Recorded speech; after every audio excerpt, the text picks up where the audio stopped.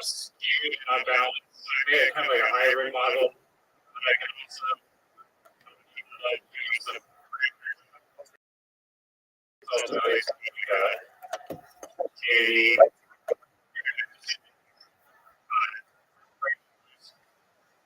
for the reward. So you guys distribute it to people before you own it. And so if you go early, you get more stuff. And so also just gets distributed to everyone. So it's like I can tweak it to raise however much I want. I also made the contract upgradable, which was like, it took the big a little bit of time to do that. And like, it's pretty also remarkable because you see what it's doing and it's just like figuring out like a million problems and I wouldn't even know where to begin to fix the question in the first place. It's just going through like, sometimes like a lot of experimentation and trying to figure out, and sometimes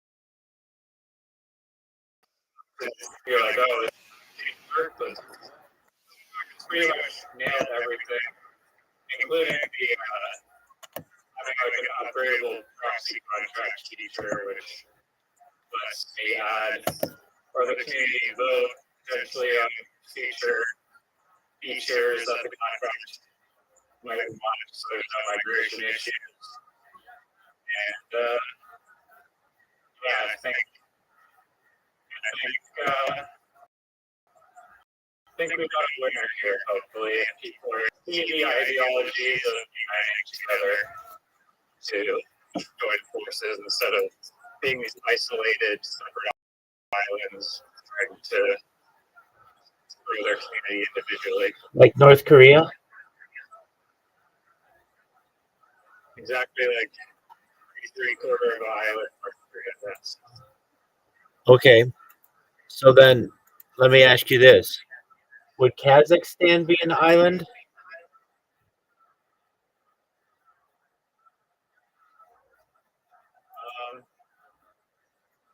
is it surrounded by water?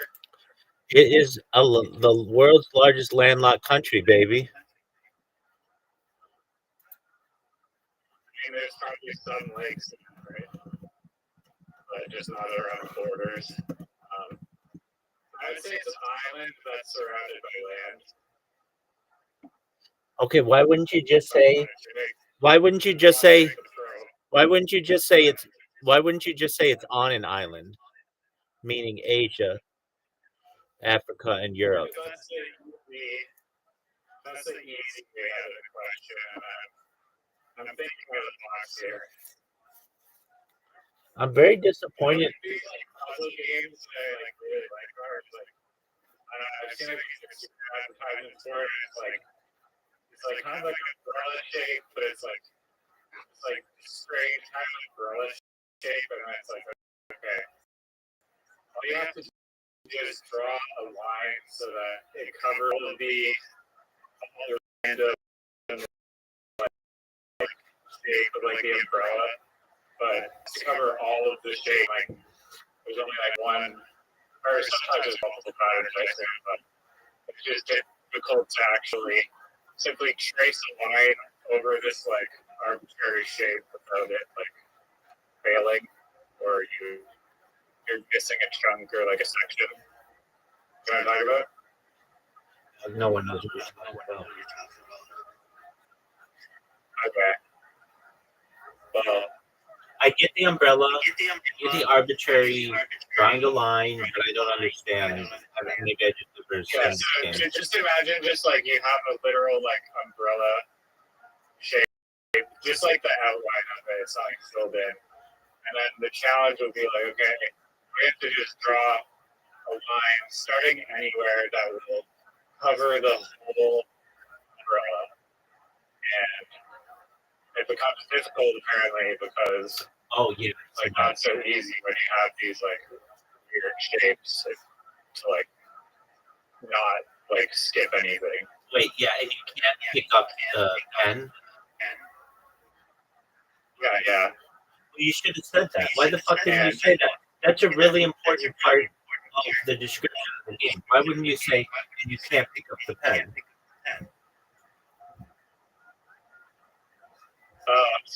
You're right. Yeah, I should have said that. Okay, that's okay. It's a very important detail. Yeah. Now I know what you're talking about. I've seen it done with the house, but I guess they have all kinds of shapes. So it's really important what area of this shape, because you can't go back and you can't draw over the previous line, right? Yeah, I've seen that. So I have to create a single path. Maps out the shape. That's the game. I've seen it being advertised to me on Instagram, and I downloaded the app. I was like, "Oh, sick!" A bunch of these puzzles, and I was like, $99 a month. I'm like, I don't want to pay that to read like puzzles. Are you fucking serious? Yeah, I realized that every single time Instagram like shows me some cool app. Every single time, there's one that was like, "Oh, you want to use AI to boost your to create like these professional like dating profile pictures of yourself, like these examples." And none of the apps have a free trial or like anything like that. And you download it, and it's like, yeah, it's gonna be like $49 a week. And you're like, okay, thank you, Instagram. I think that's basically the scam. Is they that's how they have these huge advertising budgets. Is their games are really, really expensive, or their software is really expensive. Because you think about it, just advertising is really expensive in general, especially Instagram and Facebook and digital marketing. And if you don't have a big advertising budget, then it's not going to be worth it for you to advertise. Or I should say, if you don't have a lot of people buying your product, it's not going to be worth it for you to advertise.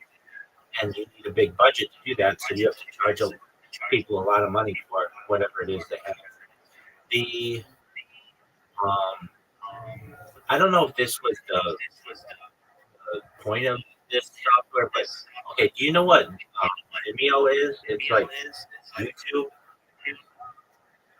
Yeah, I actually went on Vimeo for like the first time in like so long.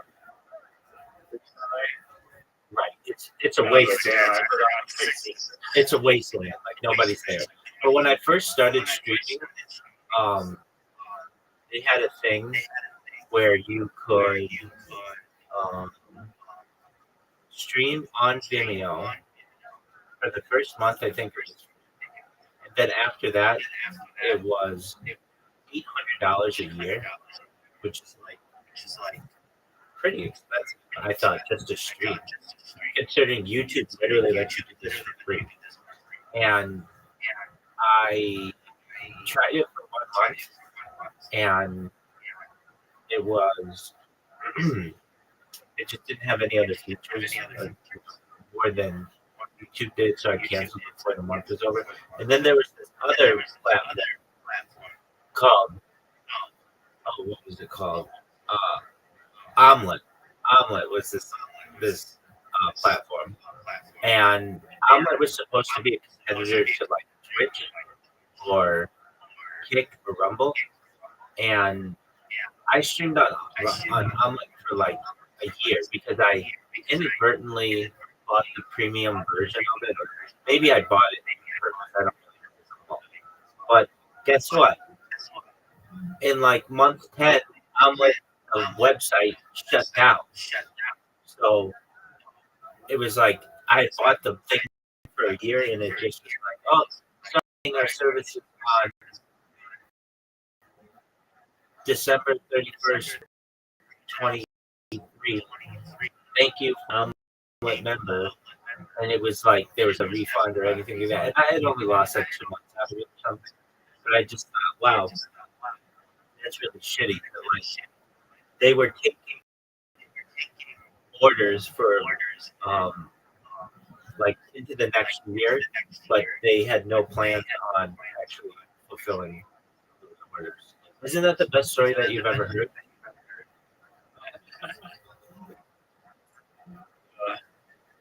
It was really good. I totally. I feel like it, it's like annoying when you like, don't feel like you're getting your like money worth out of a service, and then you feel like they're like overpriced a lot. GBT like $30 a month. I can't generate news of like Selena Gomez or Emma Watson or whatever. You know that Selena Gomez has a birthmark on her right breast and also a very prominent blue vein on her right breast. Are you suggesting that it would be more complex to deep fake or something? No, this I don't know. I see so much on Instagram and stuff.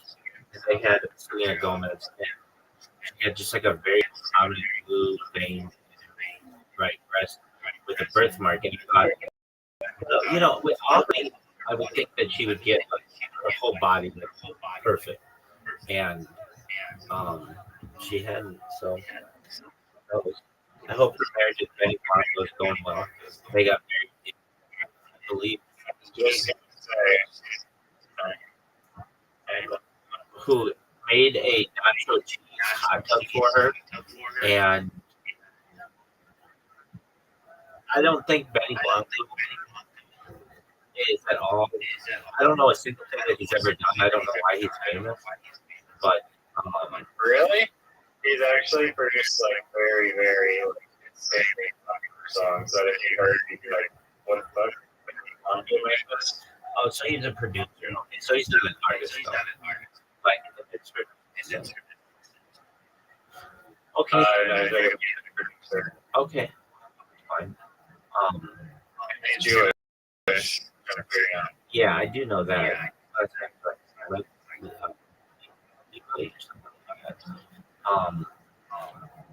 and I know that he lives basically with Selena Gomez. I don't know much more about it. I think that she could have done better than him. And I mean, she used to date Justin Bieber. Justin Bieber the best one. No, I think Benny Blanco did. I think it was the opposite. Okay, I mean, let me look up Benny Blanco's songs, and I'll tell you if he's produced. I know him. Yeah, well, look up his hits. He's been like crazy, like repertoire. And maybe he does, and I'm like, oh, wow, I'm sorry. Not that it's never happened. So, I mean, I was the same way until I like knew who he was. I was like, who is this guy? Question mark. Yeah.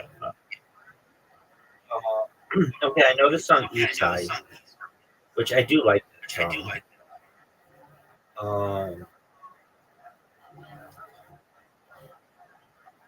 But okay, production discography, sing piece. Okay, like the girl high cold.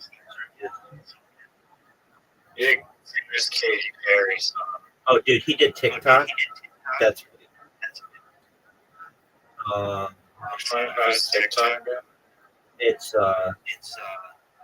it goes like it's a Kesha song. It's like looking at my back. Oh yeah. Your love is like a drug. Your love is my drug. Okay, I like that song.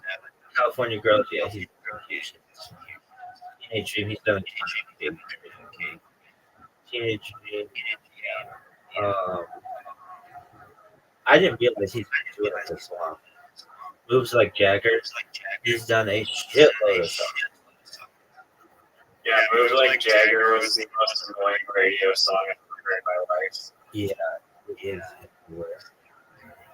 It's like they just kept playing it like literally till this day, it, like still gets played. I'm like, really? It's just not like I just don't like the song, or maybe it's because I heard it 90,000 times. That's all the radio plays every single song. Yeah. Okay, Benny Blanco. Hear this. I thought you were an artist. I thought you were an artist, and I'm like, I've never heard of any of his guys. But he's a producer. Okay, so I'm gonna name somebody, and I'm gonna see if you know who he is.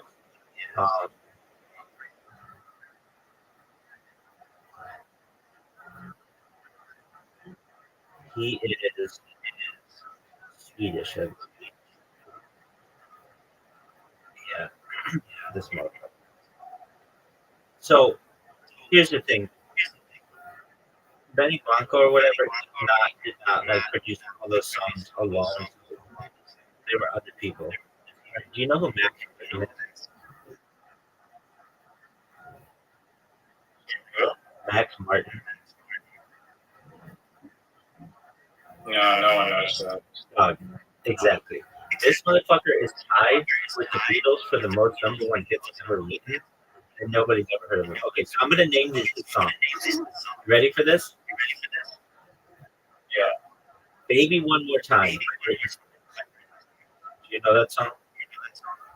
Oh, he's a producer. He's not like an actual.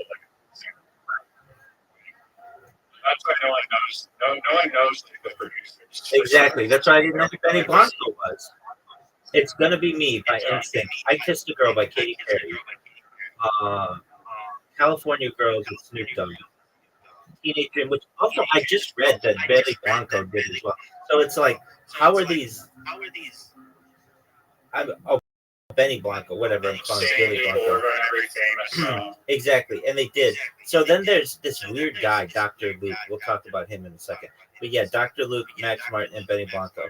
Okay, this Dr. Luke is a creepy guy. Raise Your Glass by Katy Perry. Last Friday Night by Katy Perry. One More Night by Maroon 5. We Are Never Ever Getting Back Together, Taylor Swift. Roar by Katy Perry. Dark Horse by Katy Perry. Shake It Off by Taylor Swift. Blank Space by Taylor Swift. Can't Feel My Face by Can't Stop the Feeling by Justin Timberlake. Blinding Lights by The Weeknd. Save Your Tears by The Weeknd and Ariana Grande. My Universe, which I'm telling you, I think will be the biggest song of all time. It came out in 2001. People don't really get it, but it's a song with Coldplay and BTS, and it's one of my favorite songs. And okay, so he has like a shit ton of songs, and nobody knows who this guy is. He's like, just nobody knows who he is. What is that?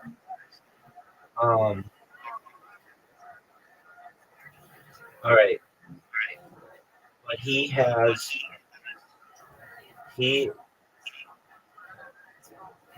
wrote I Want It That Way. I Want It That Way with the Backstreet Boys, Celine Dion, That's the Way It Is. He wrote everything.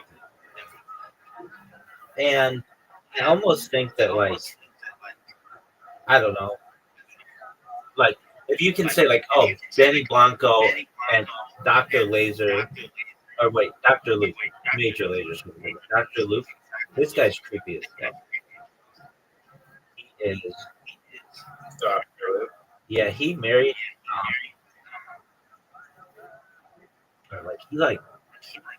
I don't you watch Katy Perry or something? Or Kesha.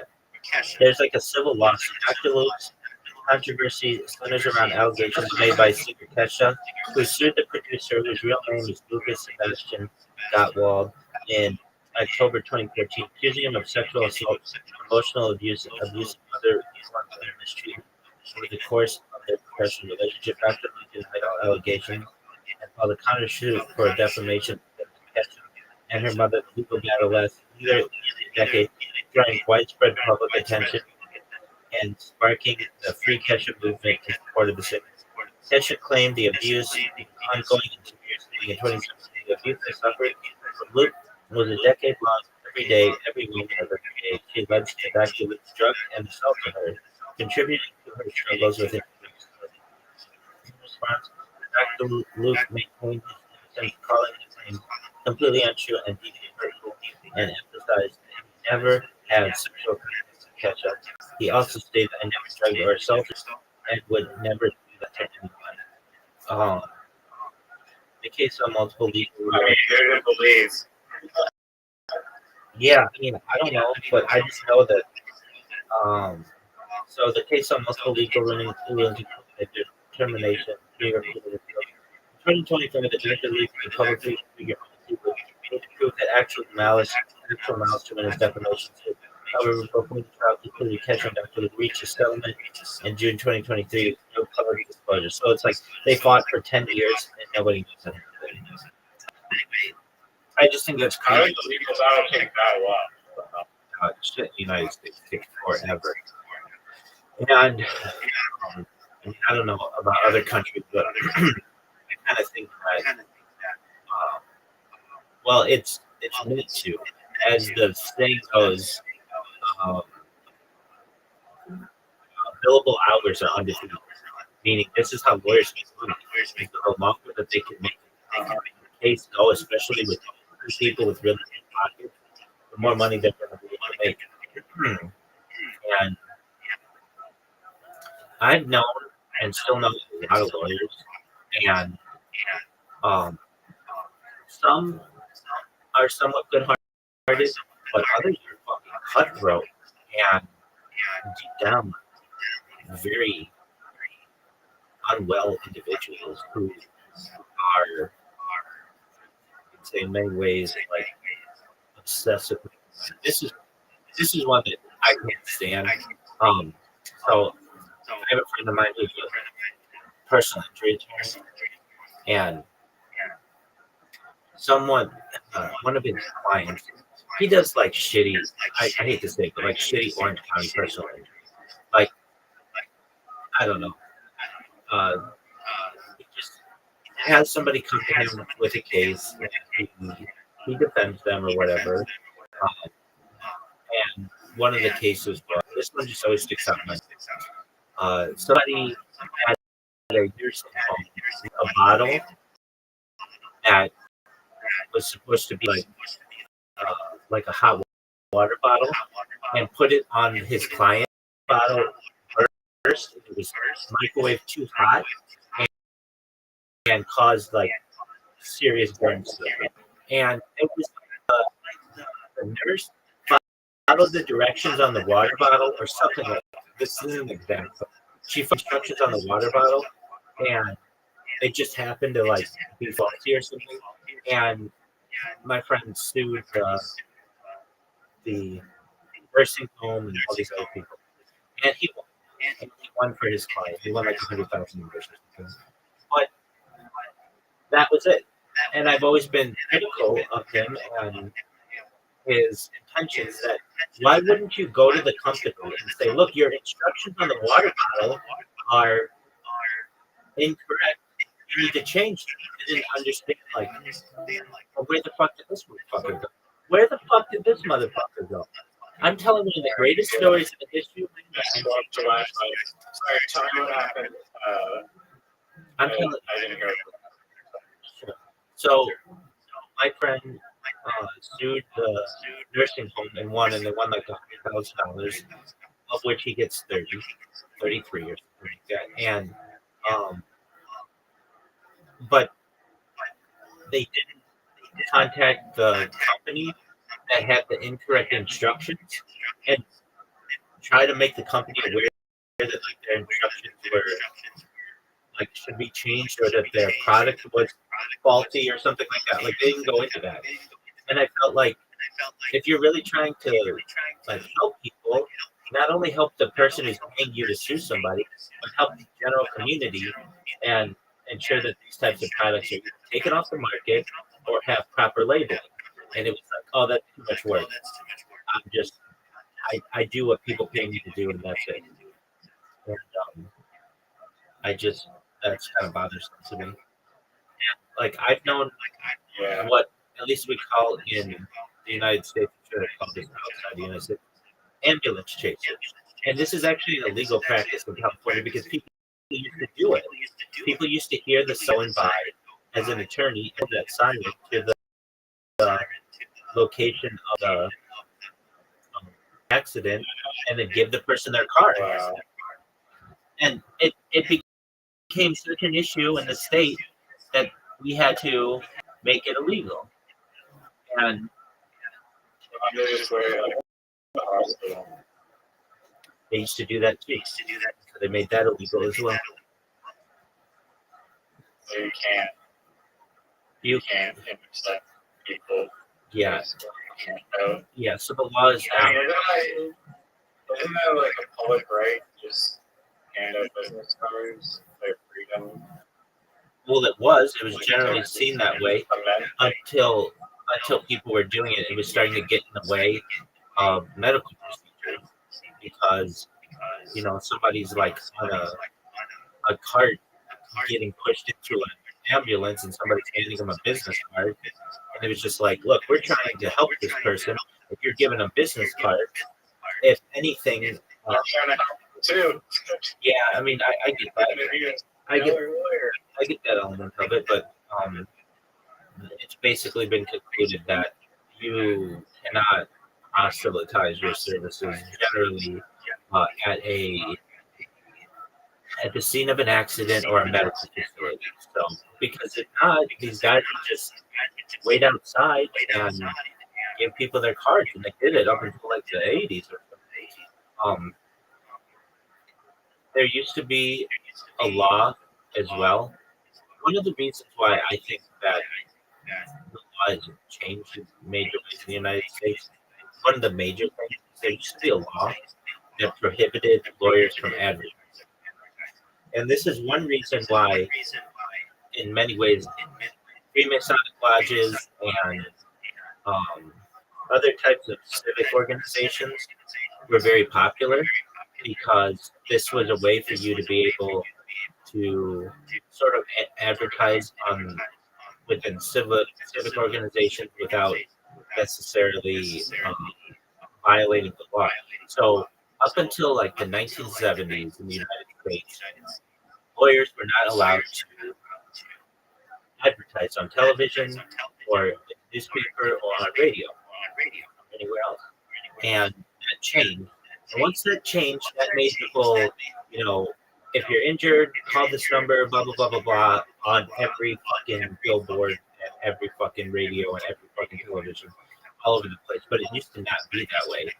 So the way that lawyers got business was through word of mouth. One way that you could be very powerful in your community is by being in a civic organization where somebody would be like, oh, you should talk to my friend. He's a lawyer and he'll help. But once that system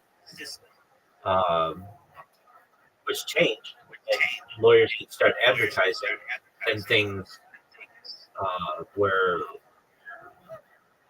I'm not saying that's like the reason why civic organizations are at an all-time low, but it's one of the reasons. Another big one when it comes to advertising, a little different, but up until 1998, medical companies or pharmaceutical companies were not allowed to advertise in the United States on television. Have you ever seen United States television and how much medical advertising there is, right? Yeah, I mean, it's kind of like the classic. Usually, just like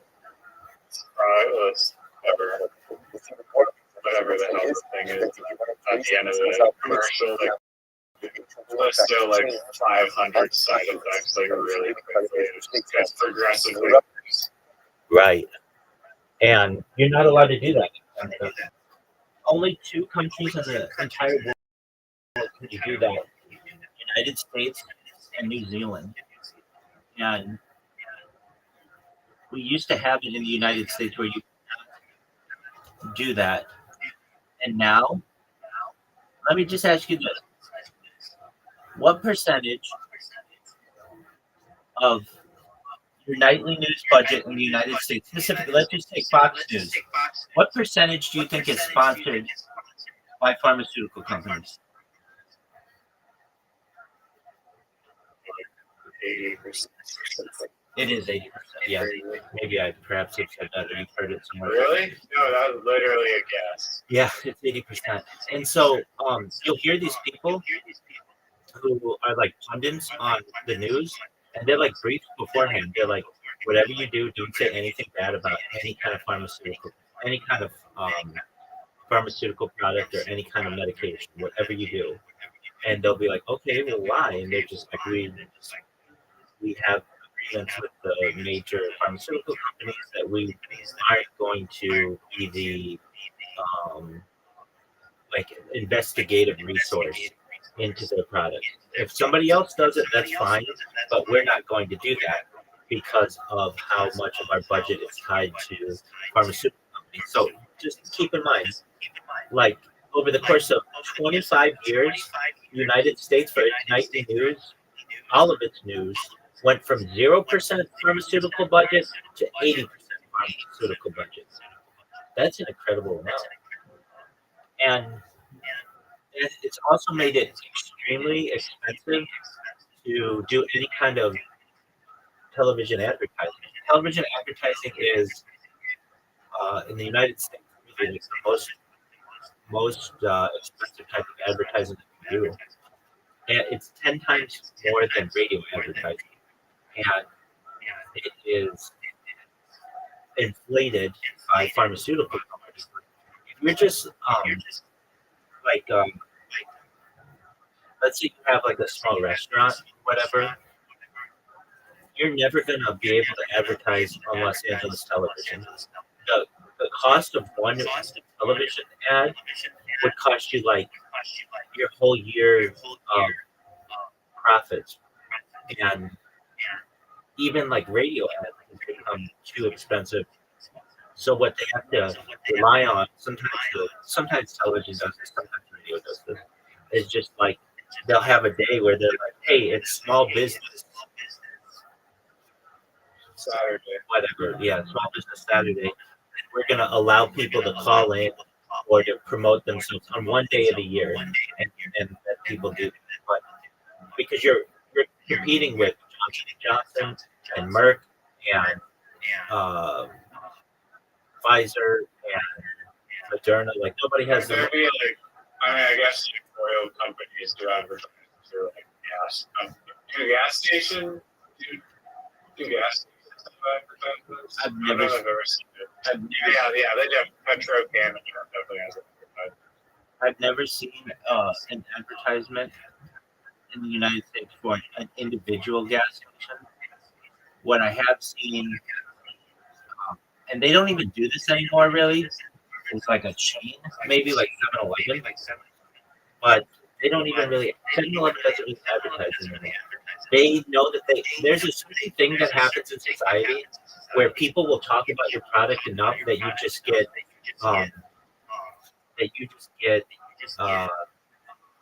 like it's an expectation that people are going to do free advertising for you. And what do I mean?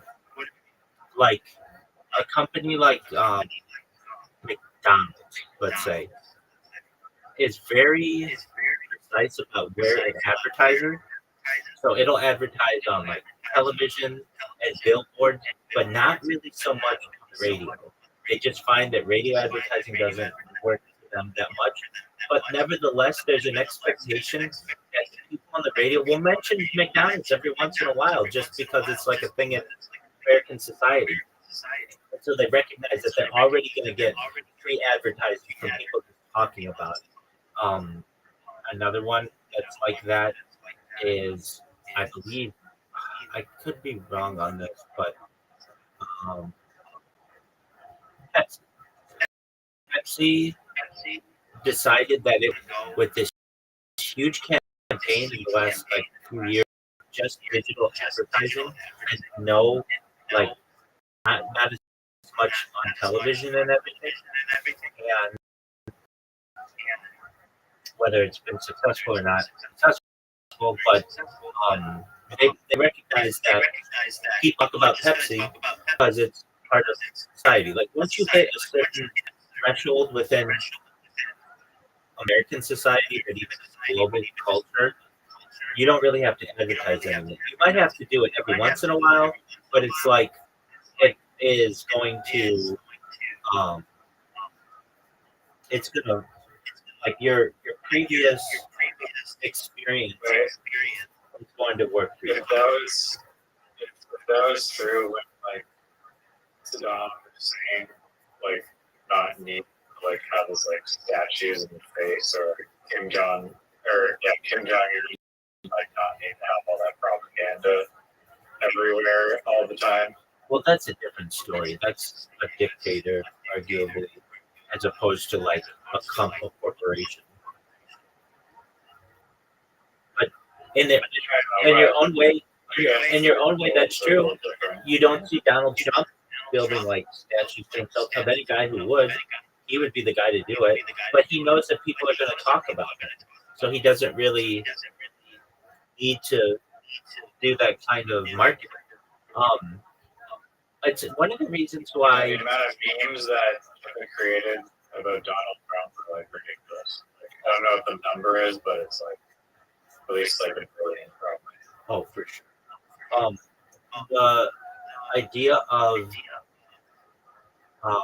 a sitting U.S. president, an incumbent, it's one of the reasons why it's so difficult to beat a sitting U.S. president in an election, because they already have the advantage of free advertising. Anything they do makes the news, so it's free advertising. Does that make sense? Yeah, they have way more media. Exactly. But I mean, if you're like Trump and you're like doing all these polarizing policies, it may not be good at advertising.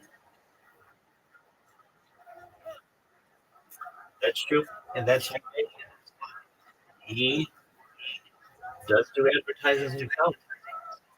I mean, even Donald Trump, who is like this media empire, has to still buy advertising. The way it works in the United States, though, is at least for political campaigns, a company charges the absolute lowest amount that it charges for political campaigns.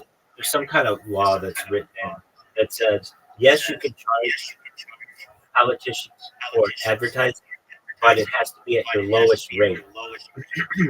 So it's got to be like as cheaply as possible. Welcome. How are you?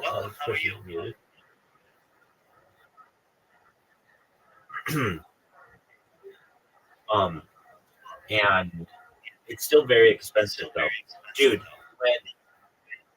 When there will be other people who talk about this in the future, but in 2019, moving into 2020, so when there were like 5 Democratic candidates all at one time. There was Biden, who was polling at like 2%. Nobody gave a shit about it. There was Elizabeth Warren, who was polling at like 4%. Nobody gave a shit about it. There was Pete Buttigieg, who was polling at 1%. Nobody gave a shit about it. There was there were maybe a couple other people who nobody gave a shit about. There were like all these people in the Democratic Party, nobody gave a shit about them. Then there was Michael fucking Bloomberg, former mayor of New York City. He's a billionaire. This motherfucker bought every single piece of advertising, at least in the state of California, that you could. He bought everything because he's a billionaire. And it's one thing to see what like Donald Trump is a billionaire can buy with advertising, but what Michael Bloomberg could buy is a multi-billionaire. It was absolutely unreal. He spent $4 billion on advertising and had everything. Every fucking ad on television, everything was Michael Bloomberg. Every fucking ad on the radio, everything was Michael Bloomberg. It was for about a 1 month period. It showed me what a billionaire could do, and just absolutely buy the fucking, absolutely buy the presidency. And then for whatever reason, somebody from the background whispered in his ear to stop his campaign, and he did. But I'm telling you, Riser, nobody else could advertise that he had. He was everywhere, absolutely everywhere. Like that you turned on. If you turned on your phone, he was going to have ads there. You turned on your radio, he was going to have ads there. If you listen to a podcast, he was going to have ads there. If you turn on the television, he bought as many ads as you absolutely could. He bought everything. And guess what? He spent $4 billion of his own money. He didn't need to fundraise because he's already a multi-billionaire. He spent $4 billion of his money and bought like all the advertising. And at the end of the year, he ended up making $8 billion. So he actually like made money, even though he spent all this money. He actually ended up making double what he spent. It was incredible. It was absolutely incredible how much advertising you couldn't escape it. It was like, oh, this is what an authoritarian like regime would do if they just wanted to buy all the advertising. You would have the ads like funny or no, they were boring, useless, nothing funny about it. They would just be like, I'm Michael Bloomberg, and this is, and I paid for this message, whatever.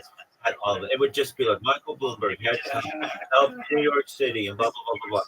It was to the point where I was that he cleaned up New York City, and that he would do the same for the United States, and that he took on Donald Trump in New York City and was able to like compete with him or whatever, and that he had more money than Donald Trump did, and he has more influence and all this other bullshit. And what year was it? Going into the 2020 election, so like 2019 into 2020, and it was the most unbelievable thing that I'd ever seen. I remember talking about it at a Shabbat table and being like, how is it that anybody can compete with the amount of advertising that he had? And we were joking around the table, like, who is going to win? And this one person I know who I think had an inside track on the political environment said, I asked him, I said, who do you think's going to win? And he was like, I don't know. But certainly couldn't be anybody like Biden. And the next week, fucking Biden was the number one topic on every fucking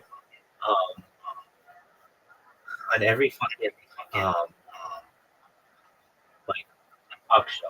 And this person said this to, well, they're a multi-millionaire, but they have a lot of billionaire friends. And I wondered if they just do something that I did something because Biden was at like 1%, 2%. Like nobody thought he was serious. And then all of a sudden he was. And then Michael Bloomberg just dropped out of the race. And I just always thought like that there was something that people knew that they couldn't tell me, and for whatever reason, like, and it just was like this 180 to people. And you don't get a guy who is holding it 2% all of a sudden beating Donald Trump under normal circumstances. What do I know? Anyway, that's lots of advertising discussions. My question to you is, how did you like make tons of money running for president and then literally dropped out?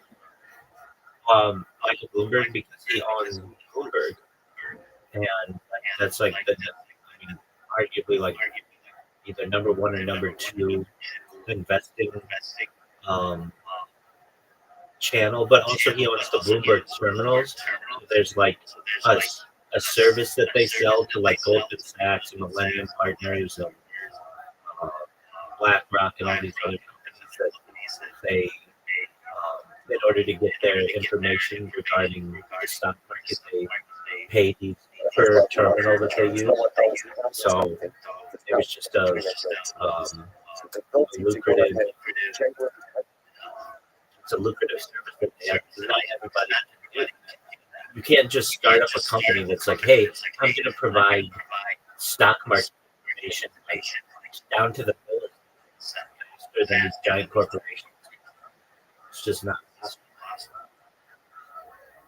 How does the do that? Well, he's been doing it since the late 80s.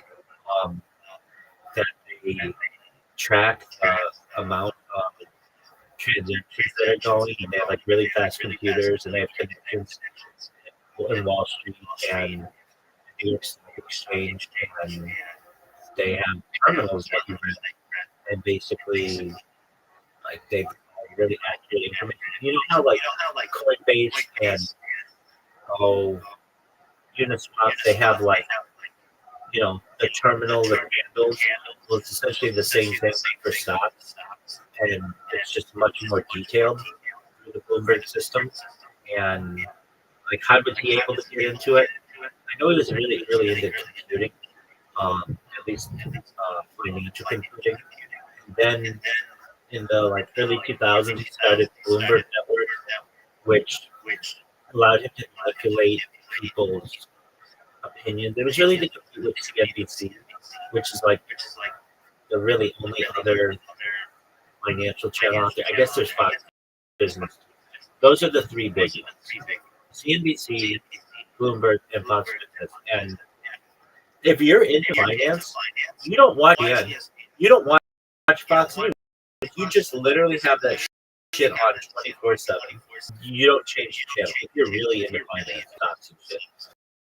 And Michael Bloomberg's opportunity then was able to utilize that influence into becoming mayor of New York City. And from there, an eventual run for president.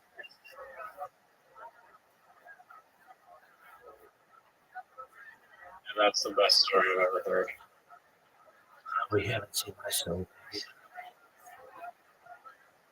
was gonna say earlier, I feel like probably like 2000 to 2010 era, like basically, it was like the Maroon 5 songs, but I feel like if you could somehow have a connection to a radio station and like maybe your friends or something, like you could basically have like shit music and just like because the channels are so like concentrated to like just like a select few.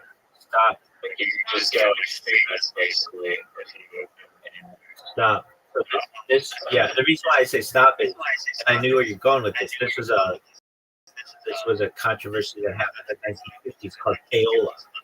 It happened up until like the 1990s, where if you wanted to get a song on the radio, you would pay a DJ to get the song on the radio. And that actually is an illegal practice in the United States, and nevertheless was done.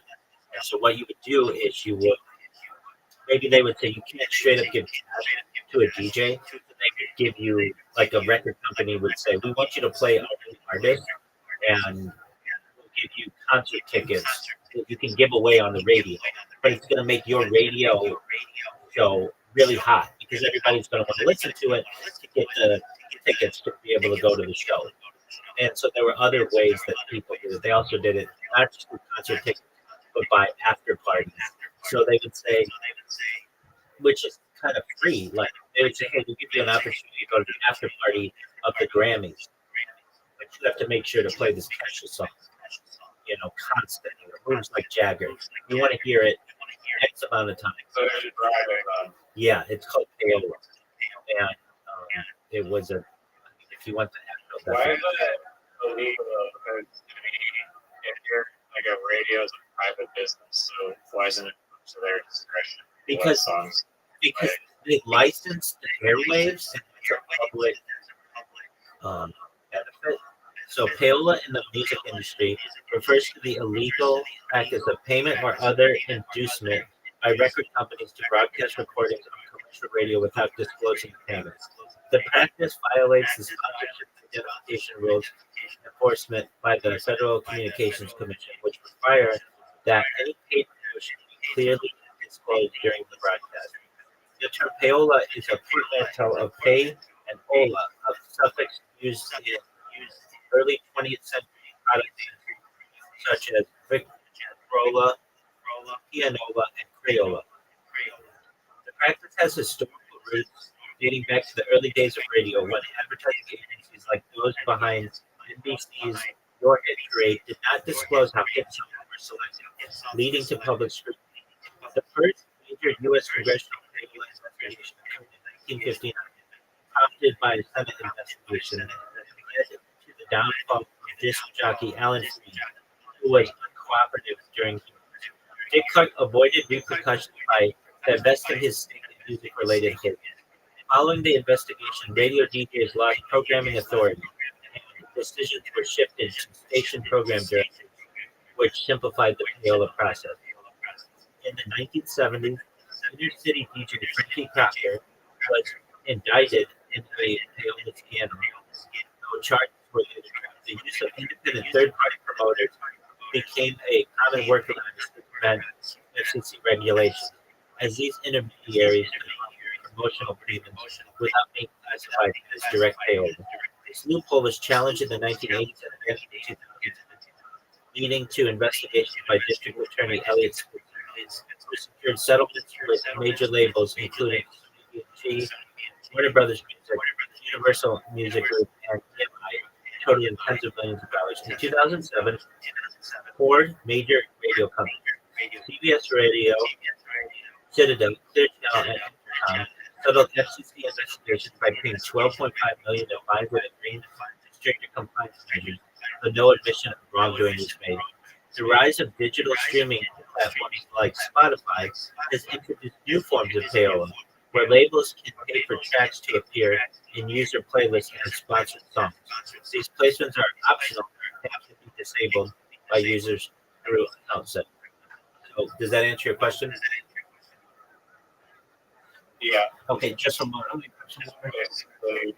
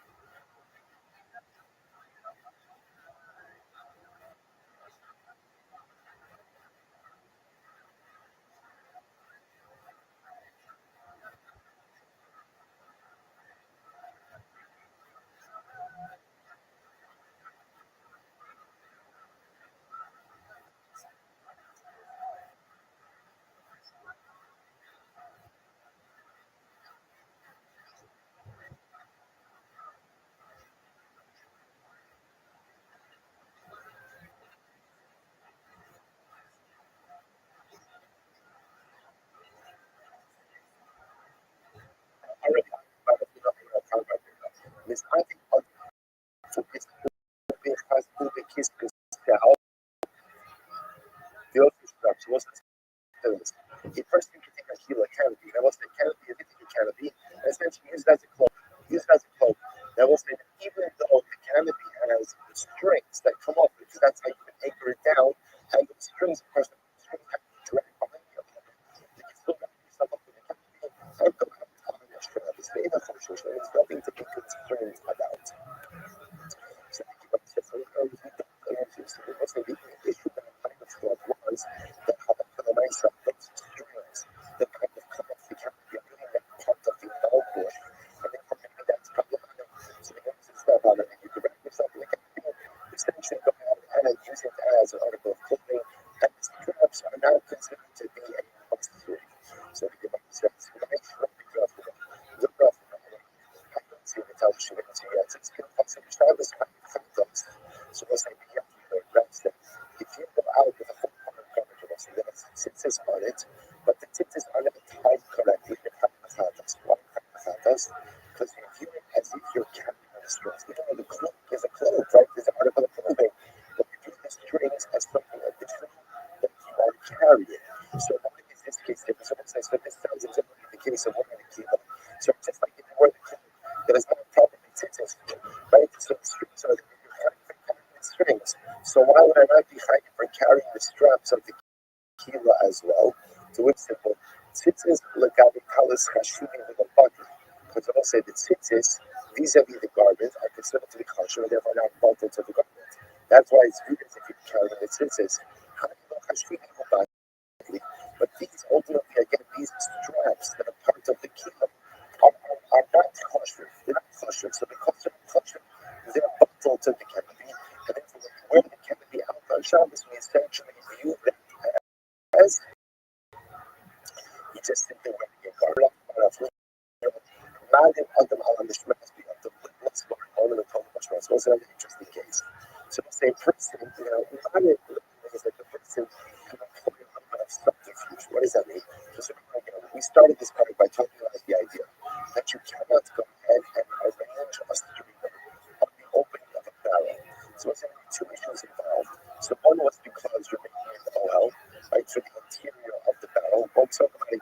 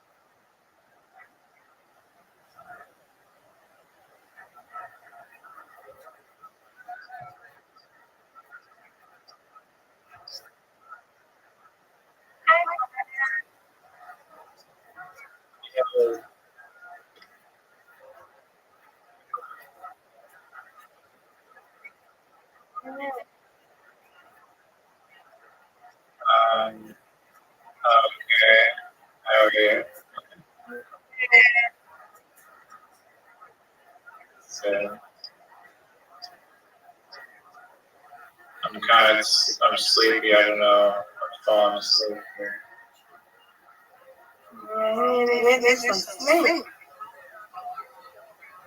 I love sleep. Sleep is the best. Feels so good.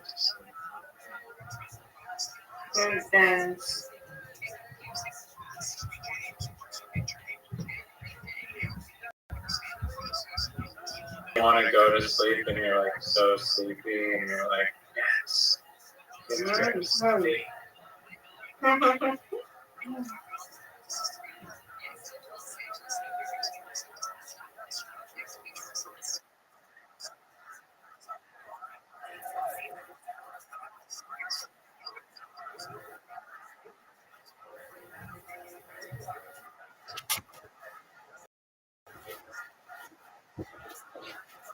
Riser.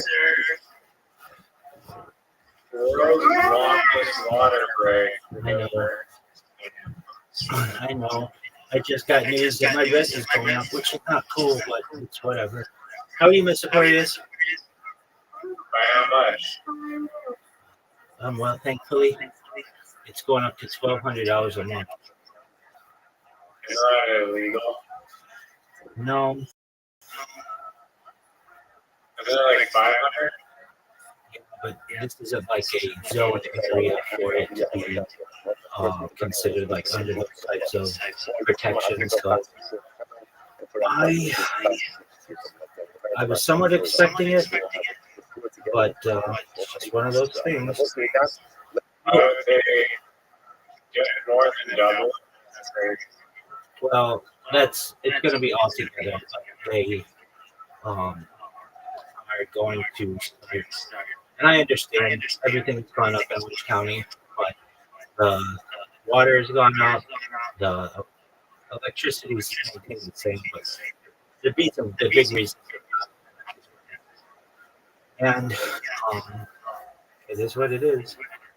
So, Miss Aquarius, are you ready?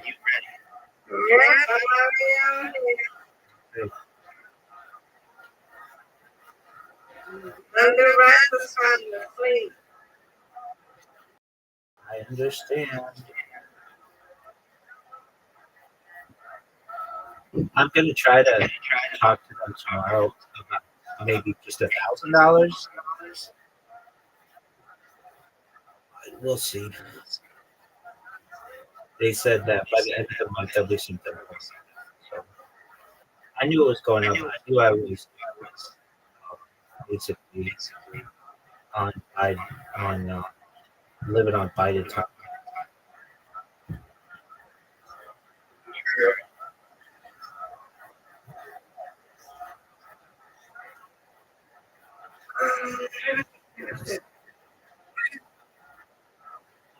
All right, Riser, do you want an invitation?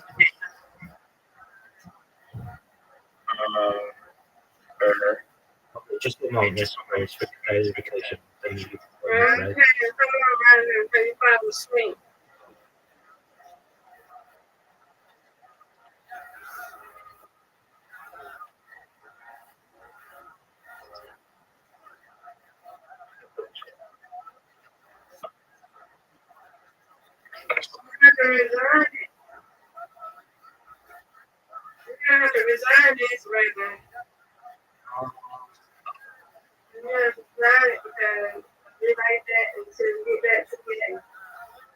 Okay, I sent you a new.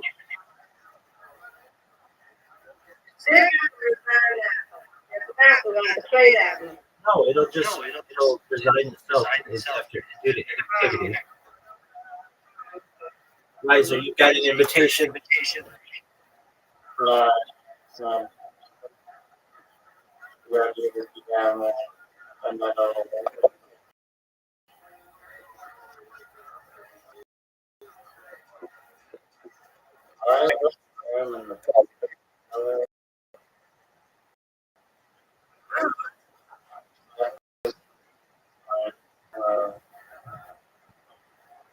All right, use the invitation, Riser. yeah. Um,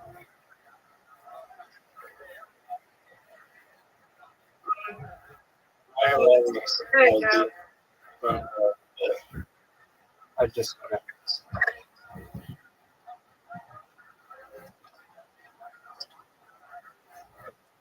Wait, don't.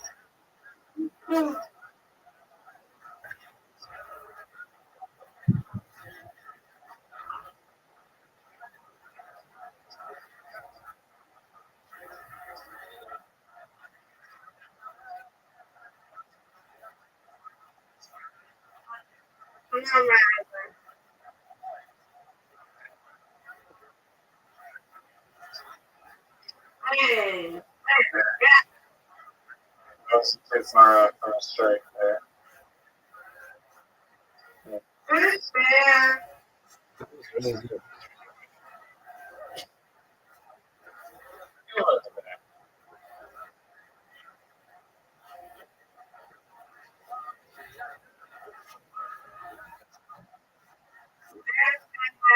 Thank you.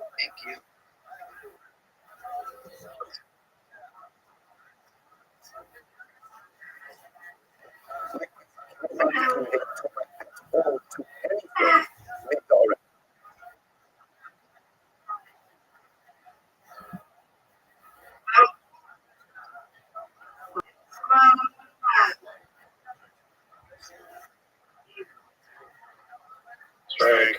Yeah. That was beautiful. Oh, and it's doubled.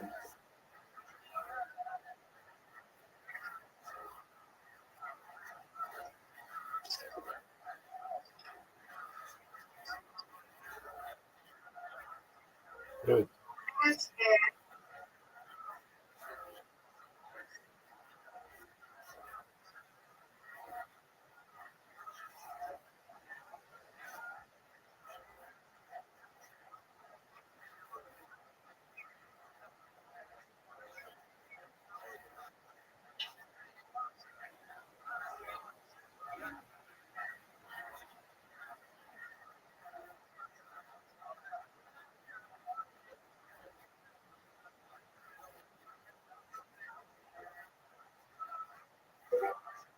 Oh, no, too slow. What up, Zoo?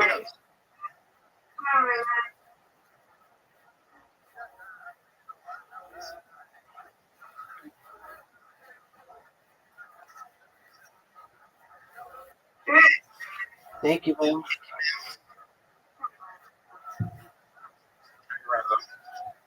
What up, Zoo? Randomly. I talked to you about that.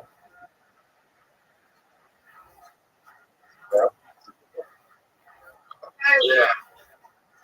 Yeah, I am. Why do you do that?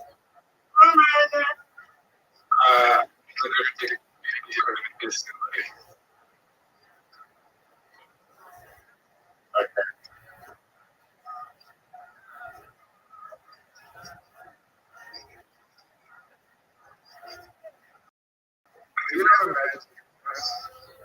Zoo, quit with those types of discussions. I'll be able to hear you.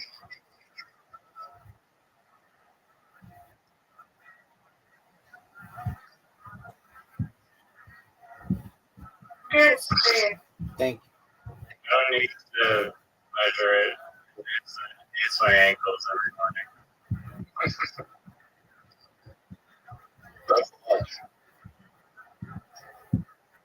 Oh yeah. Straight to the floor. Nice bear. Thanks. You're welcome. I've been coding cryptocurrency using anti-gravity, and it's almost complete.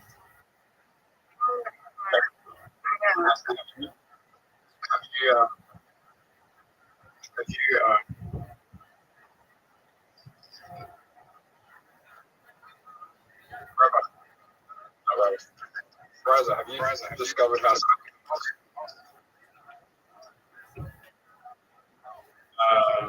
Yeah, that's what time, baby? I mean, So there's someone out there who created a wormhole. That's right. Thank you, ma'am. Sir, There's someone out there with a wormhole, right? perhaps, sir. All right, Zoo, you gonna pay attention? Okay, well, thank you for your. Dude, quit with that, okay? At least wait till next is talk about that next question.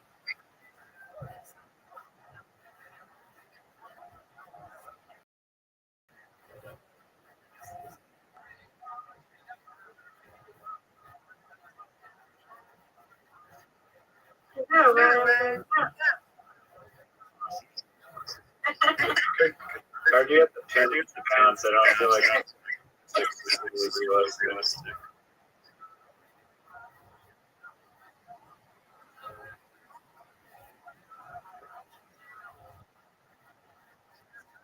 Dude, how's the Australian hockey team? Just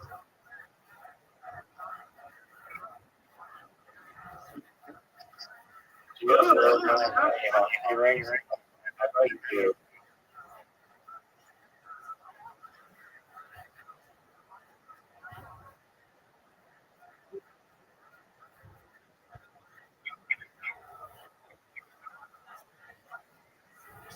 So it's not over here.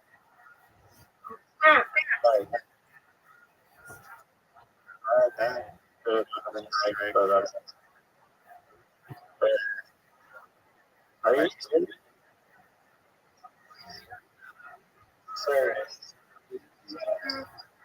Yeah.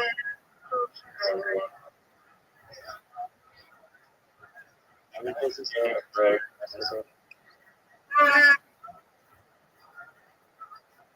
Oh, big fan. Yeah. Mom.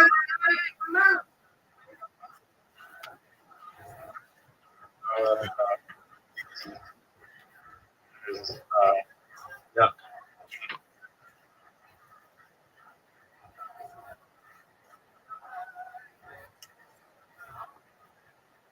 What? Oh, no. Okay.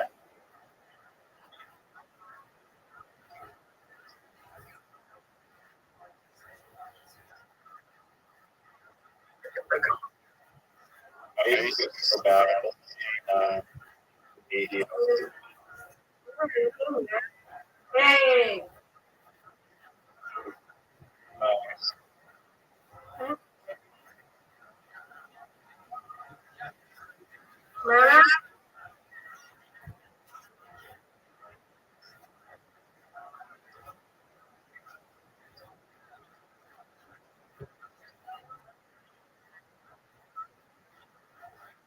Mama. Yes. Wow.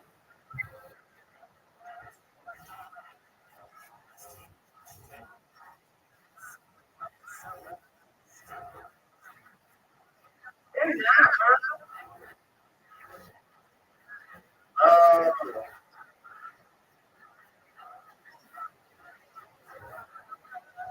oh no, this is good. Jeez. Another strike.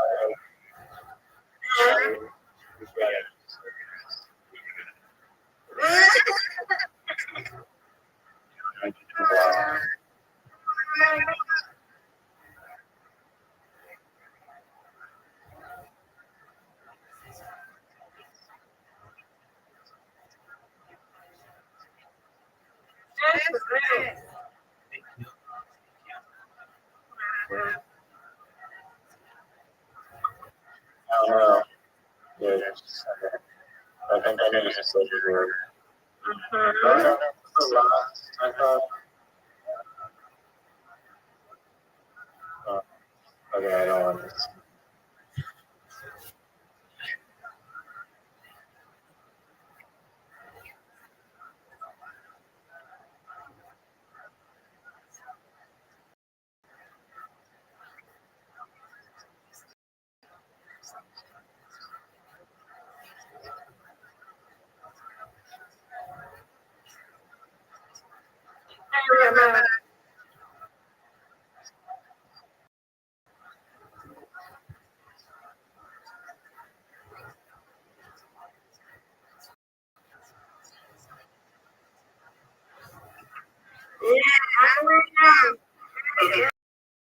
You win, we win. You win, you win. Undefeated in bowling, undefeated in French. Good job, Square. Thank you, man. Great job for you as well.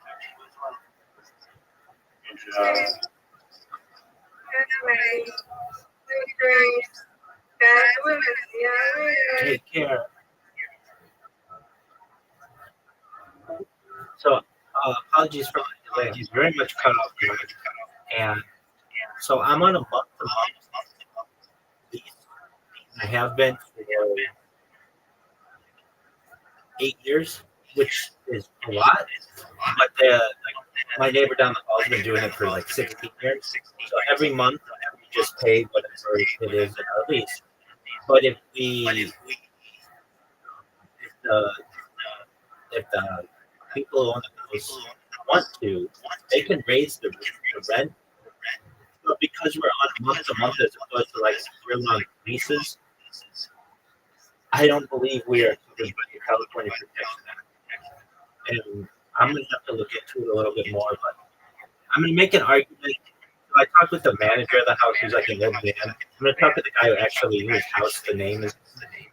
And I'm going to see if I can get it to $1,000 because I could budget that.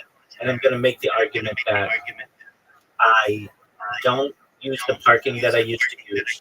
And additionally, I barely use any water. I barely use the kitchen. Like all these amenities that like other people are using, I'm not using. And see if I can get it a little lower. But what they said to me is that the property tax is doubled, and essentially all of the utilities for the house have gone up over the course of the last year. And I will have an itemized ledger by January 31st. And if I'm actually living here, then I should anticipate a hike. But it's not just me who is anticipating. I'm not the only one. It's everyone in the house. So I'm confused by that. It caught me off guard. And even we have solar, and the solar reimbursement that they get every year was not as high as normal. So even that, like normally they don't have to pay power, they have to get a rebate, and even the rebate wasn't as much as it normally is. So I'm not too thrilled about it. I think I might be able to make $1,000 worth a month. 1,200, I'm going to go and get a job. So I'm not. But I have January 32nd.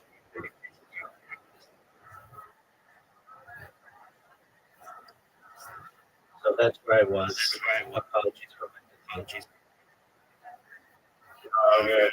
You should have gotten the water, right? Well, I'm also gonna talk to the guy.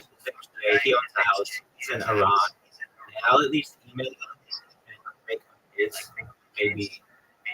I think I might be able to sell them. Have some confidence in that, but 1,200. I don't really have a list. Easily.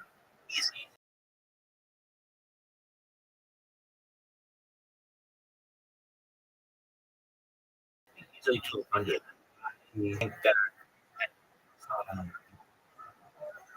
I don't really have a really great spot on which to argue because it's month to month.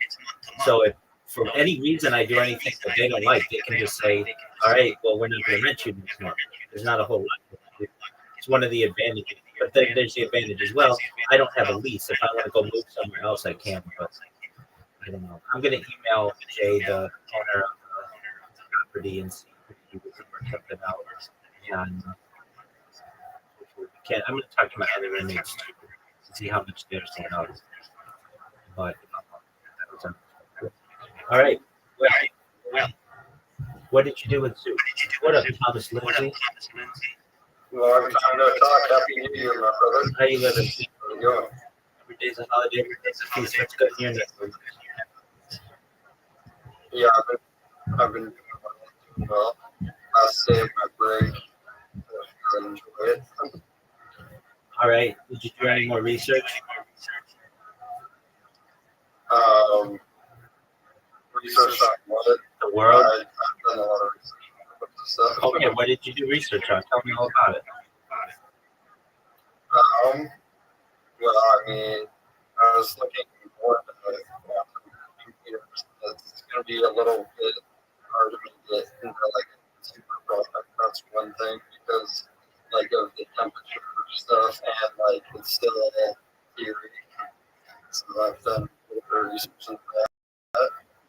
I'm also working at a TV station nowadays, so that's what I'm doing currently. I went to 5 Christmas parties this year, so I was busy with that. Very well. Did you get any acid parties? What? Did you get any ass at these parties? I didn't comment on that. Yes. Yeah.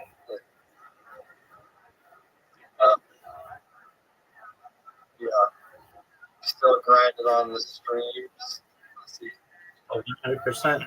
I surpassed 4 years of 7 live streams and moving into my. If you count all the video that I have on GoPros, like I did like 3 months before I started this project. I was at 24/7 every single day then. It was pretty close. Like I would have data on GoPros. If you include all of that, I'm approaching a year. But formally on YouTube, my 5th year won't come. And I've been doing a lot of shilling myself on different X spaces. And in the last 2 months, more like close to like 65 days, I've gotten 3,200 followers. So that's good. That's a lot of followers organically without a blue check mark. Not that I haven't had a blue check mark before. I have, but for whatever reason, those accounts get banned. So, I'm just hoping that this one. Well, there's a lot of people who like to troll with the off channel name. No, I mean, it had to do with me spamming people. I would spam people with different accounts. They just basically went through and all my accounts. So I get that. Fortunately, they haven't banned this one. And I'm just hoping that they continue to allow me to show myself because I get really well known in different spaces. I'm definitely a celebrity in West Africa. So, I've got that going for me. And more and more people are learning about what I do. Do you ever go on X spaces? A little bit. I don't really use that, to be honest. Okay, very well. I'll follow you if you want. Yeah, go for it. I'm 2X THOT, 2X on X.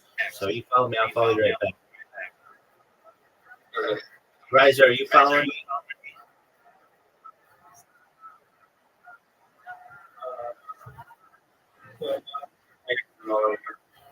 Yeah, why don't you? I'm 2X THOT. Yeah, what have you been I've really been getting into confidence studies for the last few weeks. specifically acknowledging this? That's true too. Yeah, I've been into that. I'm waiting for your friend request, or your following notification. Yeah, give me a sec. Yeah, I don't have a notification as of yet. Are you sure you? Are you sure you followed? My ex account got back. I'll follow you. I use it plus. Don't you don't even have to follow me. I'll just follow you.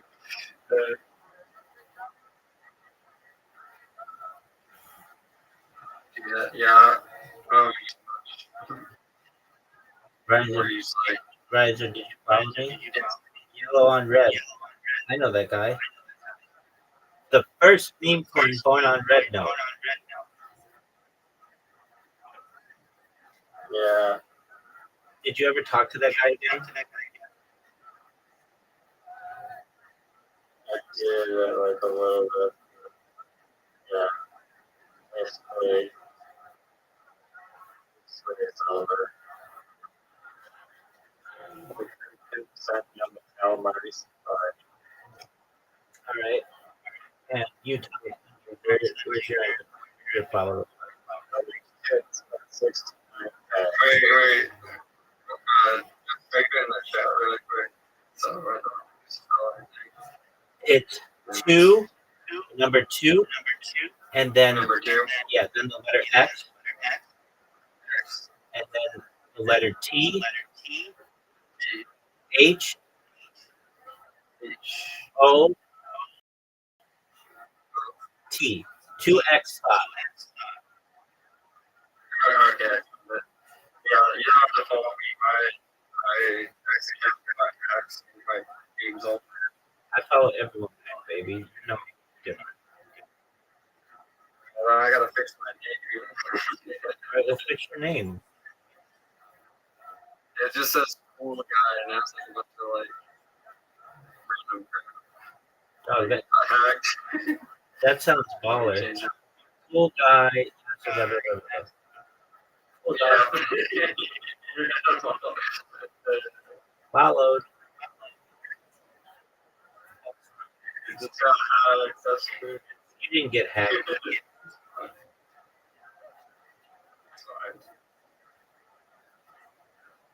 You didn't get hacked. You're not born yesterday. You know. Yeah, I did. No, you didn't. You just typed in "cool guy," blah blah blah blah as your name, and then that's what it made. Or yeah, you just made it. I know you have a lot of I time. had to reset everything. Okay, that's just where we're going with that. I like it. Nice. All right, Riser, you were creating a. Well, firstly, Riser, what did you do with Zoo? Do a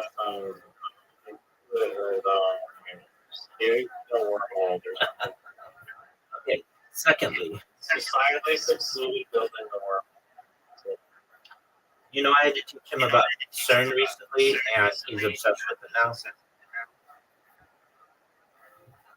Yeah, I mean, he's asking all these like physics, like cosmology questions, whole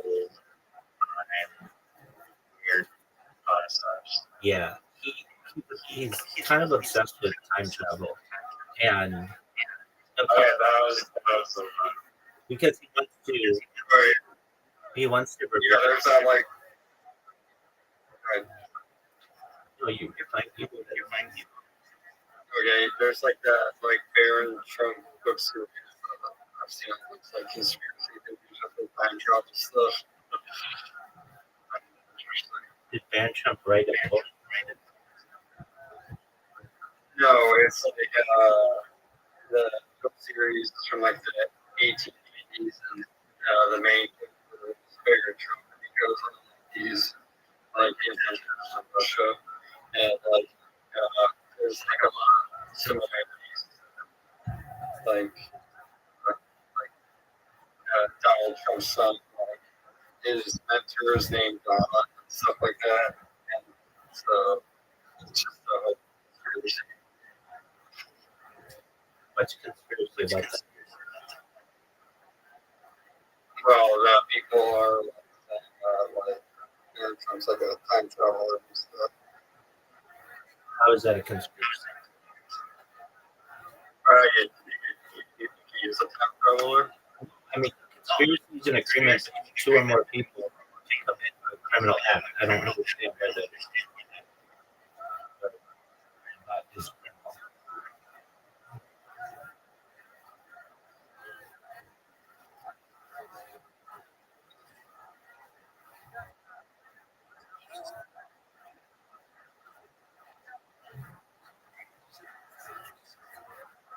Did you not hear me? I'm talking about conspiracy theory. It's like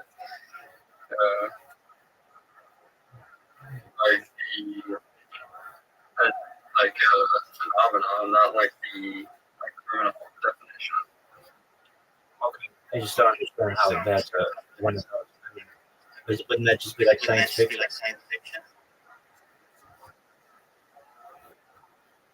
Yeah, but people like take it literally too far. That's why. Okay. Well, I don't know if she's aware of this type of discussion, but he's he wants to reverse events of the past, and so he comes in here and will just ask if time travel is possible, potentially, and if so, where would it be done on Earth? And I explained him kind of concern. And he's like, where is that? And then it's Switzerland. And it's like, could create a black hole there, and I say potentially. So they have already done it. There's an argument to be made, though, if they made a black hole, they could potentially engulf the entire Earth. So there's the argument as well that it may be a clandestine group that's working there, maybe an international headquarters for potentially intelligence agencies. To our friend who is very into wormholes and time travel, he's also obsessed with like orgy and some people do a lot of interesting. The Amish are quite interesting. Got it. Interest in a lot of different places. Right. Do you think time travel is possible? Yes or no? Or no?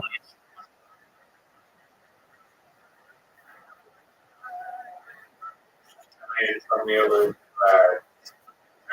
the standpoint that time is evolution, there's only one moment, current, present, that encompasses the future and the past. Yes, but you're talking about like teleporting to a different point in time. Actually, during that, like, probably not for like a very, very long time with technology. Not even close to the end currently. Oh yeah. But wait, I retract that. Somewhere in the universe, a high-tech civilization could have already taken the journey to unlock that technology, but humans currently might. Okay. Phenomena is where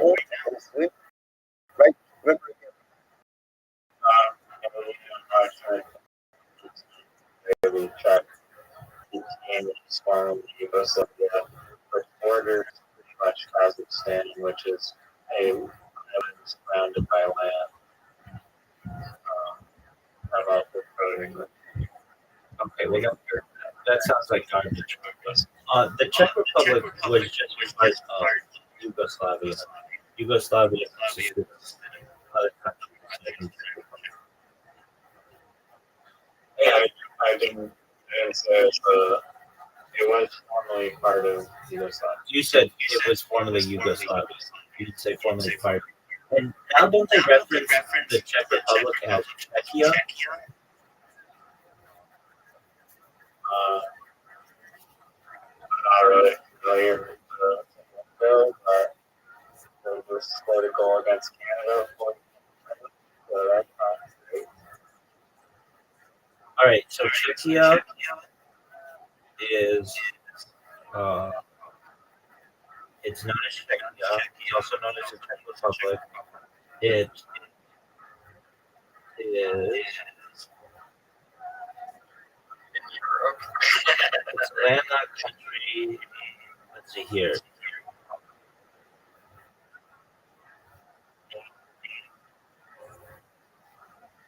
When it starts going by.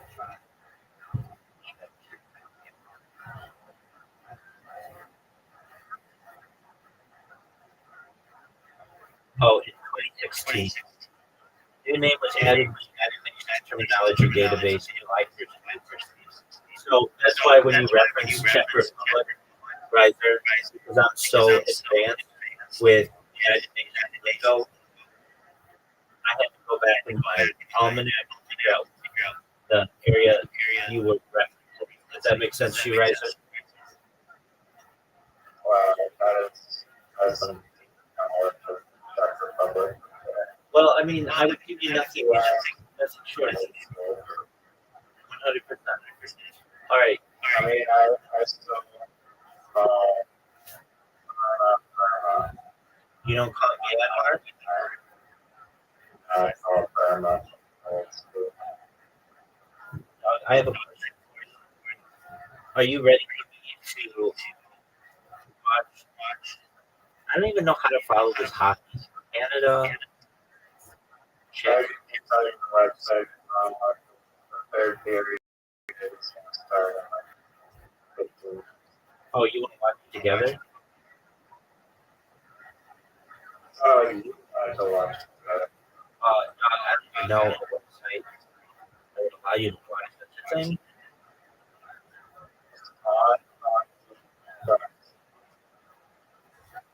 On Your wow. Okay. Gonna watch some hockey apparently. It looks like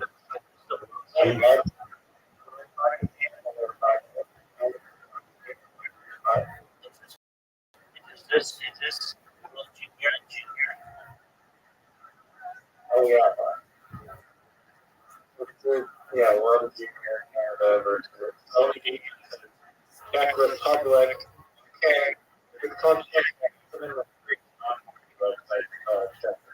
Because they weren't aware of the change that was made in 2016.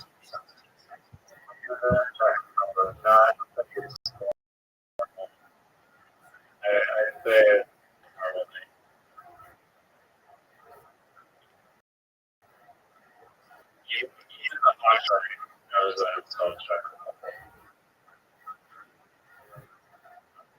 It really depends where you're from. But I agree with Czech Republic.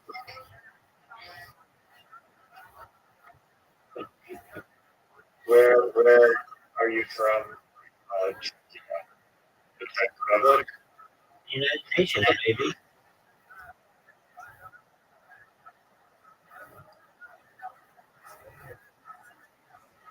This website is absolute horseshit I've ever seen.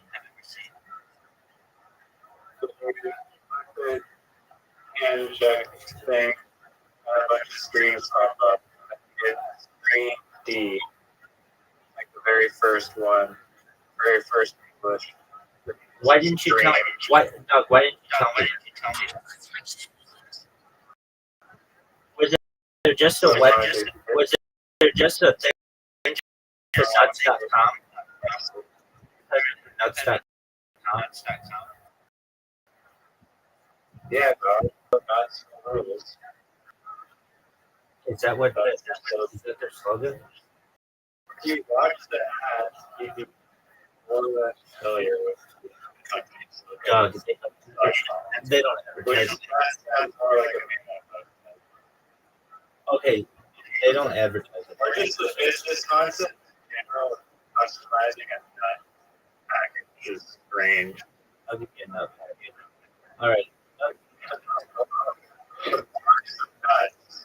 like a custom nuts. No, and what year do you think this company was founded? This is Gen Z business founded in like post-pandemic, probably. It was founded in 1929. It's the Newark company. No, fucking right. Yeah. It was not branded as .com. No, 26 years ago, 1999. 27 years ago. And then you were all us.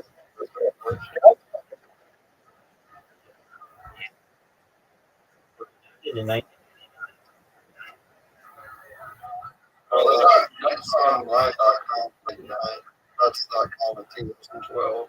oh, there you go. That's good. But the company's been around since 1929. Working. We were Riser, why do they take so much fucking time to in between periods and walking? So resurface the dice. Give the players a break from their hard endurance. If I'm gonna watch this sport, it's gonna be all this. Look, they refer to it as Czechia. Say that's sign off. No, the sporting network. I mean, it's not that deep. No, it is. It's shit of all kinds. What did any Czech?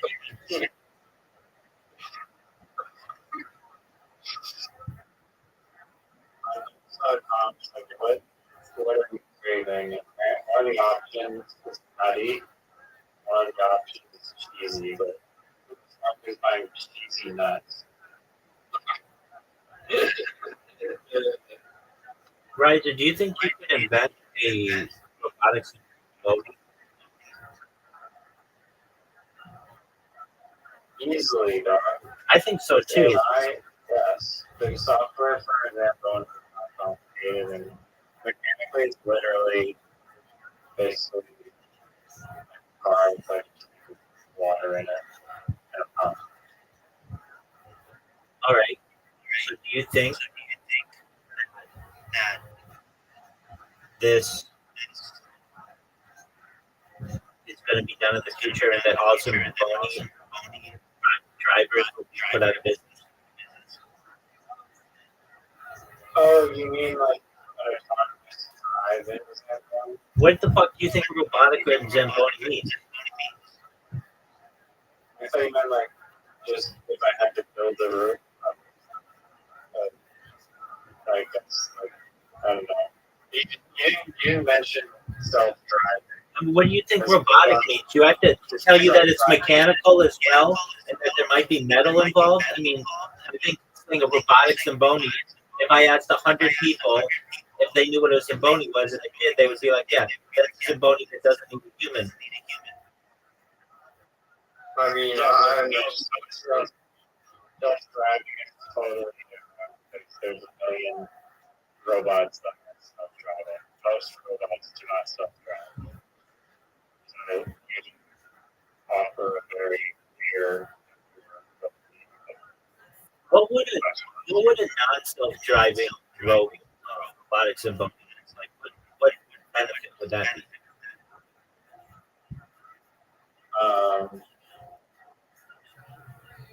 You could control it from a remote and possibly have better angles. Doug, that's remote. That's remote control. No, obviously you're gonna have a remote for the Zamboni if it's robotic. I don't think so. A self robotics, I feel, does not need a remote control. oh, maybe it's like I think that it's honestly probably in the cupboards. And like you already have vacuums that go around your house and pick up objects perfectly, like, or like drones. You can plan a flight path for a drone. So, yeah, I think, I'm not sure why. I mean, maybe there is self-driving Zamboni, but the technology already exists inside of a vacuum. So, Yeah, they're supposed to have like 2001.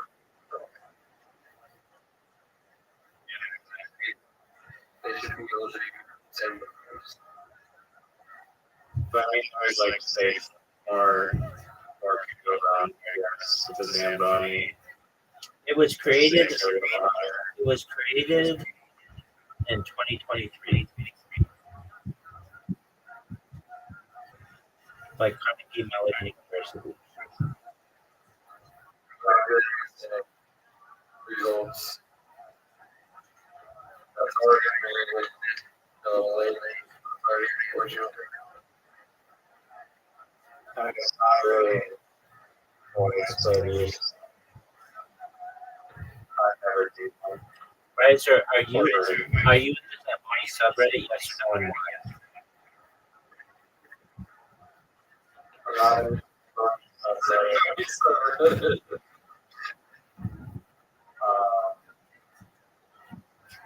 I think that there'd be much to discuss about Zamboni's.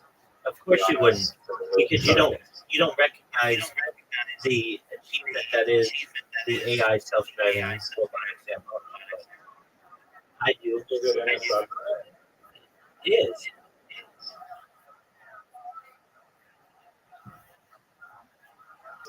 Some people just are in.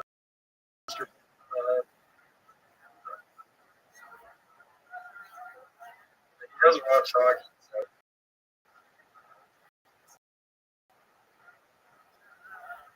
Guys,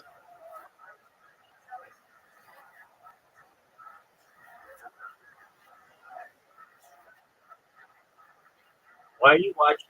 Why are we watching? It's youth hockey. What? it's I like basically measured on like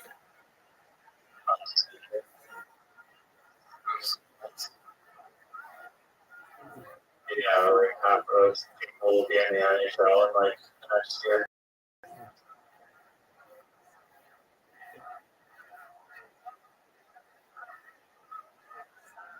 I'm not saying that self-driving right up here.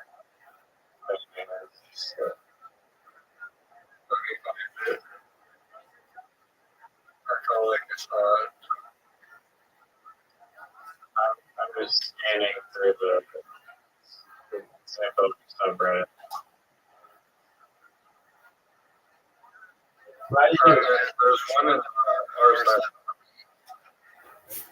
It's art or slash Zamboni.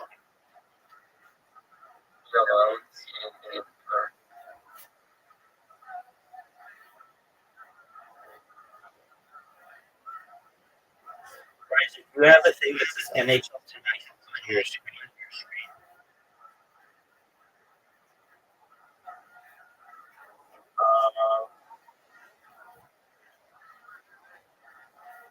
No, right now there's like some piggy bank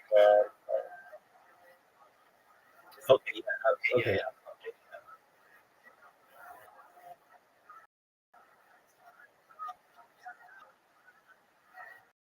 I was trying to I watched final of the Stanley Cup.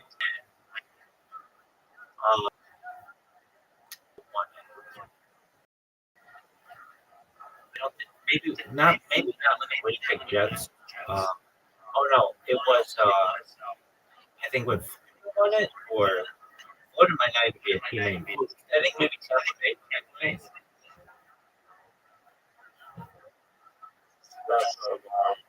Dude, it was like 2 years ago. A while ago. It was like 2 years ago. Florida one. Oh, okay, that's what it was then. Was it 3 years ago?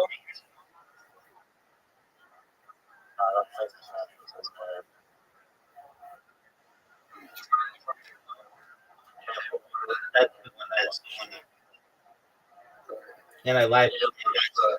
Florida Panthers. I think I watched that one too. Just the finals. Something like that. And let me see if I saw any of the other ones. The Kings have not been good. Oh, yeah, no, I watched the Florida Panthers. I think last year. Oh, it wasn't that recent. Maybe 2 years ago. And I think I watched the Golden Knights. I did not watch the Avalanche. But yeah, I might have a few of these. My Riser, do you have a fantasy hockey team?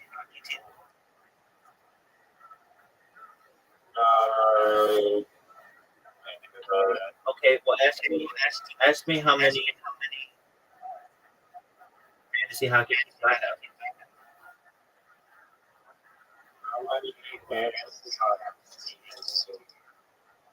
I have 25. What? I thought you said you were into hockey. I'm not into hockey, but that doesn't mean I'm not into fantasy. I update them every Monday.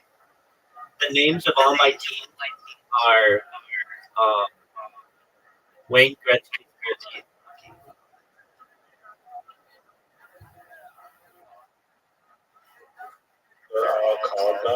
Yeah, I used to change it. I used to say like frozen testicles and yellow snowders and like poopsicles, all kinds of like really nasty names. But I wasn't that creative this year, but previous years I have been. So this year I was just Wayne Gretzky's bookie. Do you remember the controversy that happened with Wayne Gretzky's wife and the Phoenix Coyotes?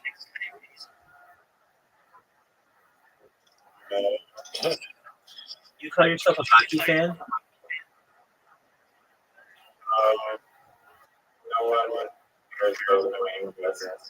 Dude, my friend is next door neighbor to Wayne Gretzky. He used to hang out with him all the time.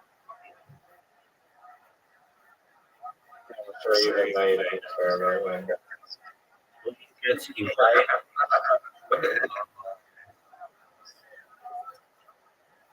Phoenix Coyotes. Are you ready to learn something about hockey? Here we go, son. Her name is Janet Jones.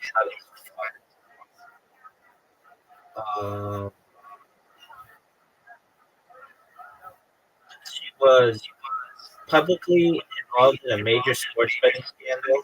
In February 2006, she was implicated in Operation Slapshot, a New Jersey-based investigation into illegal sports gambling to an illegal sports gambling ring allegedly organized by Rick Crochet, the Coyotes' assistant coach at the time. Authorities claim that Jones placed significant bets, reportedly up to $100,000, with the ring, though it was emphasized that the bets were on football and basketball, not NHL games.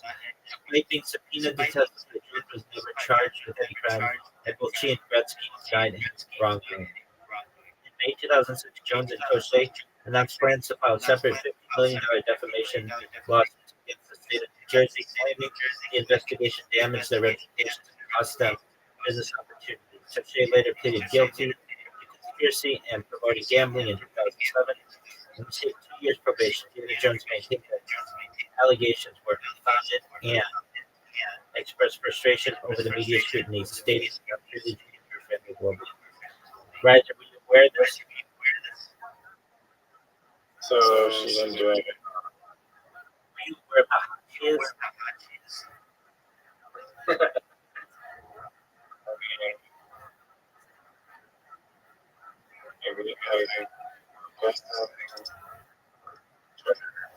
Yeah, she had a wrinkly ass.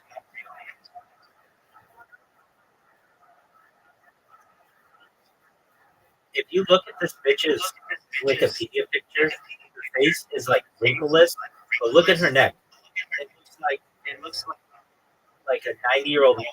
It's like Botox or something. Yeah, definitely your face.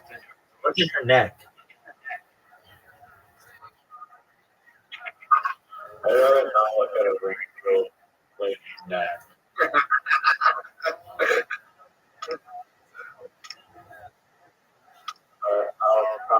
I'll leave my imagination. All right. Here's your fucking stupid ass hockey shit. Yeah, it's starting. All right, baby. Finally. Dude, they need to make.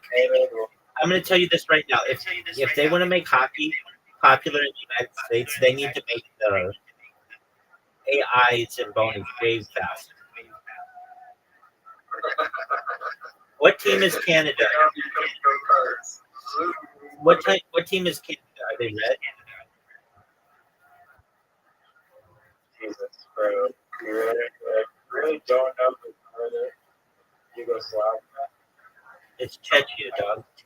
I'm actually rolling in my Yugoslavia grave from the future. Dude, it's a red team.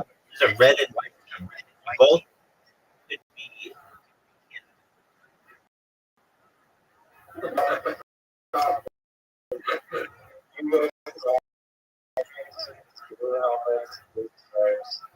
All right, so Canada is black and red. Yeah, I don't know if I'm just covered in my beliefs. I cannot see that. I tell that they're. Who has the white? Czechia?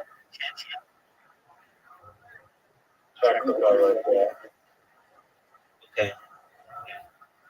Otherwise known as Oh, so these guys aren't even good enough to be in college. Well, they're young. So, Riser, are we watching minors?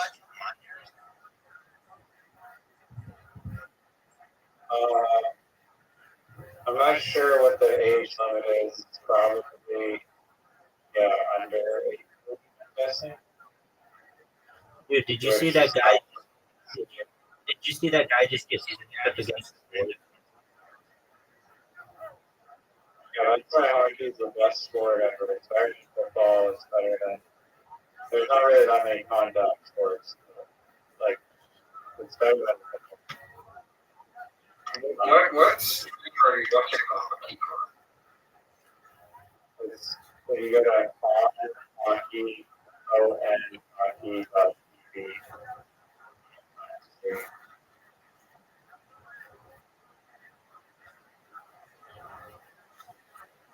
You're not that.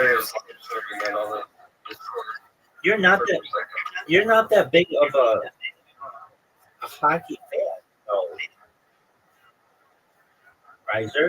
I'm a big fan, sir. If you guys didn't know that, possibly. Do you like your current flag, or do you like the one that looks like the British flag? We haven't used that flag in a million years. Since like the 50s.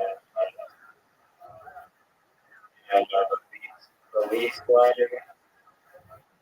I mean, I'm not a great, to be honest, but whatever, you roll with it. It's like, there's nothing, like there's maple trees like the U.S. I think Canada is like, I guess there are other maple trees. They almost got What country do I need to put the VP to? Yugoslavia. Don't listen. There wasn't voting. Yeah, you gotta do the first one. What's the first one called? You and a bunch of links pop on this. The first one closest to like the top in the left.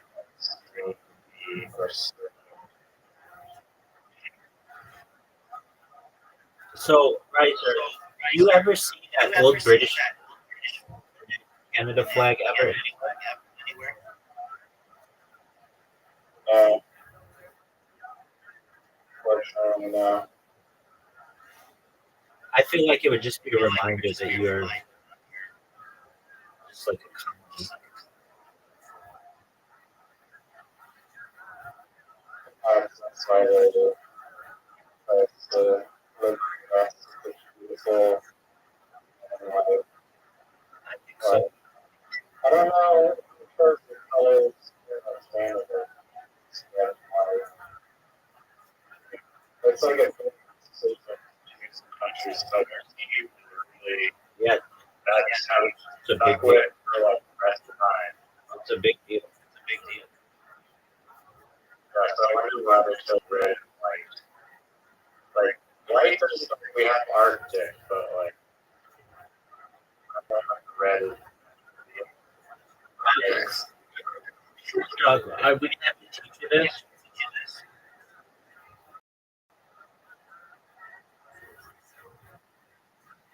What? Are we going to have to teach you the reason why your colors are the way that they are? And colors of deeply symbolic. Any true Canuck would know this. The red symbolizes prosperity, hope, energy, life, and vibrant pot of colors and maple leaves, while white reflects peace, tranquility, and partiality, like a snowy winter's characteristic of Canada's landscape. Any true Canuck would know this. Okay, so red represents the color for life. No, So, no.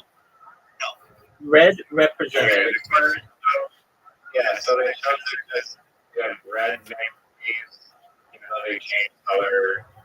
Oh, yes, we just hide it. Oh, yes. Dude, did you see that Canada just tied it? We just hide it. Did you just see that? Yeah. Did you just Did. That's what we live for. Look how happy our Canadian crowd is.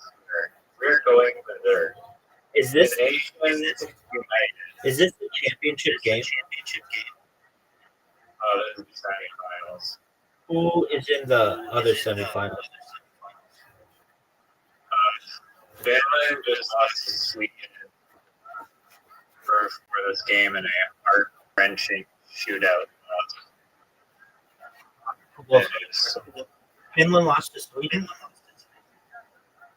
yeah, so the winner of this game was Sweden. And hopefully it'll be Canada, the greatest hockey nation.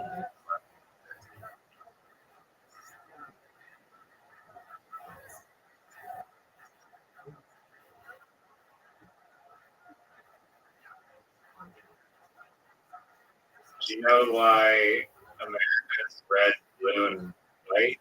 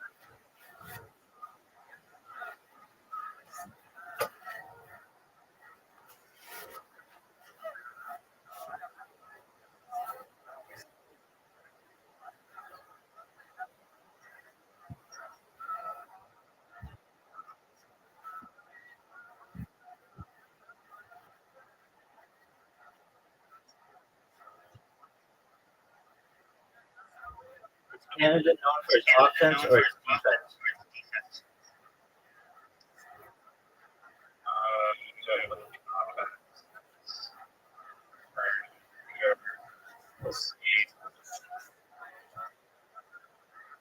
Do you know what SO is? SSO?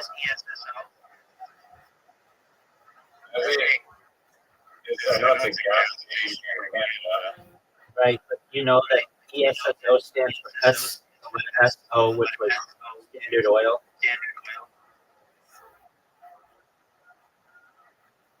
Okay.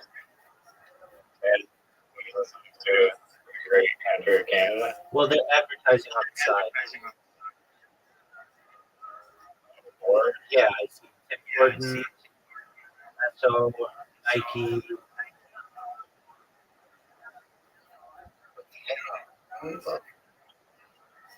Uh,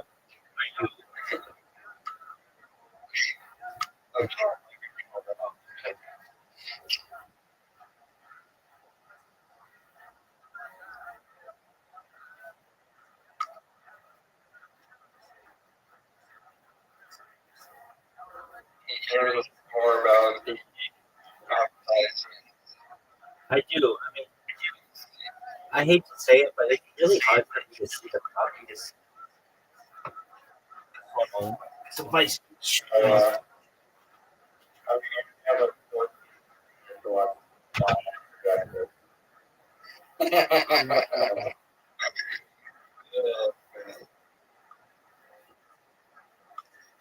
I'm not used to Rothschild being sassy.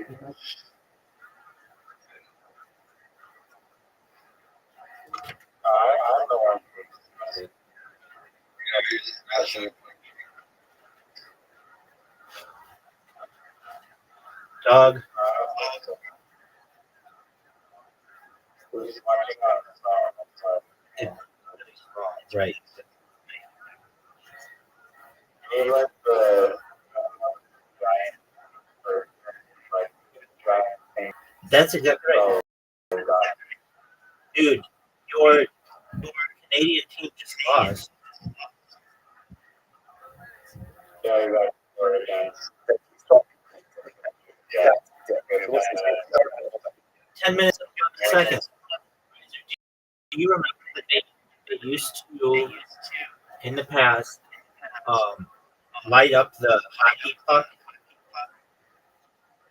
I was just gonna mention that they have like this laser tracker technology, and then you throw like it for some reason. Here's the thing with that. For a, what do you call it, a normie like myself, in terms of my hockey club, even though I have 25 the black is sometimes really hard to see. So lighting it up made it more interesting. But normies didn't watch hockey as much as diehards did. Diehard can't stand it.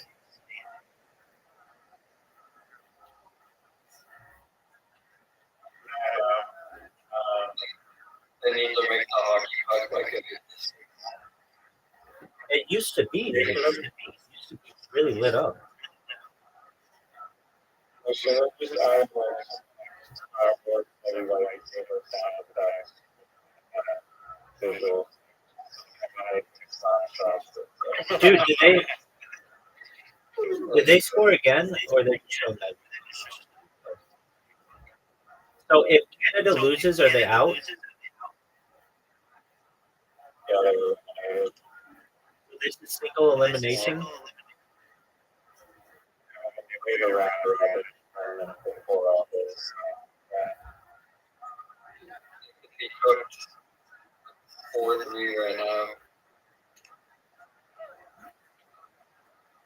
Yeah. I mean, It's not over. yeah, they got scored against them. Very unlikely to get one goal. They could still try. We'll see. Yeah. It's 5-3. Something else.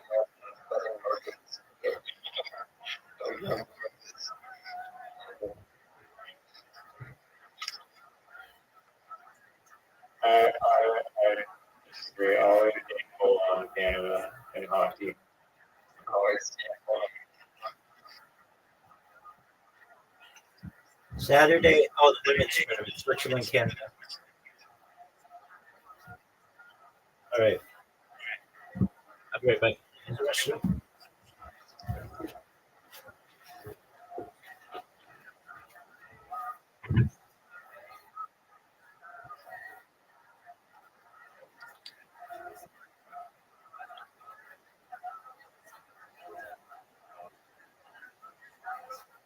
Right, sure. I think we need to set our laptops and stuff.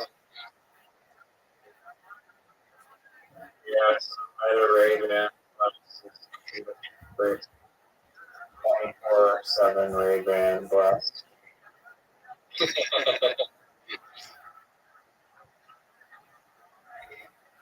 help see this contact. I'm over some bros.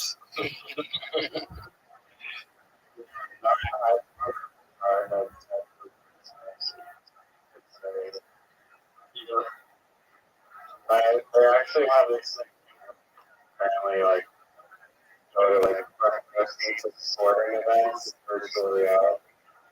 Oh, that's fun.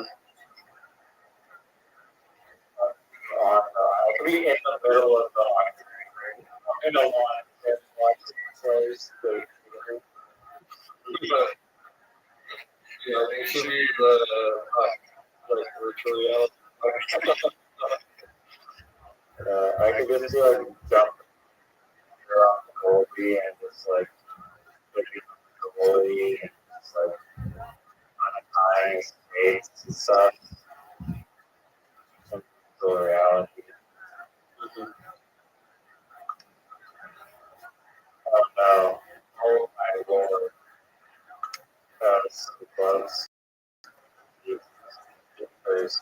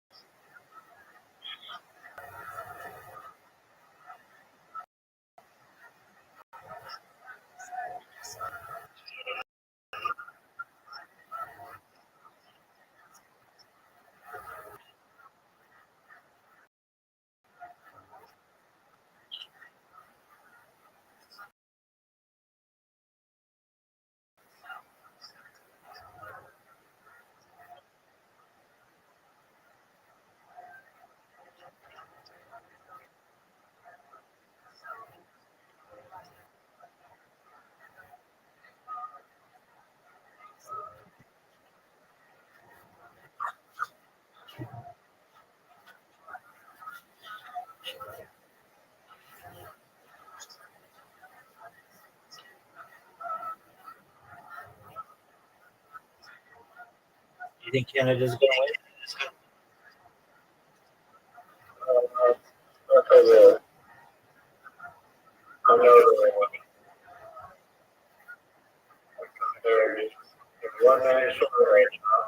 Power play, baby. Goal. It's over.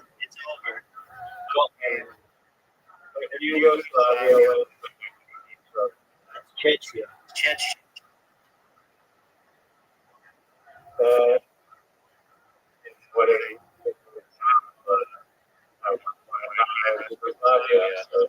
Part of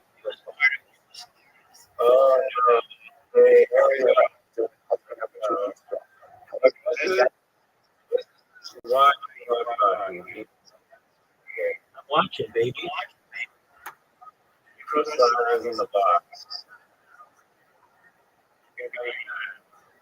So is that a penalty?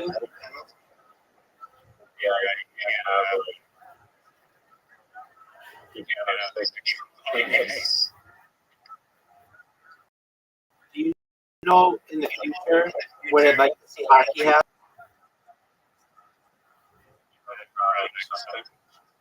No icing rule.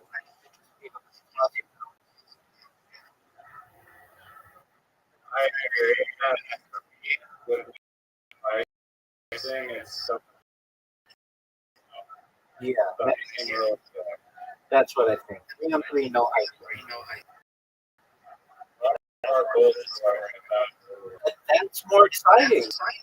I don't know what they'll think. Like, why don't you want to make your game as exciting as possible?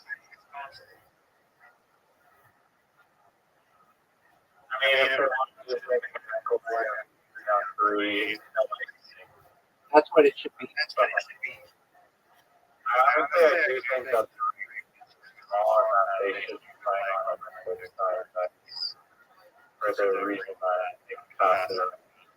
Real estate. Real estate's too expensive. Real estate's too expensive.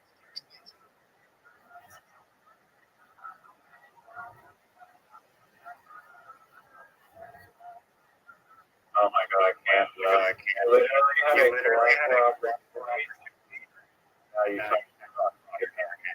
off the face.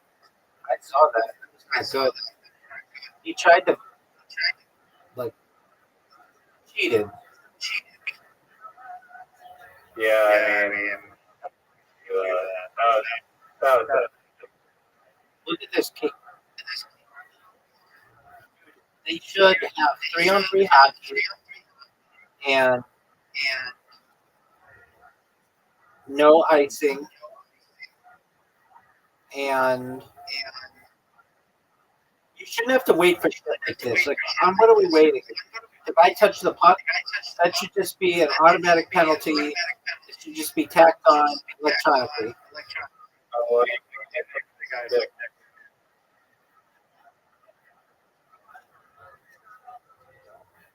Two minute penalty.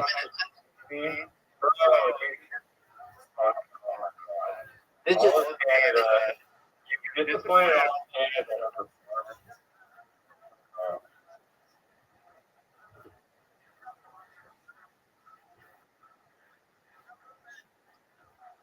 That's not good.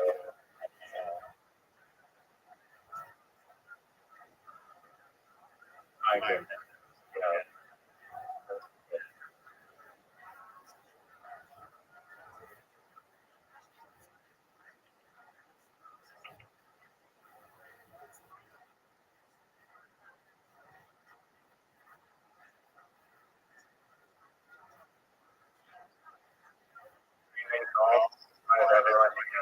For low scores, they're just making court.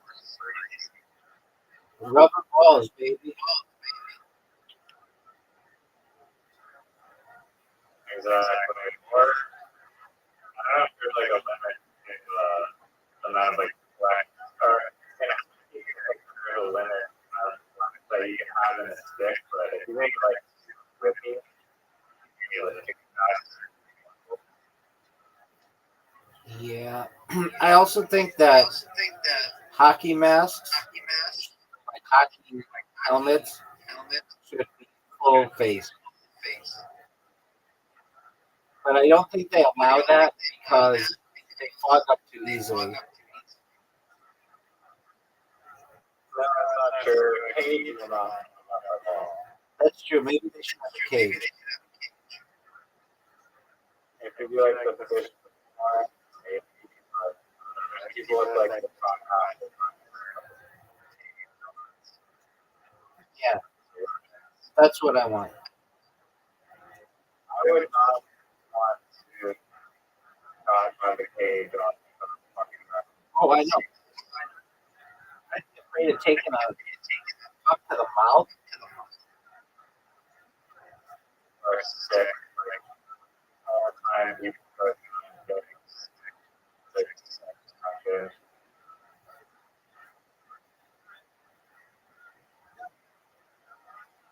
I know I told you this the other day, but you know that hockey of the major sports is expensive. Told you that it's expensive. It's taxed. It's not question. There's my cousin. She travels entirety, for that. That's not like a major sport. That's niche.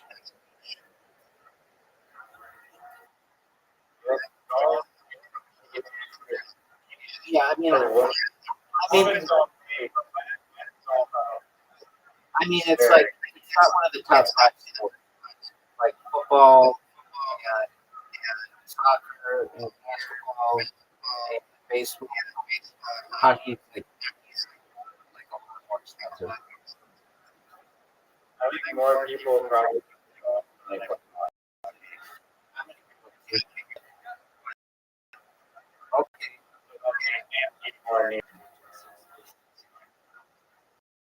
Okay, so you're saying that it's really expensive because of greens and traveling, but that's not like the equipment. I mean, like a brand new set of the best tires, everything, probably like $2,200.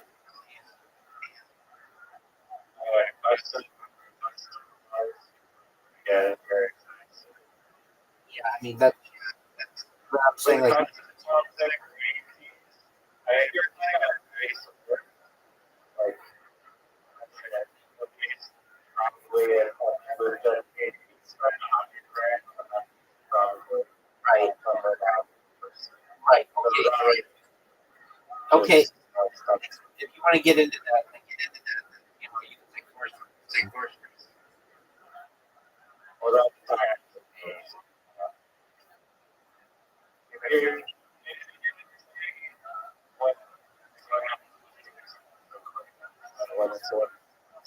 I said of the major five sports, hockey has the most chance of a.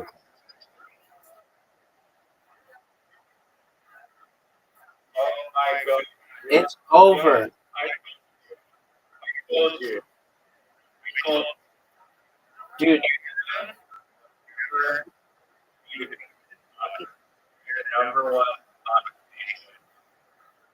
The second most expensive sport from that side. So, you check the amount of balls that I make into the forest.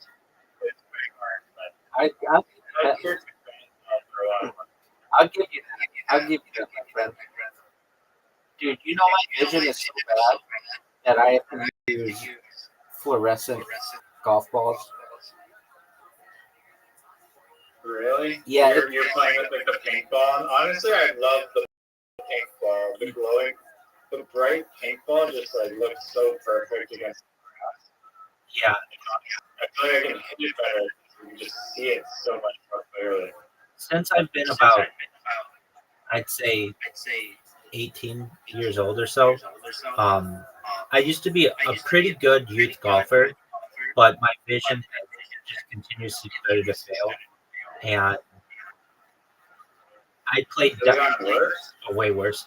I played Donald Trump's golf course, Trump National, and when I first started this stream, like 4 years ago, I played it on camera, and I could not find where my ball was. Like I'd hit perfectly fine shots, but I couldn't find where my ball was. And, then I go to Tiger Woods' golf course, and it's not his golf course, but it's where it's his home course, and but he doesn't own it. And I would basically like be able to see my ball at night because it would be really lit up. Like hard for me to see, especially if it's cloudy. I can't see the white on gray. Like it's really hard to see. Yeah, no, in the skies, I mean, like, if you hit a golf ball at the driving range and there's, like, gray skies, like, it's very hard. I agree. I agree. Oh, no way. No way. No way. Remember when you look in the check here?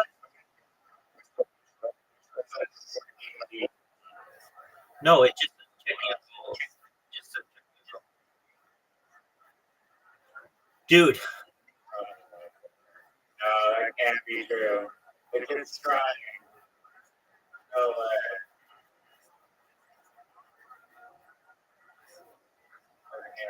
This can't be right. You're really that much of a Canada homer, aren't you? I get amped up. Oh my god. Would you blame the goalie on this one? Kicking. Oh, He did kick it. Isn't that illegal? He kicked it. They're gonna reverse this one. No, you have to be like making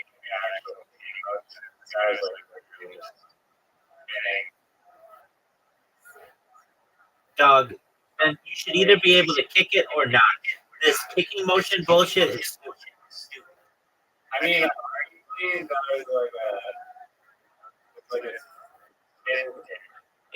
Exactly. one person's kicking, another person's That's why I agree with you on that. There's a thing in the NFL, they call it making a football-like movement. And it's like, what the fuck does that even mean? If you're making a movement, you can do something. But if they consider it not football-like movement, you can. It's incredible. Do you think there's any way?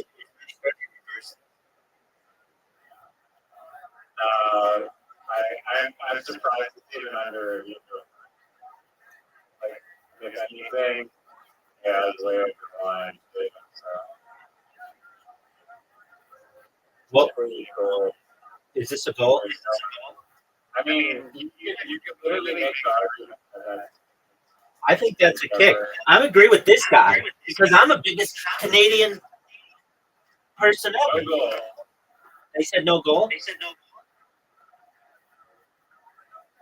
Yeah, no, they can't call that that just being like super rigged.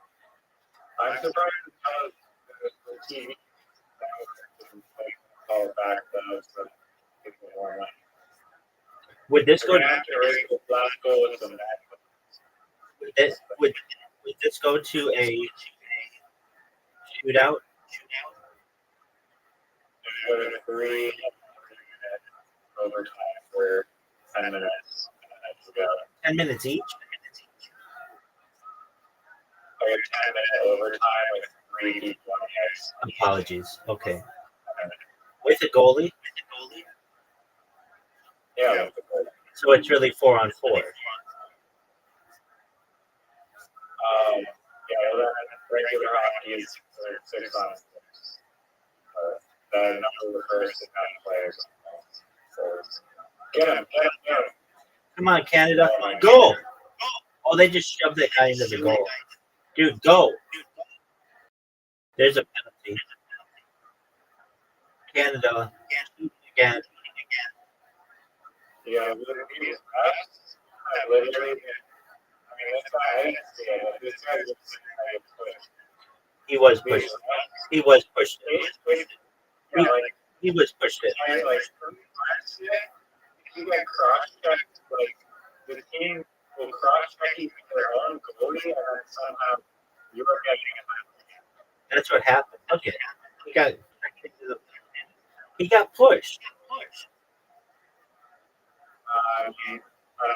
He didn't get pushed. But this is again a subjective. How don't you consider he got pushed? That guy, the guy with the blue helmet, pushed him. I don't know how much that's what he's saying that he got pushed. So, yeah.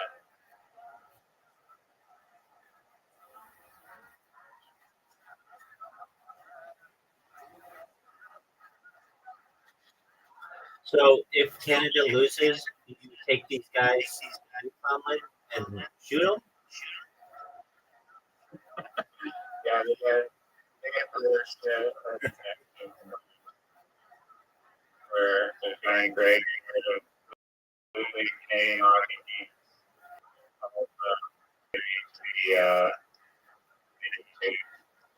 Yeah, 60s to exist.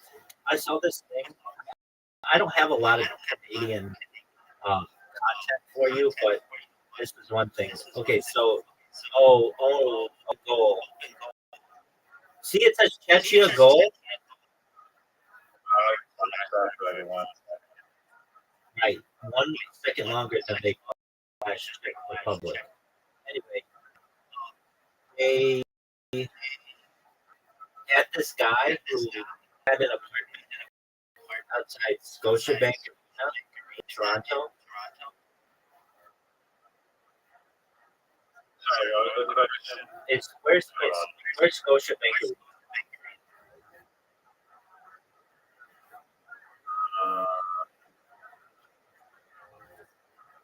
Scotiabank. Well, I should know that. Google it or not? Yeah, you can Google it. That's fine. Canada? Oh, dude. Yeah, it's a Canadian bank. It's in Toronto. Okay, so it's what I said. Why are Canada Center? No one knows what that is. So anyway, Just call me Canada Center for years. I don't call it Scotiabank. I do. I just did. It's on Bay Street. Air Canada Center. No one calls it that. Formerly known as Canada Center. Called that for like the last. No, I'm just saying it's called Scotiabank Arena. If you want me to rename it for you, I can do my best. I don't know if I'm gonna have. It's called the Air Canada Center. No, it's not. It's called Scotiabank Arena.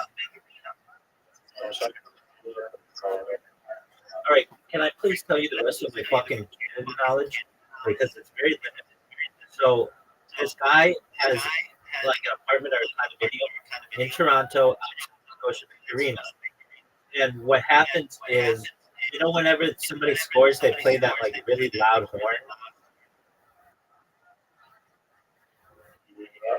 So they blare that horn. He's like, it's a major disadvantage living this close to the stadium, being a hockey fan, because it ruins the game for you. Oh, it's over. Champion. Yugoslavia, Canada, historic. So this is kind of a bullshit thing. Because if you're just looking at the box score and you're like, oh, Chechia beat Canada 6-4, that was kind of an ass kicking. But you don't realize it was an open goal. Yeah, also kicking too. I kind of agree with that. I feel like at the end where the guy gets. oh, that's like the ultimate Canadian look, whatever that hat is. What do you call that kind of hat? No, a Russian hat's like a big on your head. Anyway, there's something for him, sure. the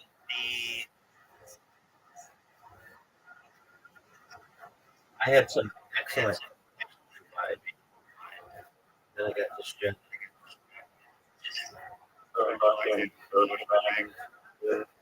I mean, at least I knew where it was.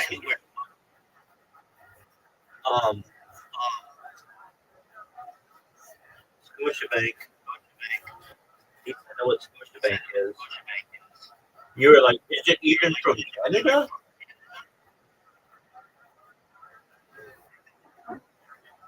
I'm sorry. You know where it's good? I know where City Field is. And I think City is this a hockey stadium? Is there an arena that isn't? Yeah, every basketball arena ever. Okay.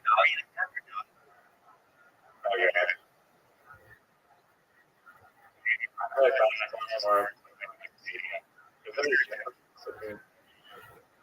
Yeah, there is. There isn't a City Bank arena. It's City Field.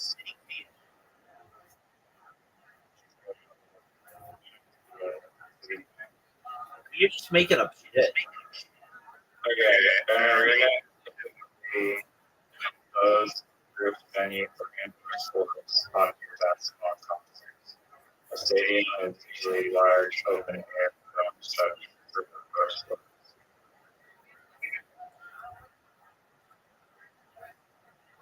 Doug, you want to watch the end of the game really quickly?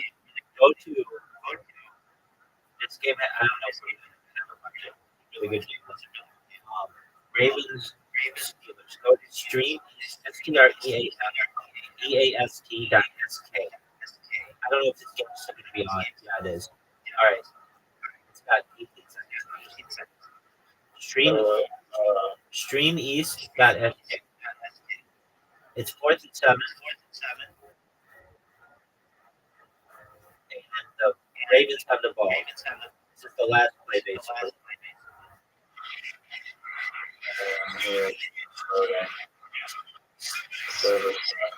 Season's on the line.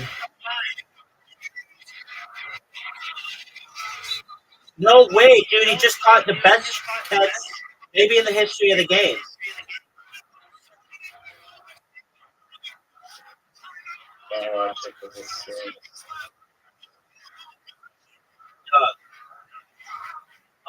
Check it out. Brandon stream. She might be streaming it.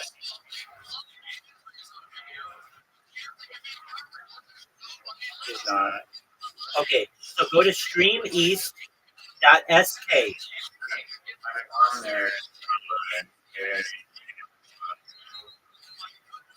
Do it again. Streameast.sk.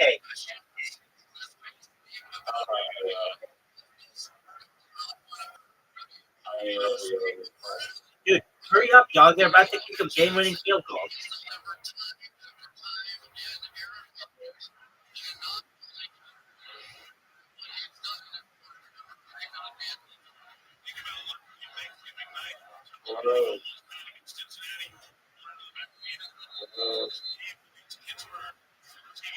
Here, if you want a different site, it's you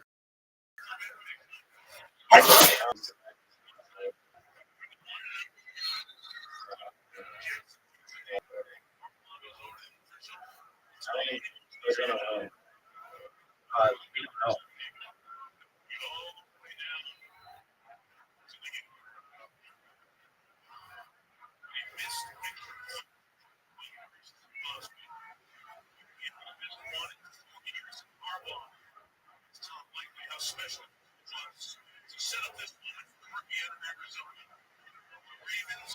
They have a rookie kicker.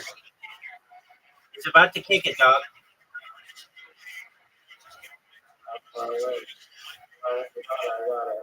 Okay, excellent. Click it. Dude, you didn't. That's not what happened.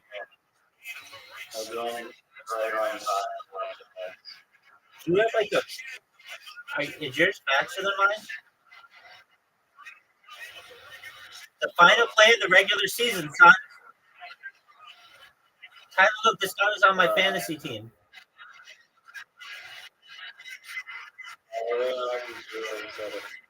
He missed. Yeah.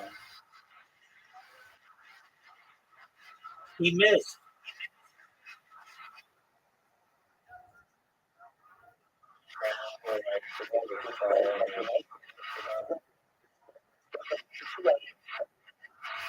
So you got to see it. I literally clicked like 1 second later.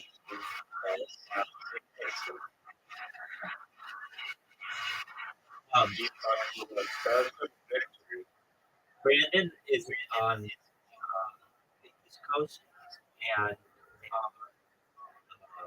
December 31st, he was like, Rabbi, it's about to be the ball drop. And I'm like, okay, Brandon, like still like 3 hours ahead. And I'm like, okay. He's like, watch it with me. I'm like, okay, fine. And I turn it on and I see the countdown. It's 3, 2, 1. It was like as perfect the timing as I could. And it reminded me of what you just did, where I'm like, go to it. You're like, okay, he missed it. You actually knew that before I did it. I was like, dude, there's no way this motherfucker misses it. And it's They were not far away.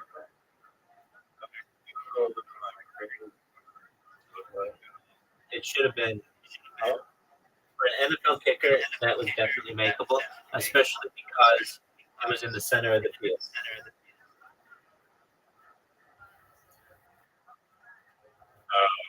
Yeah. I mean, it looked like it was going in, and like the last second, it just cut to the right. So maybe that's what you're saying. Magnets.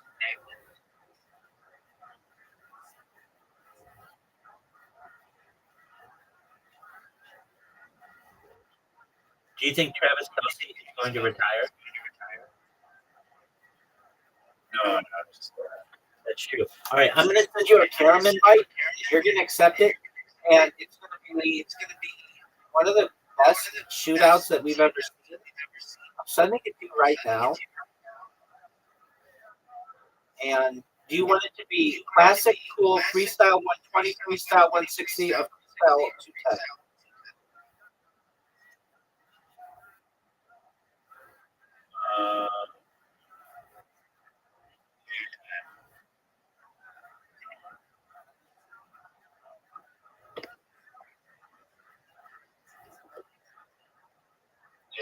Just saying I'm a little bit tired of this team, so I don't know.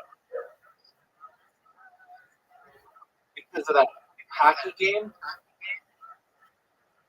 Yeah, no, that took a lot out of me. I was not even in good headspace for most teams that are walking. Really not in a good headspace. Really not in a good headspace. Just in case anyone's wondering about what my mental state is going into this game. I was probably performed way better than my opponent here, but it's just a terrible day being a and yeah, my heart goes out to Canadians that are suffering an incredible loss. Our hats are going to have to be kept unbelievable soccer team. Touch you. Early alliance. Why don't you just call it Pangea? Yes, honestly, it's a great idea. It is.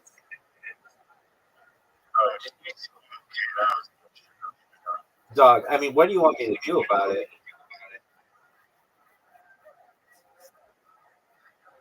I mean, Pangea is like calling it for Except not.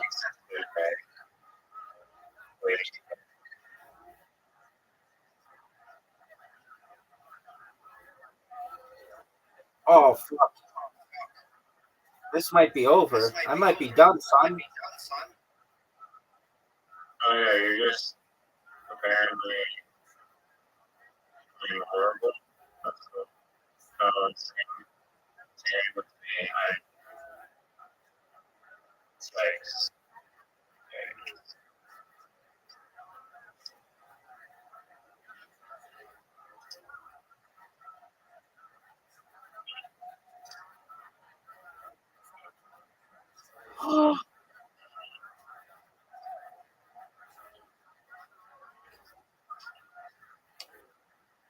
I need you to miss this shot.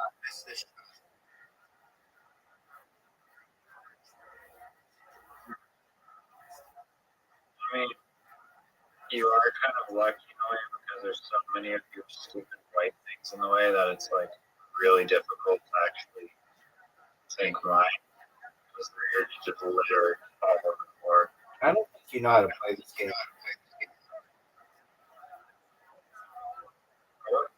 Green, I don't know what the score is right now. Okay, yeah, I don't know how to. Wait, did you think you one of them? What the? You can think it's one of them. Okay. I didn't make up the rules. You're the one who said you wanted to play I this. thought we were playing. I thought we were doing the white versus black. Baby, you said, I'll quote, you wanted to play 210. Yeah, am I supposed to start 2 times? I started like all of this. alright. Yeah, give me the red one. What the fuck? Why do you get to go again? Because I made it, baby. Oh, this is alright. I didn't even know the rules.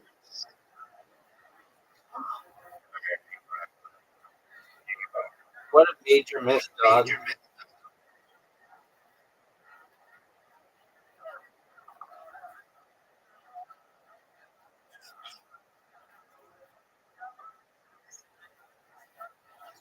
This is big.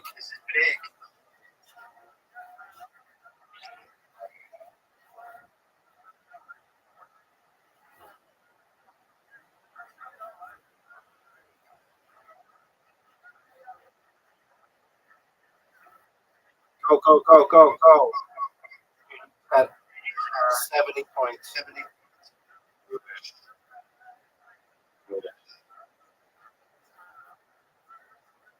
Oh, dude, you just won. Yeah. Yeah, just need white one. Except the ones that are you serious? Try navy. Try black.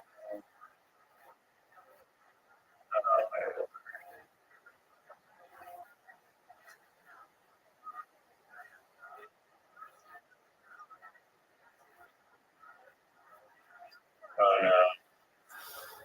Yeah, but the things are not in a good position. Yeah, we are. We got like 5 easy shots. No, I know. The last one, I don't know. The last one is really yeah, looks like you're pretty good to win.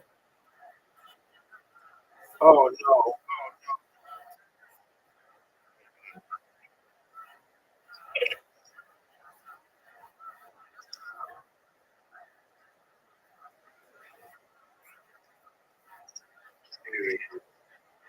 I didn't even know you were fun. You're Oh, that's what you want. you're already. Baby, I'm going to dominate you so badly with literati. I'm going to make your head spin. How would you like me to come to the Reddit Discord calls with women to talk to you about what AI thinks about you?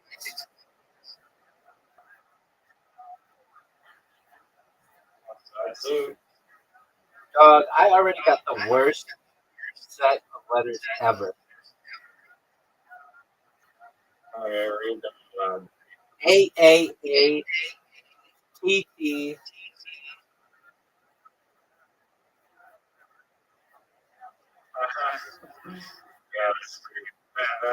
We know what. Oh, okay. Yeah. And you can that's like,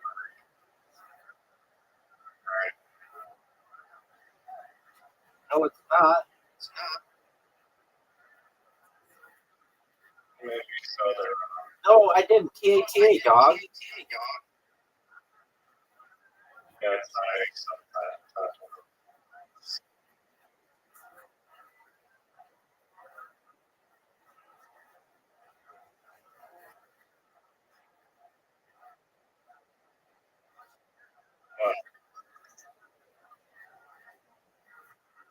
I can't believe Chachi dominated.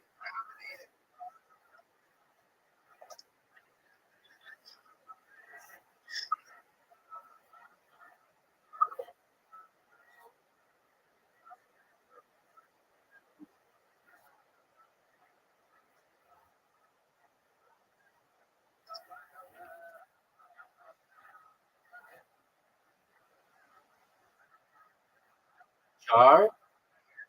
Use jar?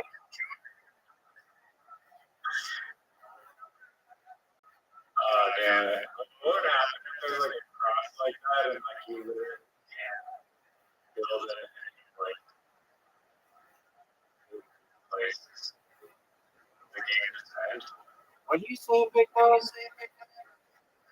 Like if there's like a cross like that and you really can't place the tile like that. What would happen? What are you talking about?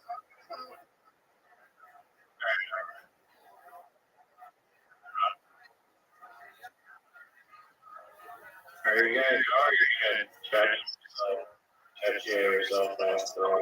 I'm gonna Pangea myself into the netherworld.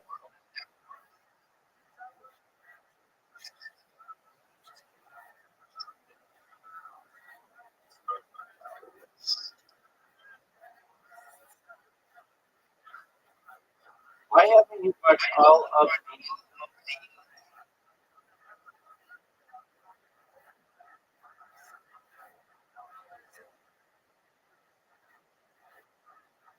Chappelle shows?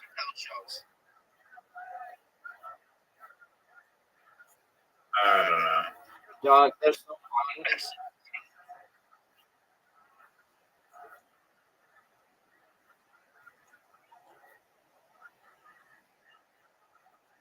They're still funny today. They are hilarious. What's your favorite Chappelle show skit? Go. What the fuck is that?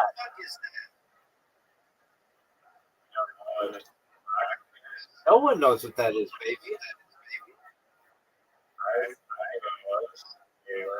I mean, I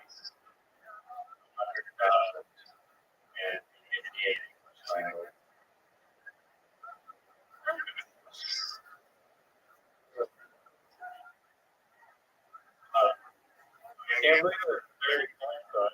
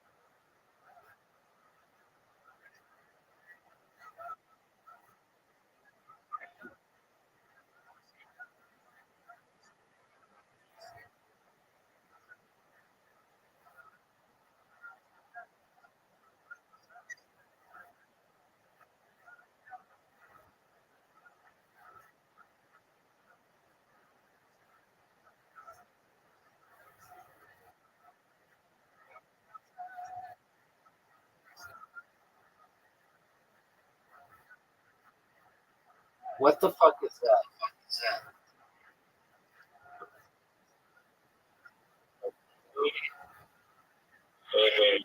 European and I don't want to read that.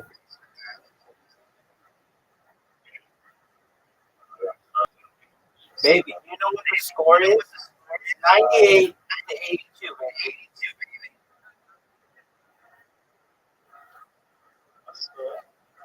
Are you a fan of the Utah Yeti? Yes or no? Go.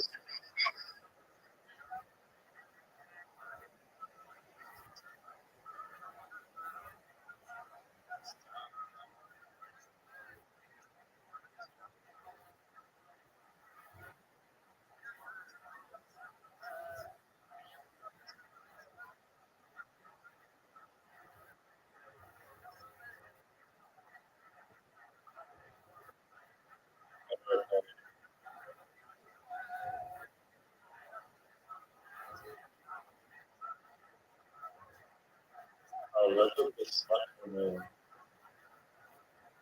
16 points. High.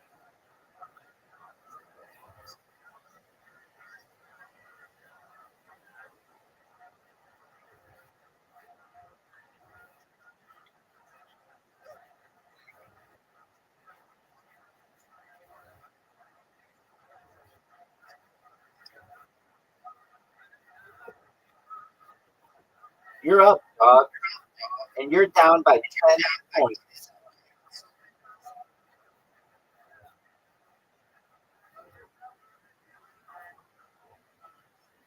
And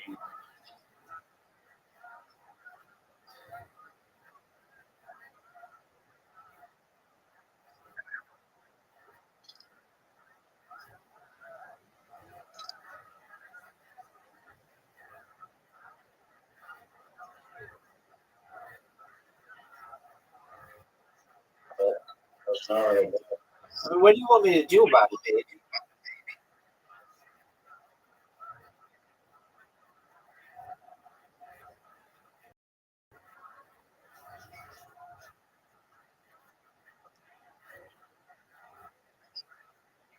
Are you fucking serious? Oh, go fuck yourself. Go fuck yourself. Go fuck yourself again. Doug, Sorry, dog. fuck you.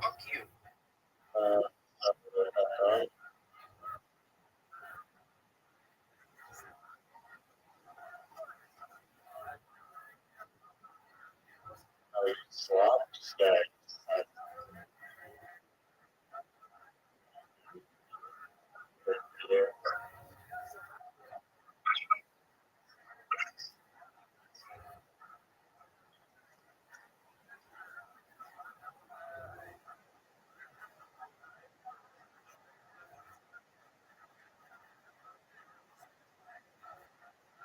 You fucking serious?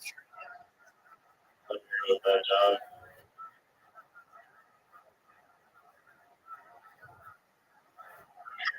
Minimize it.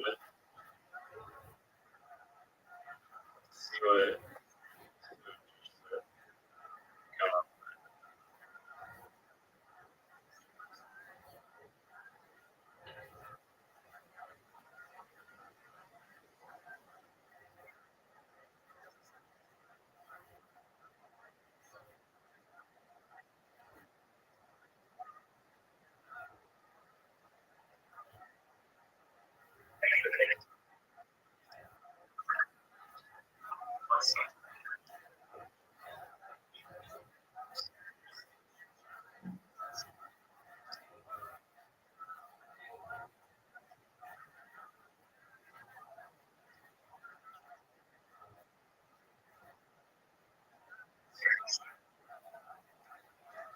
Doug, once again, you got the X, you got the Q.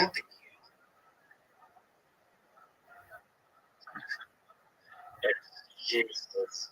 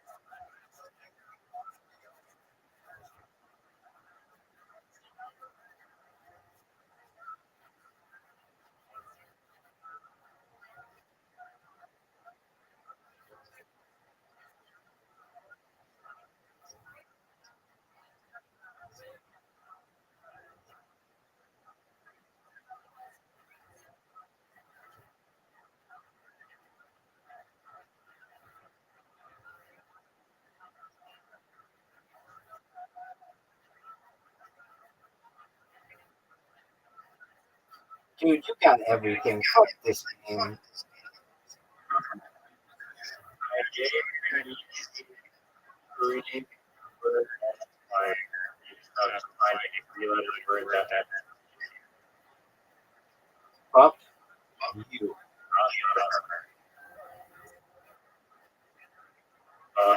You. I was squid. Like, I literally so wow, bullshit. Oh, what's that shit, baby?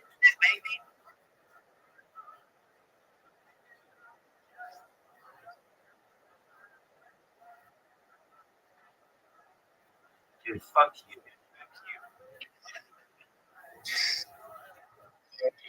Yeah.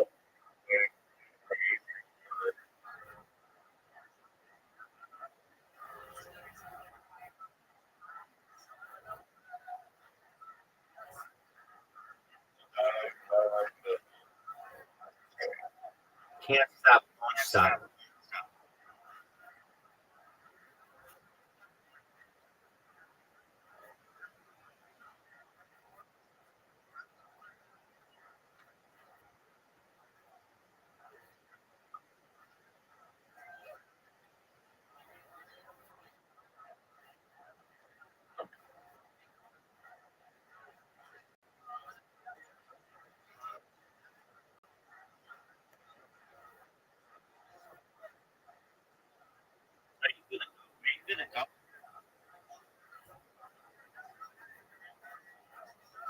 Trying to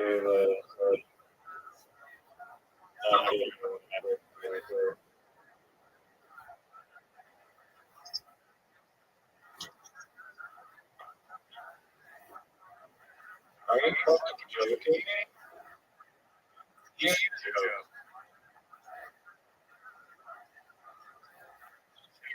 have like 3 times.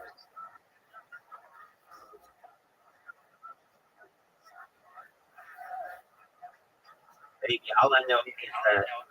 That's very fucking. No, I'm not. This is fucking real.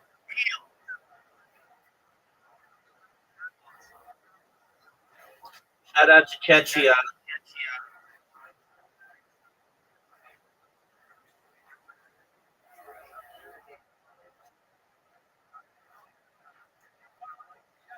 This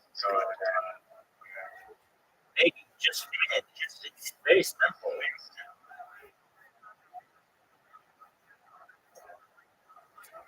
That's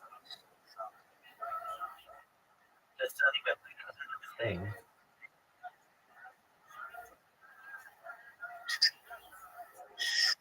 it's real.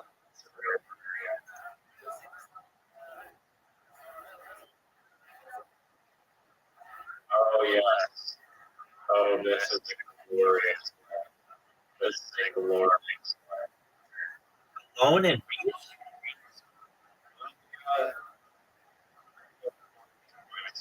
Christ.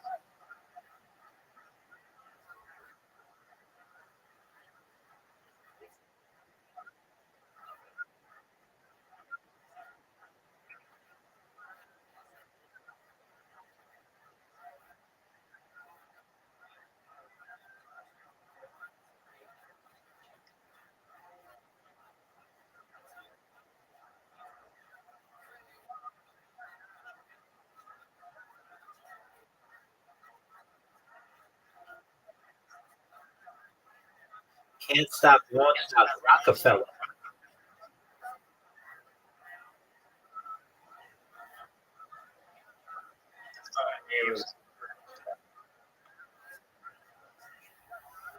No, it's not. You're making up words. Look at the score.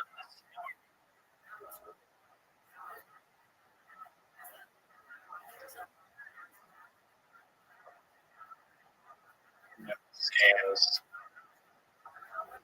Every time you play Fa.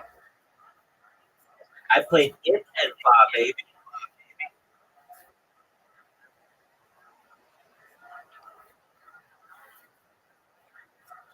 Yeah.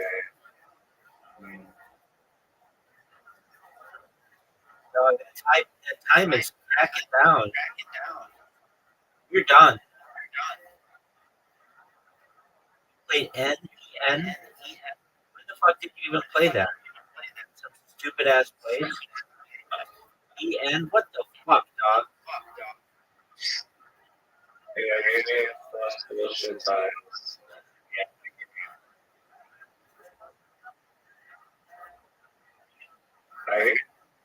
Baby, look at this lead. Baby, look at this lead. Baby, look at this lead.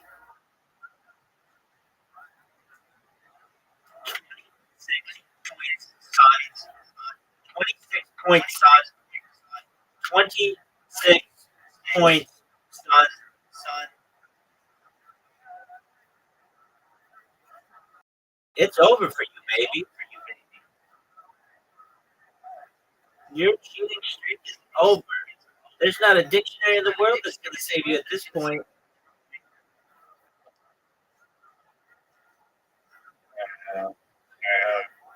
It's over. It's over. It's over. Oh, wow. Oh, wow.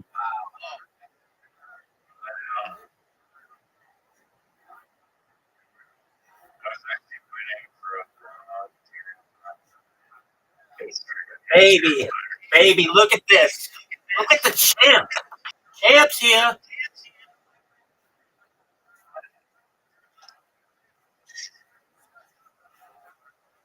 Baby, I have 300. I have a 74 lead on you. You know how many 74 is? It's more than what you got. Q, that's what you think is a good play? Yeah, 300 points is actually good. I don't know how you cheat. Because I'm sexy.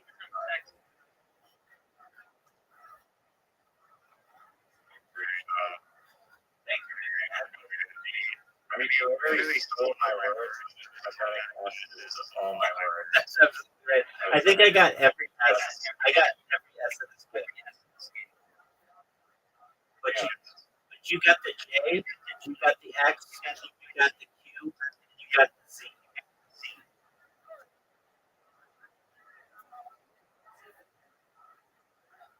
Dog.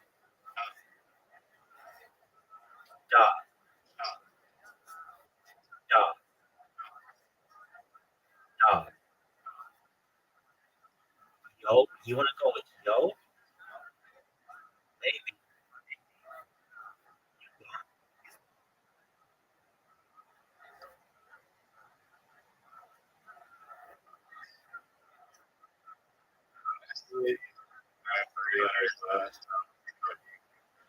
Maybe. You're not. I mean, it's just over for you. And I know you may not think it's over for you, but I've got news for you, big man. It is over. It's over, and it's not even close. You didn't even. You don't have a Q. There's only one Q, and it's at the bottom. No, there can't. Not this game, baby.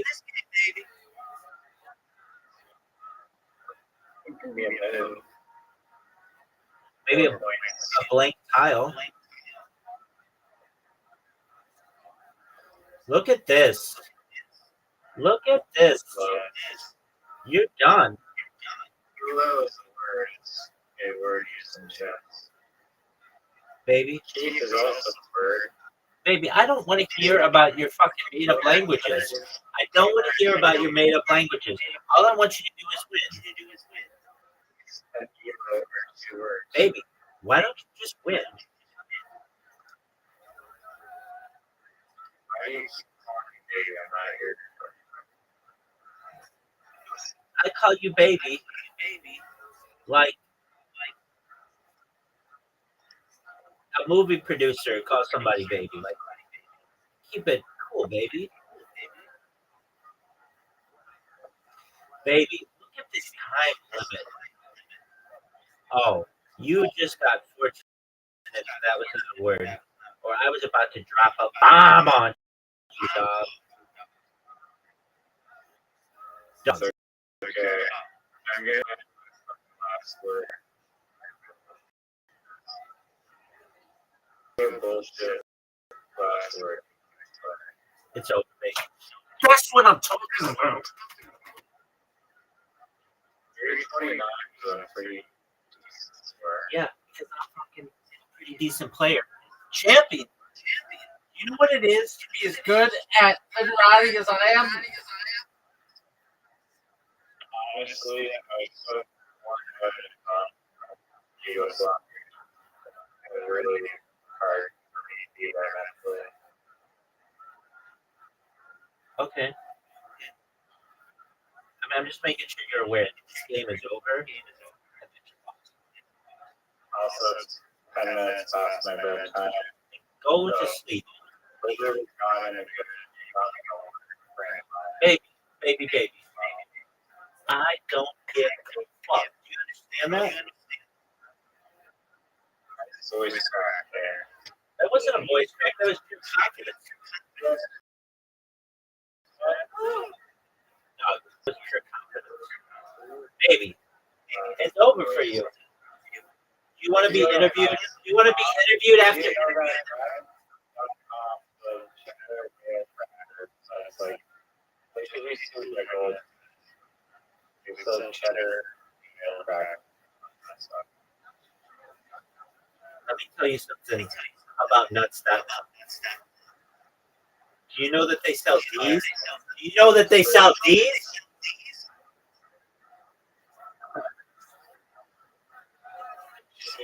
Riser.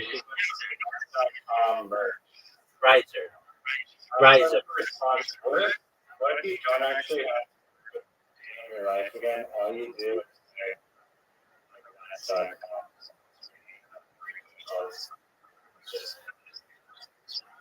That's tight. Do you know about D's? No, nuts.com. They sell D's. D's nuts.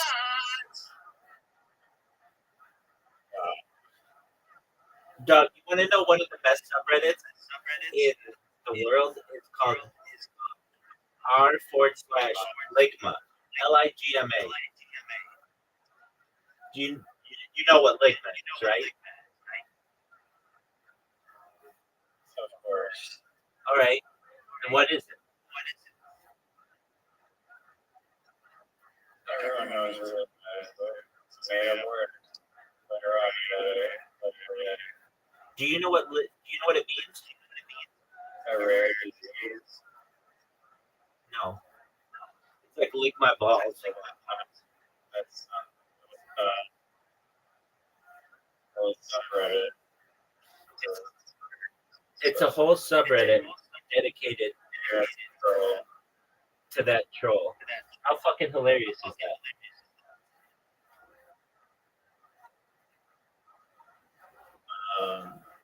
There's like if you're or All right. So, do you want to be interviewed after your loss in literati?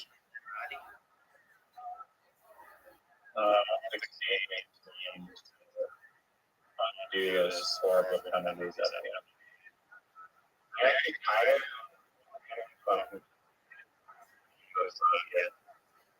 Pangea. yeah, and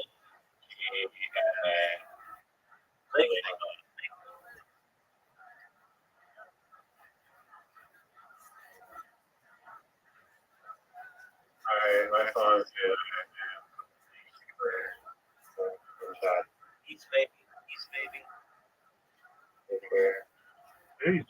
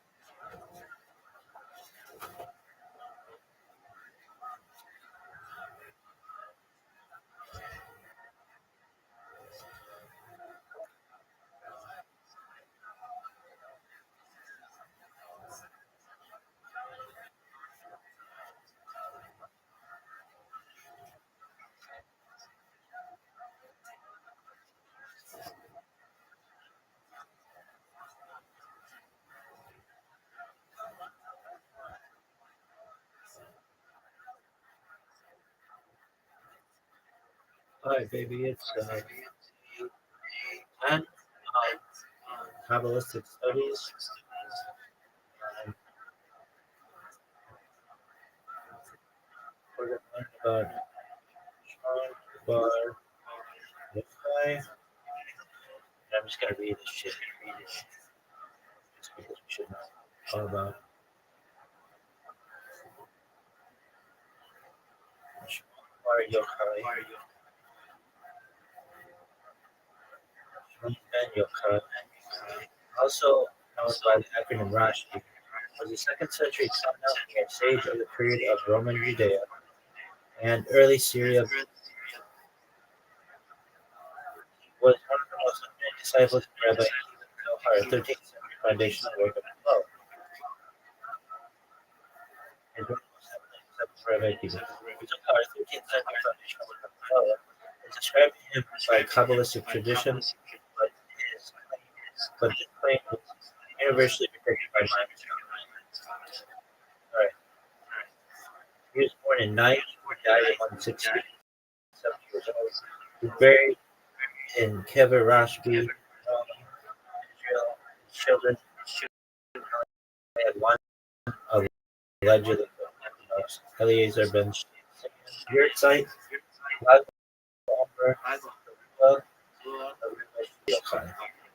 in addition, essential legal works called the Sifri and Kita of Rabbi Shimon ben Yochai are attributed not to be confused with the Akita of Rabbi Ishmael, of which much of the text contains. The Mishnah, where he is the fourth most mentioned sage, he is referred to as simply Rabbi Shimon, except in 117, and accepted in 17. His name occurs either as Shimon or Shimon ben Yochai. In 8th century, Sudan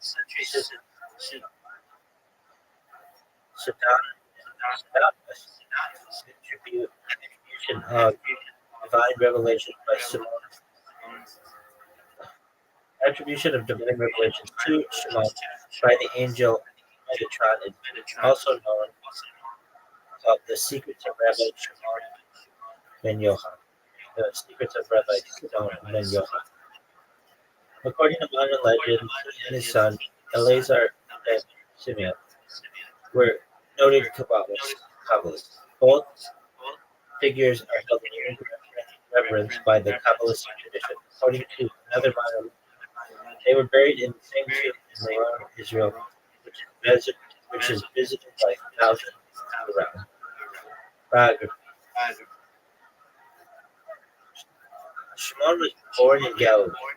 He was one of the principal pupils of Rabbi Akiva, under whom he studied 13 years at Nebra. Baruch 28a relates that Shimon had studied at Yavne, near Gamliel the second, and Joshua ben Kenai. That he was cause of the infamous quarrel that broke out between the two groups. However, the statement is somewhat chronologically difficult, considering that about 45 years later, when Akiva was thrown in prison, Shimon's mother was still alive. Zacharias Franco thus concluded the account in Baruch 28a and Baruch 28a as and the Jerusalem Talmud in 46b as 701a was tested and recognized by Akiva when he first came to him. Of all the pupils Akiva ordained, only Rabbi Meir and of all the people ordained Rabbi Meir and conscious of his merit, Shimon felt hurt and being ranked after Meir, and Akiva was compelled to salute him with soft words. During Akiva's lifetime, Shimon occasionally at Synod, where he seems to have shown great independence in decisions. The following incident is recorded demonstrating his will. A man and his wife, childless by 10 years of marriage, appeared before Shimon at Synod to secure divorce, observing that they loved each other and were not able to refuse a request that agreed with rabbinical law, that a feast marked their wedding. Told them that as a feast marked their wedding, they should mark their separation the same way.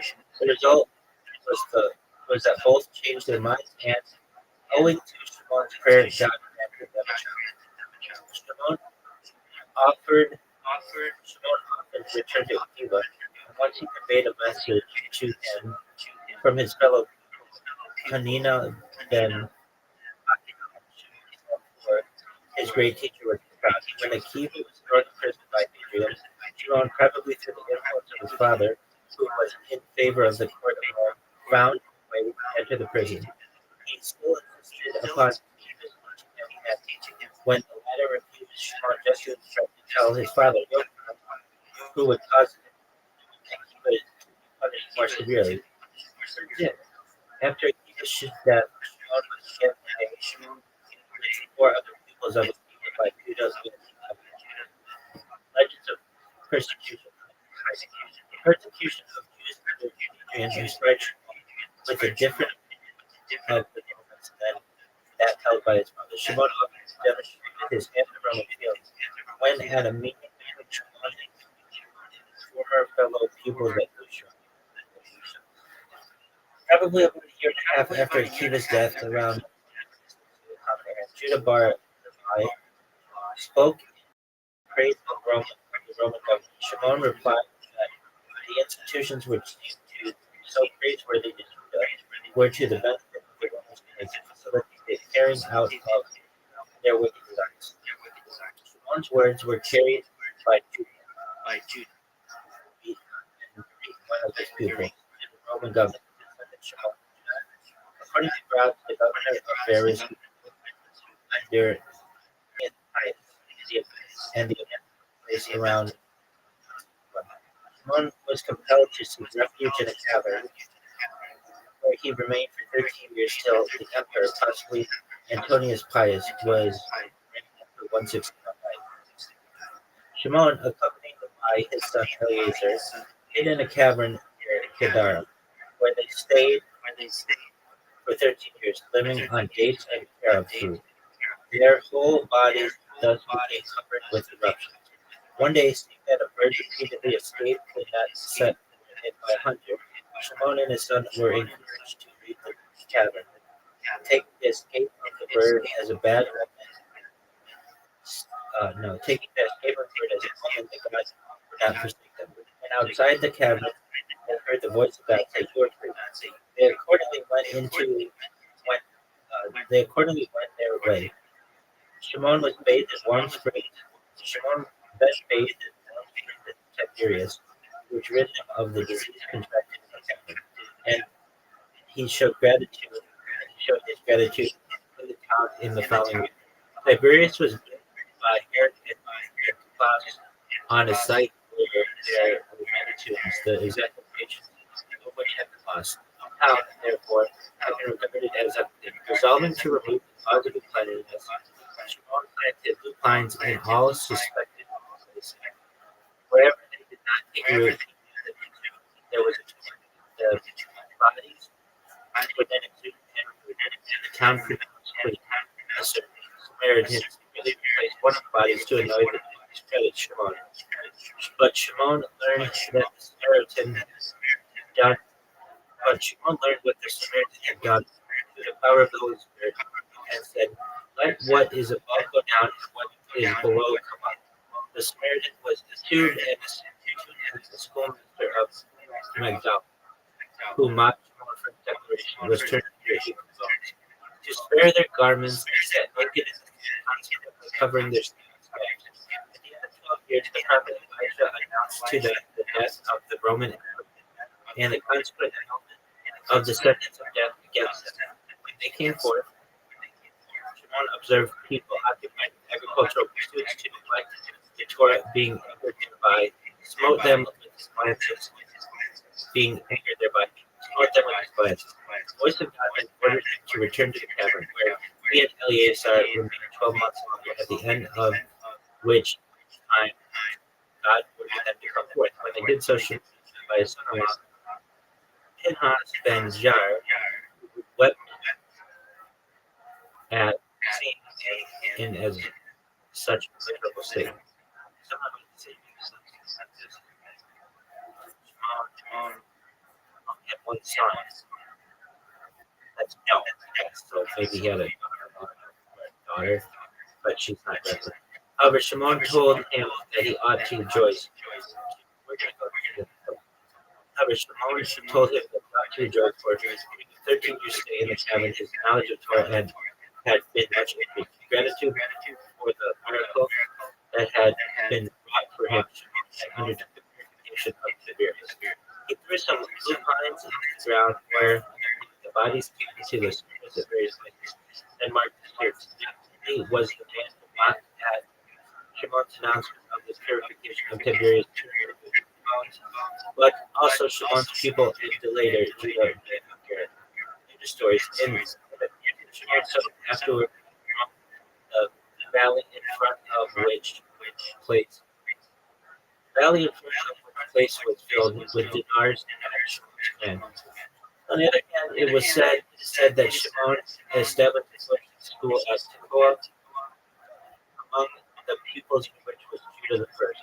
Routes demonstrated that Tekoa evidently was in Galilee and must not be identified with the biblical Tekoa, which was in the territory of Judah. Bachner argues that Tekoa and Meron were the same place. As the last significant event in Shimon's life, it said that he was sent to Rome accompanied by Eliezer ben Joseph with a petition to the emperor for the abolition of the decree against Jewish observances, and his mission was successful. It is stated that he was chosen for the mission because he was known as a man whose favorite miracles were occupied. At Rome, too, Shimon's success was due to a miracle, for while on the way he was by the demon Malion, who offered his assistance. According to agreement, the demon entered the emperor's daughter, and Shimon exorcised it when he arrived at the Roman court. The emperor then took Shimon into the prisoner house. In to choose his Shimon found that the vexatious decree which he took away had torn pieces. This legend, the origin of which is non-Jewish, has been discussed by modern scholars. Israel led it is a variation of the legend of the Apostle Bartholomew exorcising a demon that had taken possession of his daughter of Polymnius, the king of Lydia. Israel Levi's opinion was approved by Joseph of Levi. Bacher thinks there is another Christian legend which corresponds more closely to the Talmudic narrative, and in which Aversius exorcised the demon from Lucidia, the daughter of Israel. Shimon is stated to have said that whatever might be the number of persons deserving, that number. So that if there were two, these were himself and his son. He is credited with saying that united with his son Jotham, king of Judah, he would be able to exalt the world in judgment. Thus, on account of his exceptional piety and continuous study of the law, Shimon was considered one of those who merit preserves the world, and therefore during his life the rainbow was never seen. That promise of God's forgiveness. Teaching. The fullest account of Shimon's teaching is found in Rabbi Bacher's Haggadah der Tonight, with the Talmud attributes teaching the Shimon without specifying what Shimon is meant. It means Shimon Bar Yochai. Halakha. Shimon's halachot are very numerous. They appear in every tractate except Barako, Darim, the great value the teaching of his master Akiva is reported to have provided people to follow his own system of interpretation of the because it derives from that of Akiva. But this itself shows that Shimon did not this indeed, as is shown below, different from Akiva, declaring his own interpretations to be better.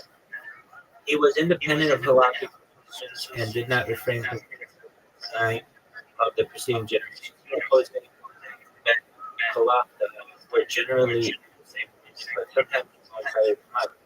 Like the other pupils of Akiva who, wishing to perpetuate the writer's teaching, systematized it in the foundation of the Empire,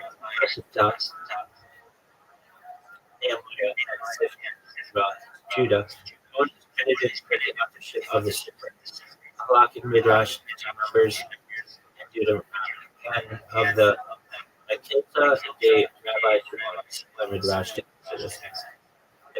particular characteristic of Shimon's teaching was that whether in a halakha or in a Aggadic interpretation of the Bible, of a biblical command, he endeavored to find the underlying reason for it. This often resulted in a material modification of the command of from many instances, the following may be taken. In the prohibition against taking a widow's garment in marriage, it was Judah-realized that no difference is to be made between a rich and a poor widow. But Shimon gives such prohibition, which was that if such a pledge were taken, it would be necessary to return it every evening. And going to the widow's home every morning and compromise her. Consequently, he declares the prohibition applies only in the case of a poor widow, since one who is rich would need to have a garment returned. Shimon's name was widely identified with the halakhic principle of interpretation, and his teacher he approved of it. Therefore, his contemporaries often replied to him when they wished to know the reason for circumcision. Shimon also divided the moral law into number of groups, of which are observed in the Talmud.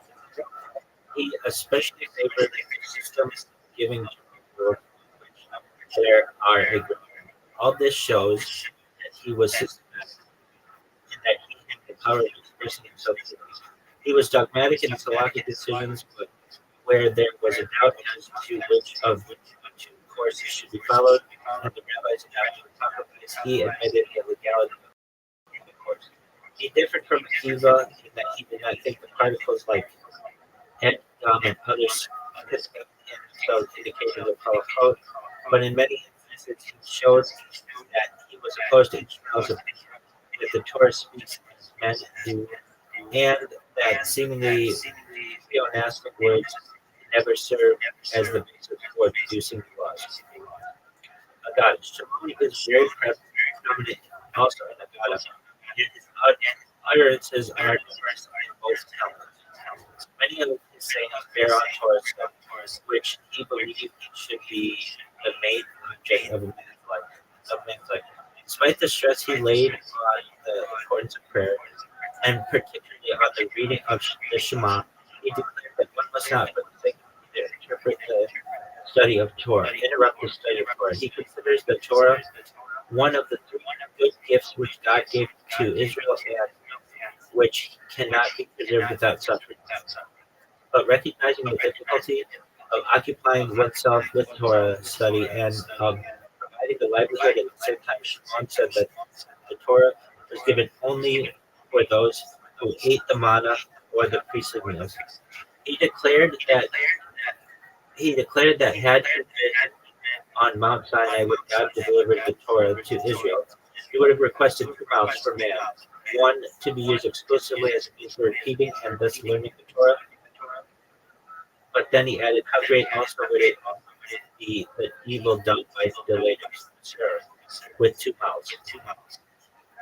Shimon's many other utterances may be mentioned, those with regard to repentance. And some of the ethical sayings, so great is the power of repentance that a man who has been during his lifetime very wicked, Rasha the Gomer, if he repents toward the end, is considered a perfectly righteous man. He was particularly severe against arguments which he declared is like idolatry, against publicly shaming one's neighbor. One should rather throw himself into a burning furnace than shame the neighbor in public. He denounced the practice of usury, deceitful dealing, and deserving domestic peace. His animosity towards non-Jews generally and toward superstition is expressed in the following terms. The best of the heathen merits death, the best of serpents should have its head crushed, and the most pious of women is thrown into the sword. Although often quoted by Jew haters, this comment was uttered after witnessing his torture to death. Yochai himself becoming a fugitive after speaking out against Roman oppression. His hostility of the Romans is expressed also in the maxims, thus alluding probably to the Parthian War which broke out in the time of Antonius Pius. He said, if you see a Persian horse tied to the graves of Israel, look for the steps of mysticism. Shimon combined with the rationalism and Holocaust mysticism Gnostic teachings as well as his practice. He spoke of a magic sword on which the name was inscribed, being given by God to Moses, and he ascribed all kinds of miraculous powers to Moses. After his death, he appeared to the slaves in their visions. Thus, his name became connected with mystic lore, and he became the chief authority of Kabbalists. There exist two apocryphal and Rashim ascribed secrets of Rabbi Shimon ben Yochai and Tefillat Rabbi Shimon ben Yochai. Both bear the messianic concept. The main point of these midrash is that while Shimon was in the cavern, he fasted 40 days and prayed to God to rescue Israel from such persecution. The Metatron revealed to him the future, announcing the various Muslim rulers, the last of whom would perish at the Mashiach. As in similar messages, chief characters are Armilius,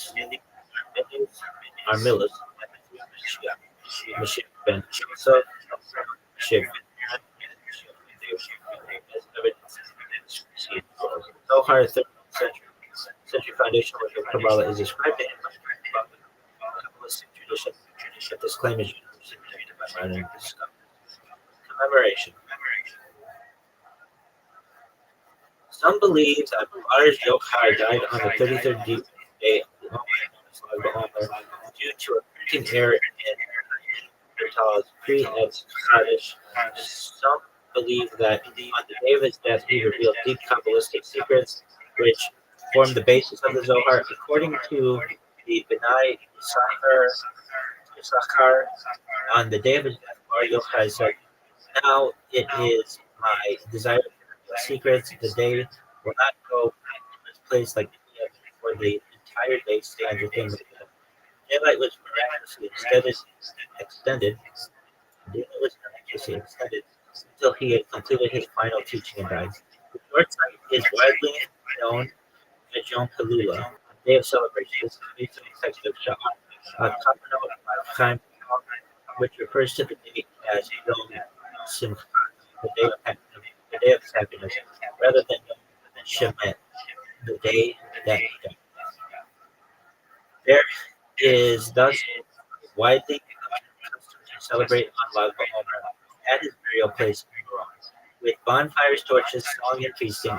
The Yom Halula is celebrated by hundreds of thousands of people. Some say that the bonfires symbolize its impact.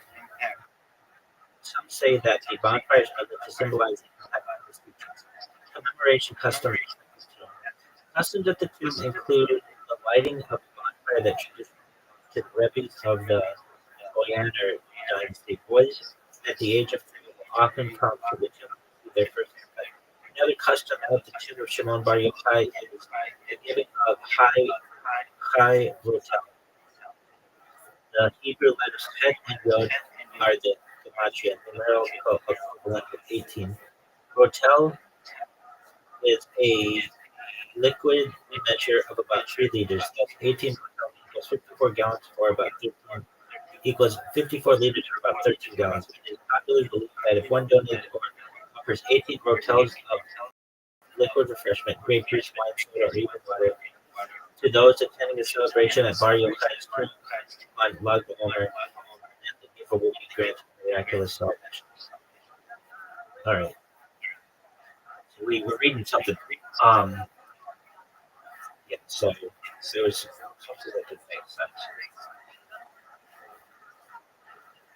Yo, dog, in Rabbi Shimon Bar Yochai's story, they say that his son-in-law comes to the tomb, but per tradition, he only had one son, Eliezer. So, who was this son-in-law?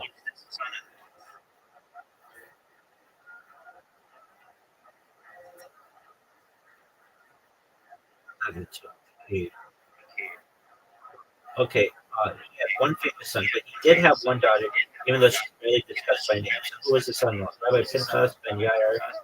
He is Rashi's son-in-law and married to Rashi's daughter.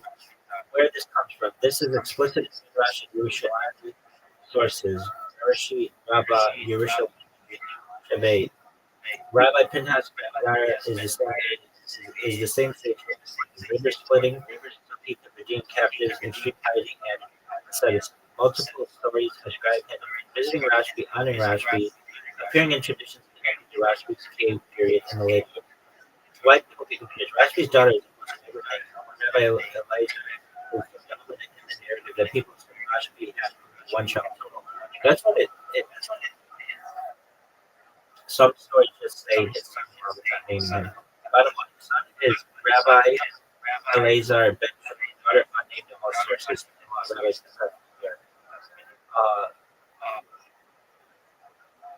what are some sources of the name and what is her name?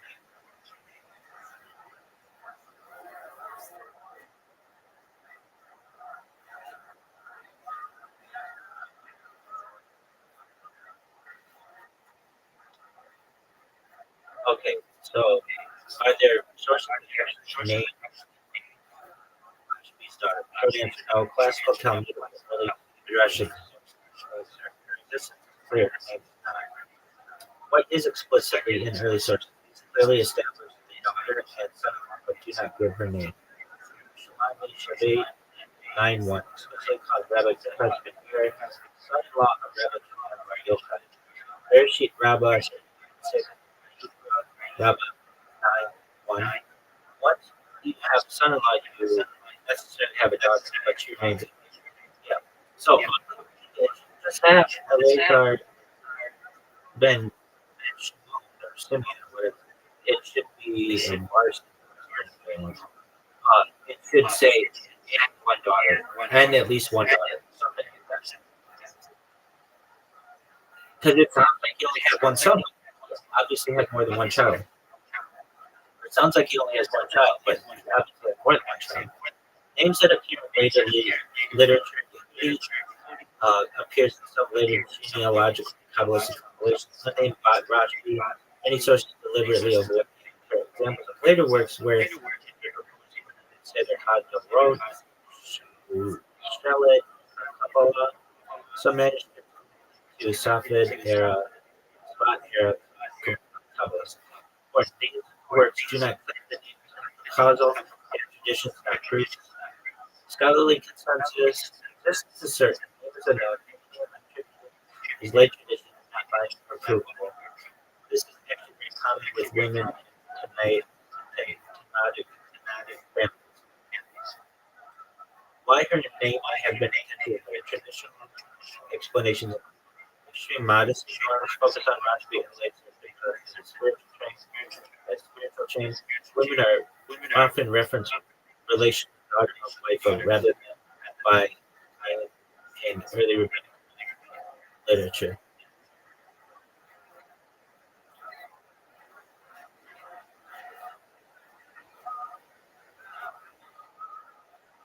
Yoda, what's that story about Rabbi Shimon Bar Yochai and a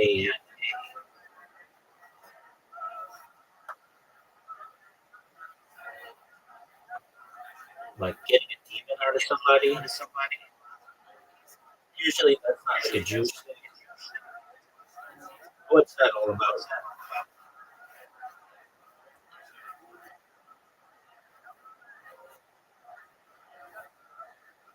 Yeah, you're remembering it right. You're also right there.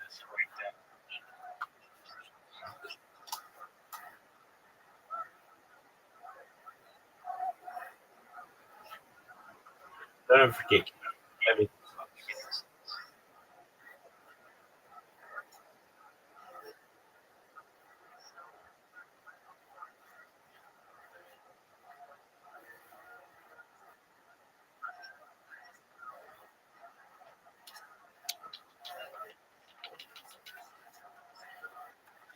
Yeah, you're remembering it right, and you're also right that it's not a normal Jewish thing, normal Judaism thing. That's exactly what the story's getting about. Here's what's going on. Clearly, cleanly separated between source and what actually happened to have Judaism understand the story itself, the core version. The famous story appears in Zohar, Parashat in 219 to 228, and related Kabbalistic traditions. What happened? A woman or person is afflicted by a ruach ra, destructive spirit. Later language would call this a devil. The spirit causes suffering, distortion, or loss of control. Rabbi Shimon Bar Yochai confronts the spirit. He does not use incantations or magic. He commands the spirit in the name of Hashem for authority. The spirit leaves, sometimes after explaining why it was there. The key detail: Rashbi doesn't battle the demon, he outranks it. Why this feels un-Jewish and why it actually isn't. You're right that mainstream Judaism avoids demon talk. The Talmud downplays exorcism. Rambam basically says don't obsess over this stuff. But here's a crucial distinction. Judaism believes in spiritual forces but rejects ritual magic, summoning spirits, performing exorcism. Rashbi Kabbalah, there are teleport, cosmic distortions, disembodied souls, spiritual parasites that cling when there is damage. Rashbi's role is to restore cosmic order, to realign the soul, to command lower forces the way a king commands servants. This is why the spirit often explains itself through it looks effortless. There's no ritual, just why only Rashbi and a few others. This is very important. Judaism does not encourage exorcism because almost no one is qualified. The tradition names only a handful: Rabbi Shimon Bar Yochai, Rabbi Pinchas Ben Yair, occasionally Rabbi Shemina and Dosa, much later Arizal, rarely indirectly. These people are seen as completely righteous, spiritual, skilled, unable to be harmed or treated. Everyone else. Why demons almost never appear in halakhic Judaism? Because they are prevalent to daily avodah Hashem. Torah is about repairing the wheel, not repairing the world, not the spirit. Obsession with demons leads to superstition. So Chazals basically say, yes, these things exist. No, this is not your lane. It's the same as other types of exorcism. No, it's the opposite worldview. Other ones think drama, struggle, irritation, metal blows. Rashbi is calm authority. The spirit leaves because it has to. No types of water, no chance, no reaction. Bottom line, the story is real and Kabbalistic. Judaism is spiritual approach. Judaism rejects exorcism as a trick. Rashbi is an exceptional cosmic model to imitate.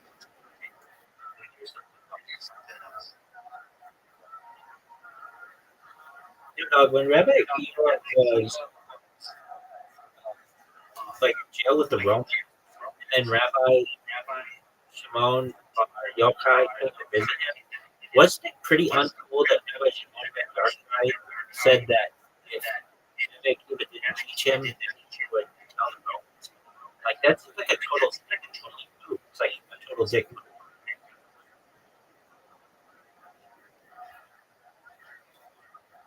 On the surface it sounds super messed up, and you're not mild reacting that way. If you read it like a normal human being, how else you want to react? If you, it does sound like a real jerk, but the band expresses the moment is doing something very specific. It's not meant to be read as technical. Let's put it down in a story quick recap. Source one with parallels elsewhere. Rabbi Akiva is an expert Romans teaching towards the inside. Rabbi Shimon Ben Yochai comes to visit him, and Rashbi is teaching the Torah. Rabbi Akiva is literally risking Rashbi ascension. You don't teach me, I'll tell them. That line is mine and you like the BTF, that's cool. What Hazel did not teach is the move. This is not casual. This is Talmudic hyper-compressed. Someone thinks Rashbi actually is actually playing this niche. Like the EG level, the Gemara is not praising betrayal either. Not praising betrayal. Instead, it's a rhetorical force. Rashbi is saying there is no safe option. Rabbi Akiva's hesitation is understandable. Teaching Torah equals death. Not teaching Torah equals survival.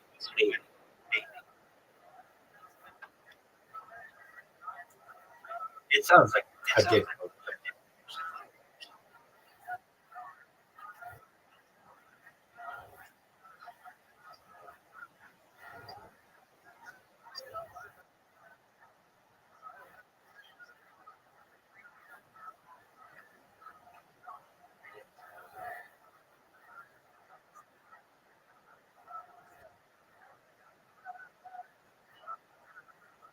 Rashbi's point is brutal, but you are already connected. Torah dies with you. That's worse than that. All right, well, then I understand. In other words, the Romans didn't need Rashbi to kill Rabbi Akiva. They only need the choice of whether Torah continues. So the Altel basically stopped standing silent and shoot. Rashbi is representing Torah's demand not to keep going. In rabbinic literature, it speaks at the voice of Torah itself. Rashbi isn't saying teach me or else. He's saying Torah has no patience for false humility or fear right now. This is the same chapter as the yelling at private emotion and passion with cause actively violent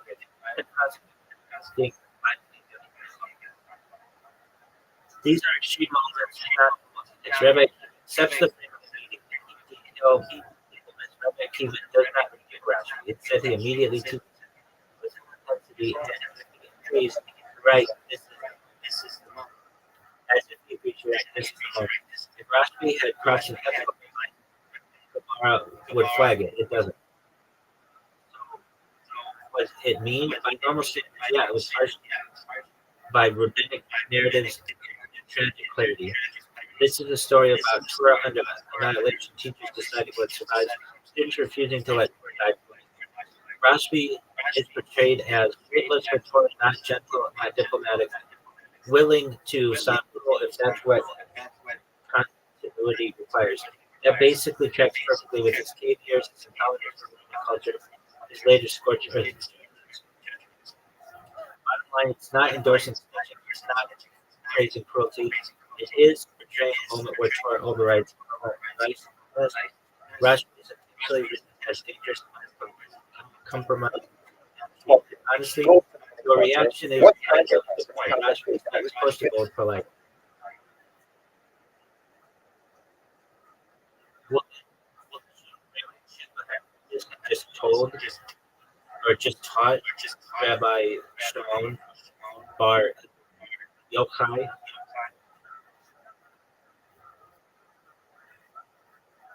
instead of just like being quiet.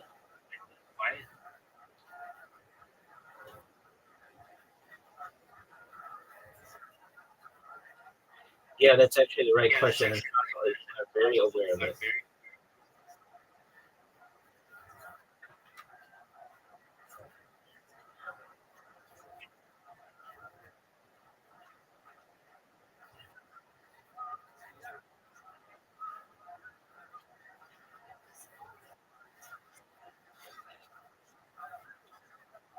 Just a quick recap. First, Pesakim 112. Can I read this? All right, so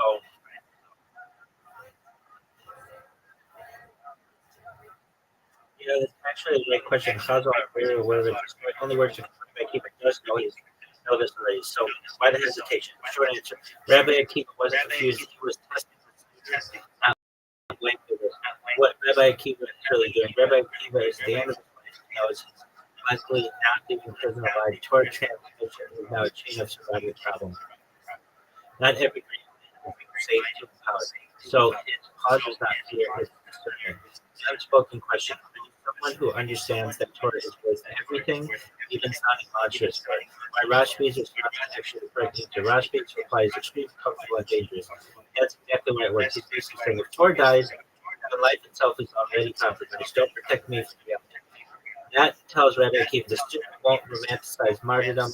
It won't soften Torah to survive politically. We will carry Torah even when it burns. That's the story. That's the student Rabbi Akiva needs. But Rabbi Akiva couldn't just teach him immediately because teaching Torah isn't just information transfer, skill acquisition. It's interesting the future worldview of youth. Rabbi Akiva is choosing to shape post-destruction Judaism, who speaks when Rome is the one but trauma remains. If Rashbi had answered Janet politely or ethically, he might have been a great rabbi, but not the one for this moment. Notice what happens next, very important. After Rashbi speaks, the tone changes completely. Rabbi Akiva teaches him fully, without rebuke, without further testing. Means the test is over. Bigger pattern in Chazal. The exact structure appears somewhere. Eliyahu tested it. Alicia, stay here. Alicia, Naomi pushes Ruth away 3 times. Well, that's potential conflict. Not because they want refusal, but because only someone who pushes back belongs inside. Bottom line, Rabbi Akiva already knew Torah must be taught. The cause was to test capacity for courage. Rashi passes by showing he understands Torah not emotionally. The story is about selection under catastrophe, not hesitation. Well, what if Rabbi Shimon Bar Yochai did not push back? Then what would Rabbi Akiva?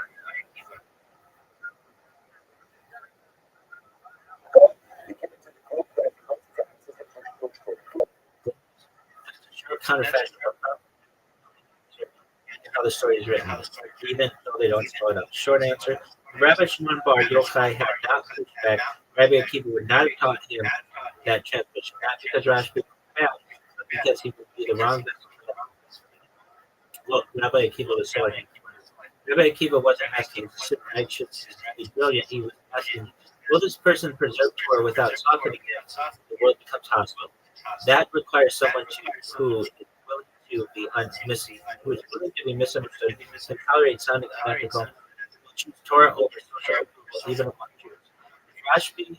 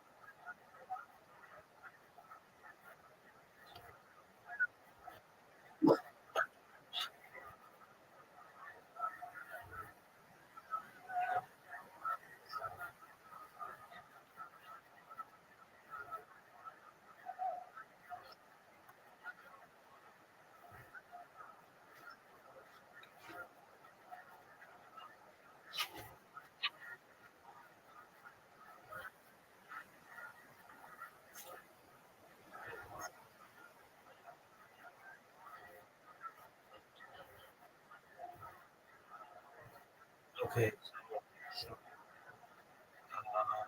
Rabbi Akiva was asking, will this person preserve Torah without softening it? When the world becomes hostile, this requires someone who is willing to be misunderstood, to tolerate something unethical, choose Torah over social approval, even among Jews.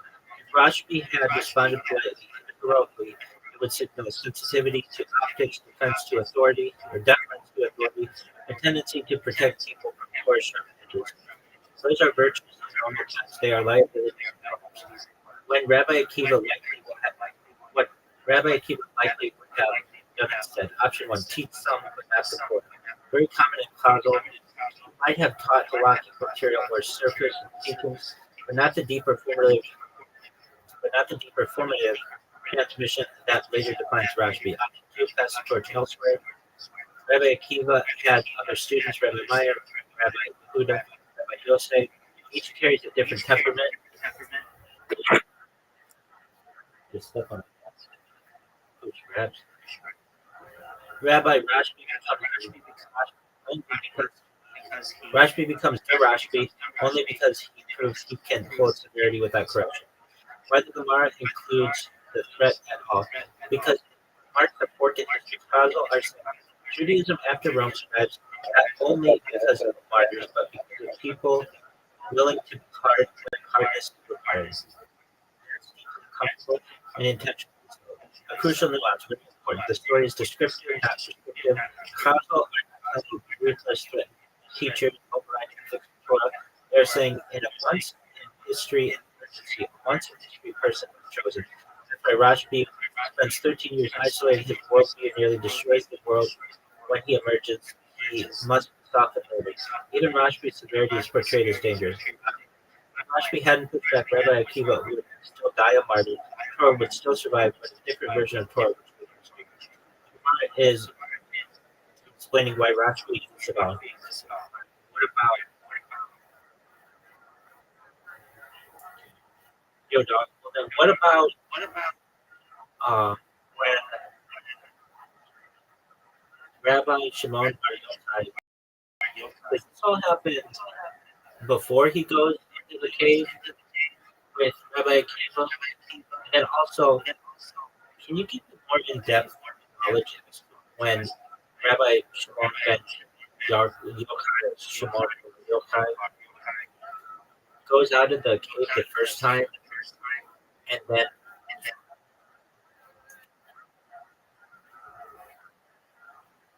your dog, can you please tell me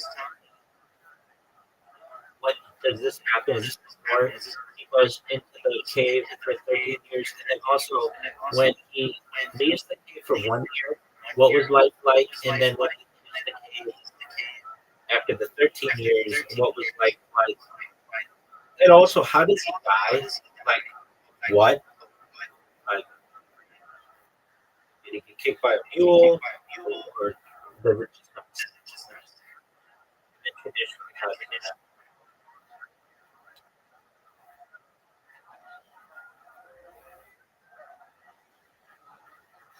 Got it. Let's put Rashbi's life on time like mysticism cause outside what saves or slavery tradition. So when does the Rabbi Akiva Christmas happen? Because before the king of Rashbi is still young, but already sharp student.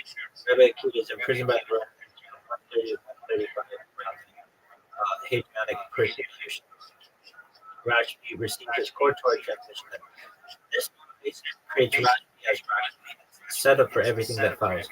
What happens right before the king? Rabbi Akiva's death. Rashbi openly criticizes Rome built roads, markets, paths, public transportation. Two forms on him, yes, and actually, this one is real. Roman sentenced Rashbi to death, forces him in hiding. First cave period, 12 to 13 years. Sources Shabbat to be Rashbi and Rabbi Elazar and his son hiding. They learn Torah non-stop, live on turnips plus water, bury themselves in sand and clothing. This is where Zoharic Rashbi retroactively plays. Historically, the Zohar is later, but traditionally takes care. What happens psychologically to total detachment from society or view knowledge for normal life is important for what comes next. Leaving the cave the first time after 12 years, they hear the emperor is signed decree held. They come out. What life is like then? Bad, very bad. They do farming, working, living normal lives. Rashbi says this. They abandon eternal life for temporary life. Wherever Rashbi looks at judgment, things burn. This is not metaphorical. The Gemara treats it. The Gemara treats it a little the strength of holiness. God responds, I bought coal. A heavenly voice says, did you come out to destroy my world? Return to your cave. That's the extra year. That extra year in the cave, year 13. This is crucial. Rabbi Elazar states here, Rashbi saw. He learns patience that the world needs balance, not purity alone. When they leave again, if Elazar judges, Rashbi feels. Rashbi actively counteracts extreme. There, this is the Rashbi Judaism keeps. Leaving the cave the second time after 13 years, what life is like now. Rashbi re-enters society, lives in Maron, Galilee, teaches openly, engages with people, still anti-Roman but not Roman. Key story: he sees an old man running with myrtle branches for Shabbat. Rashbi sees how the mitzvot are to Israel. This moment fully resolves his tension with normal life. How does he die? There's no cause of death, no illness, distress, no violence, tension.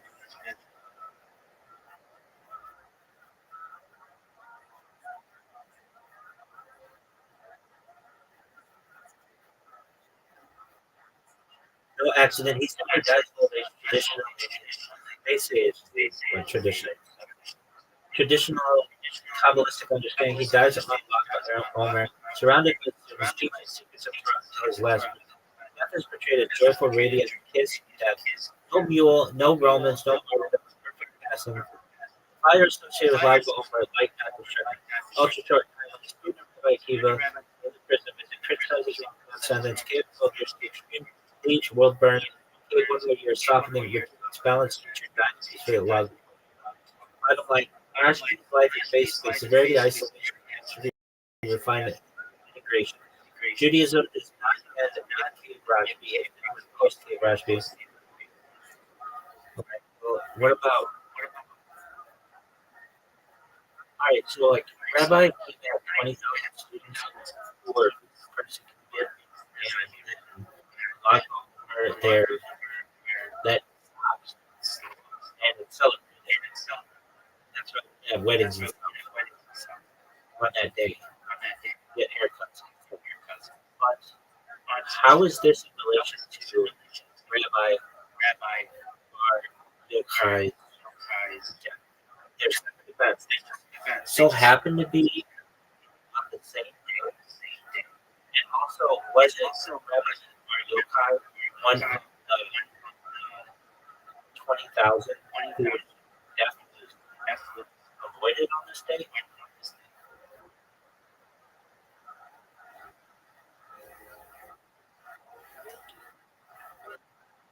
Great question. The confusion is very common. Lag Bomer is actually two different traditions that have lived on connected. So let's tackle it cleanly. Rabbi we actually have the classic story.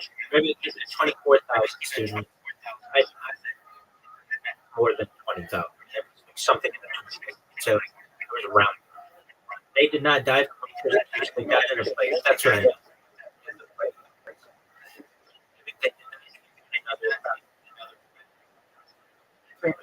What changes up? Plague stops. Yes, morning customers are prepared such music. That's why Lag BaOmer is a break in morning, not a full biblical holiday. Is Rabbi Shimon one of those 24,000? Huh? No, he's absolutely not. I don't. That doesn't make sense. This is super important. Rashi is a of later. Oh, okay. After like Rabbi Akiva takes 5 students, Rabbi Meir, Rabbi Yehuda, Rabbi Yosef, Rabbi Shimon, Rabbi Yochanan, Rabbi Eliezer, Ben Shem. Mara says they restored Torah to Israel, meaning the 24,000 died. That doesn't make sense.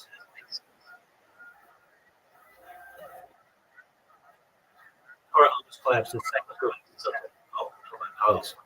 Rashi did not almost die. He was not spared on Lag BaOmer. He belongs to the post-Impressionist generation.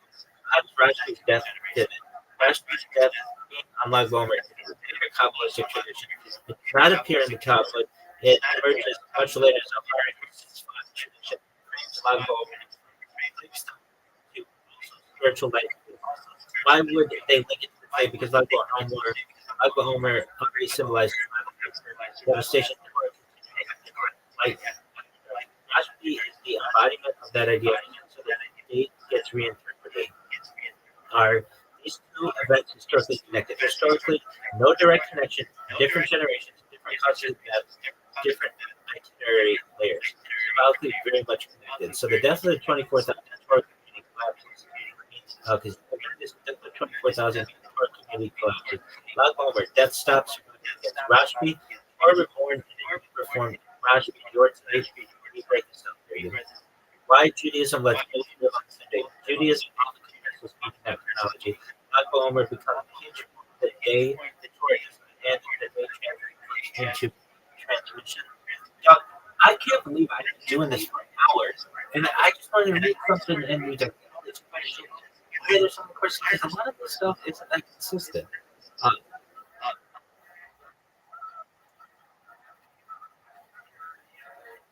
I feel these. So Lag BaOmer becomes a hinge point the day Torah just that they gradually push transmission. So later mystics say this is the day the greatest transmitter of Torah leaves the world for light morning. That's why no fasting goes to aspires to light. Bottom line, straight answers. Rabbi Akiva's students died in a plague, not persecution. Lag BaOmer marks when the plague stopped. Rashi was not among the 24,000. Rashi belongs to the next generation. His death on Lag BaOmer is a later tradition. The two events are symbolically, not historically caused by one another. Okay, so hold on. Still not thick. All right, so let me get this straight. Rome is persecuting people, just generally for teaching Torah and stuff. Separately, 24,000 Rabbi Akiva students perish, but then it stops on Lag BaOmer. This all happens while Rabbi on Bar Yochai a child, or even before he was. But wouldn't this mean that he still survived like some kind of pandemic that happened? So wouldn't he be considered a survivor of it? Weren't they in the same area? And also, weren't Rabbi still being persecuted by Romans in addition to this pandemic occurring?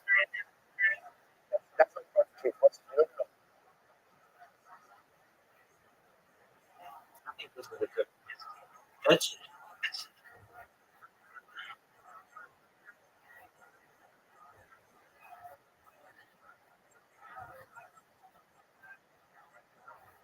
you're thinking about this exactly the right way. Timeline geography cards. The short answer is perfectly yes and no. It needs clean separation. All right, so what were two overlapping crises, not one. Roman persecution, ongoing political targeted public party, ordination, smicha, communal leadership, peaks under Hadrian, 130 to 135 C. Not everyone affected equally. Death of Rabbi 24,000 described as a megaphone, framed as sudden internal to the Torah moral spiritual cause lack of respect. Between Pesach and Shavuot, stops lack of these are distinct phenomena that overlap in time but not in explanation. All others Rabbi Shimon Bar Yochai don't have exact words. Okay, well this is but the best traditional reconstruction is Rashi is not yet born or very young. Well, if he was very young, he survived this fucking pandemic or whatever. He becomes Rabbi Akiva soon after the 24,000 years. Mar explicitly treats him as part of the second cohort. So he is not among those students. He is not in the learning network yet. He grows up in the shadow of that catastrophe. Could Rashbi be considered a plague survivor in a modern sense? Not really.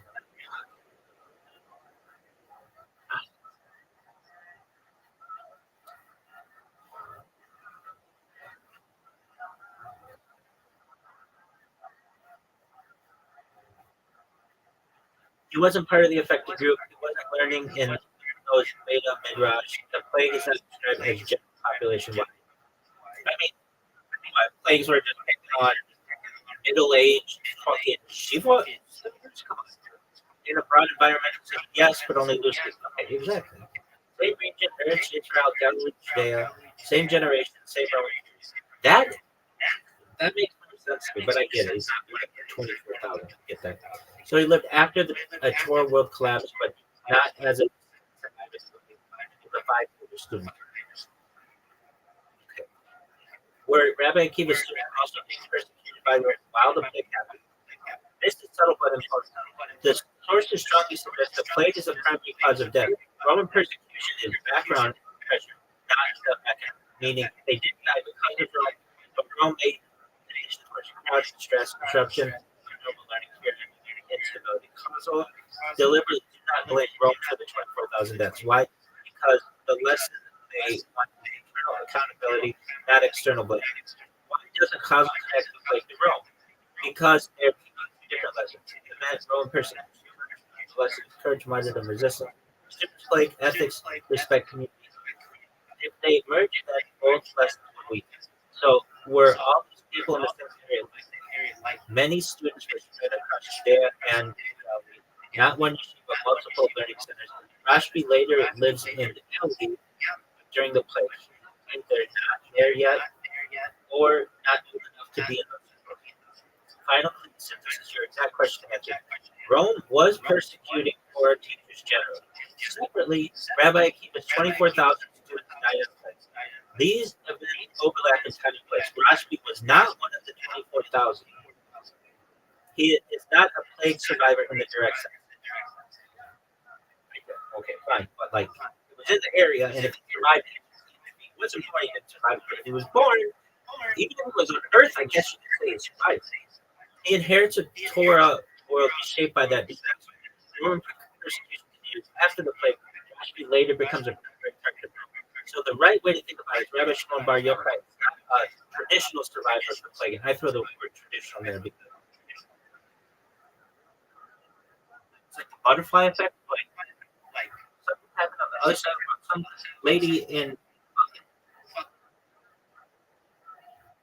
Sheva sneezes. I'm surviving that. Rabbi Shimon Bar Yochai is not a survivor of the plague. He's a product of the vacuum it created. That's why his Torah is intense, his intelligence is compromised, is sharp. His role is preservation, not harm.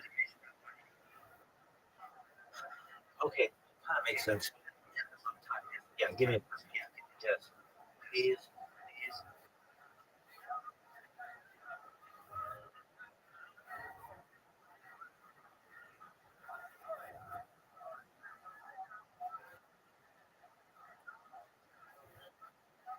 Okay, so 50 to 60 commentary birth of Rabbi Akiva, born ignorant of Torah, converts to Torah study later, eventually becomes the central rabbinic figure of his generation. 90 to 120.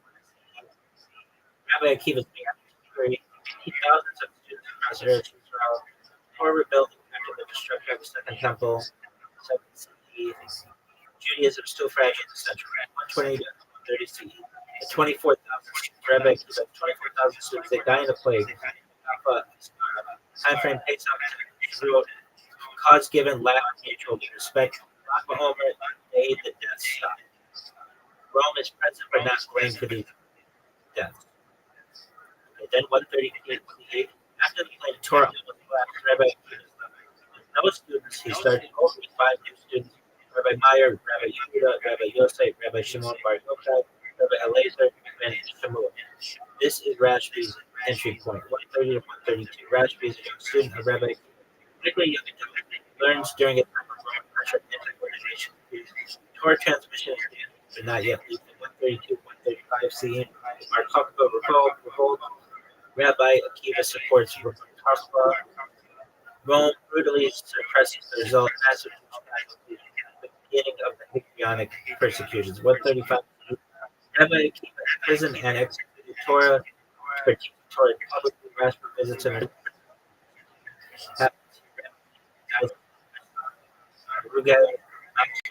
Rashbi is now carrying the end of Torah. 135 to 136 CE. Rashbi criticizes Rome for Roman infrastructure to a Jewish corpse on him. Rashbi sentenced to death 136 to 138. The cave 12 years. Rashbi and Rabbi Eliezer hide extreme asceticism. Total Torah emergence. 148. He leaves the cave the first time. Roman decree lifted. Emperor dies. Rashbi sees to his farm. World burns from judgment. But Cole sends them back. 148 to 149. Actually, even the cave. Rashbi softens, learns balance. Eliezer remains severe. 149 CE. The second time Rashbi integrates. Heals instead of destroying Jewish life, accepts Jewish life, leaves the public teacher again. 150 to 160.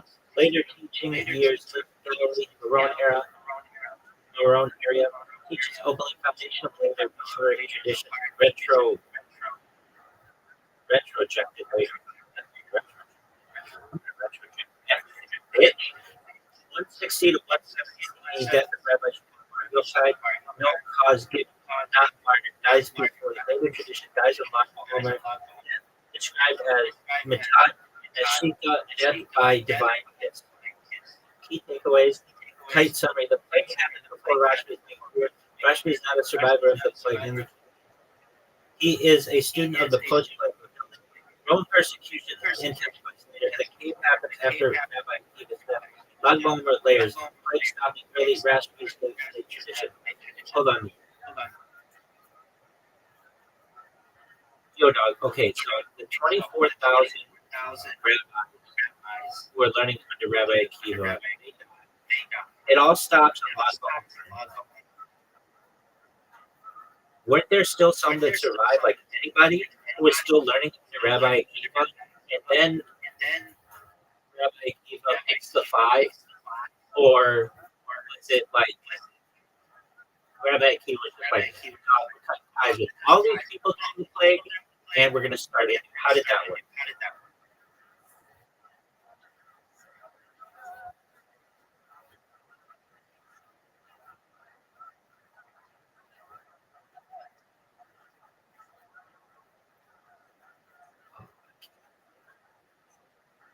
I'm done.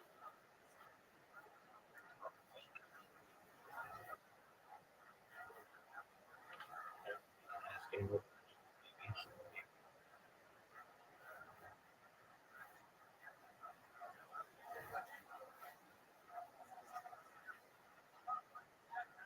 All right, here we go. I got you. This is the common point, and it comes down to how the Talmud frames students versus translators of Torah. Let's break it down. Let's break it down.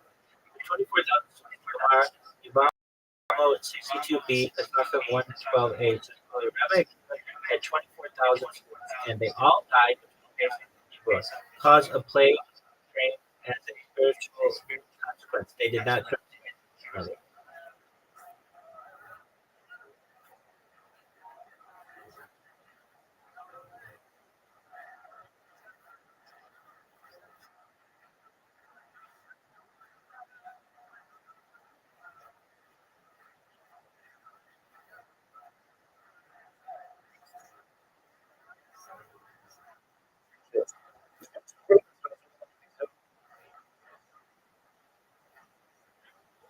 Okay. All of them died in Yavamo 62b, Pesachim. Spiritual and cardinal, they didn't treat each other. There's almost a total collapse of Torah transmission. So according to the sources, very few, if any, the advanced students survive. The Gemara doesn't talk about survivors. Okay, were there junior students, possibly young students, those not yet fully engaged in higher level studies survive, but they aren't mentioned. The Gemara focuses only on the core group capable of transmitting Torah. That's why it emphasizes the loss as catastrophic. What happens after the plague stops? Rabbi Akiva is left without a functional student body. The plague stops on lockdown, which is why it becomes a day of celebration. At that point, Rabbi Akiva rebuilds Torah with a new cohort of 5 students.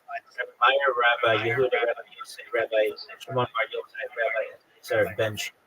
These are the students chosen to restore Torah transmission, not survive. There's another question. Hey, Rabbi Akiva, how did the old students know? He didn't abandon anyone. The deaths were tragic and involuntary. The 5 new students are not replacements. They are the vessels for Torah after near collapse. Think of it as this: the old system crashed, the new system began to form and merge, but reset and survival of Torah, not a disciplinary discipline. Causal highlight these 5 because they build the chain of tradition. Other survivors, defending, are not mentioned because they were central to the story of reconstructing Torah authority. Summary: 24,000 gone for the collapse. The 5 new generations of restoring Torah. Rabbi Akiva continues teaching, not punishing. Lag BaOmer marks the end of the plague and the start of a new cohort. So celebration is permitted. Allah.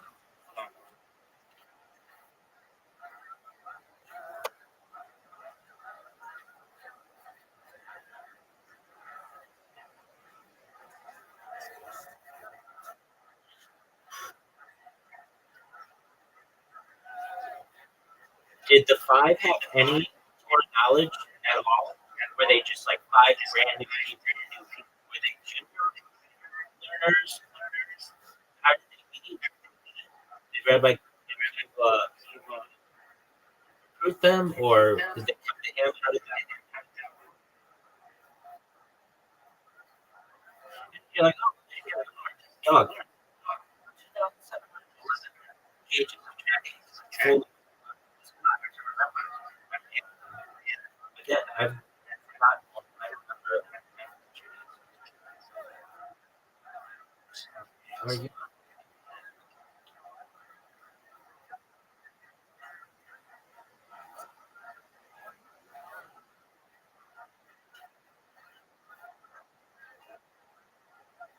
Here we go. So,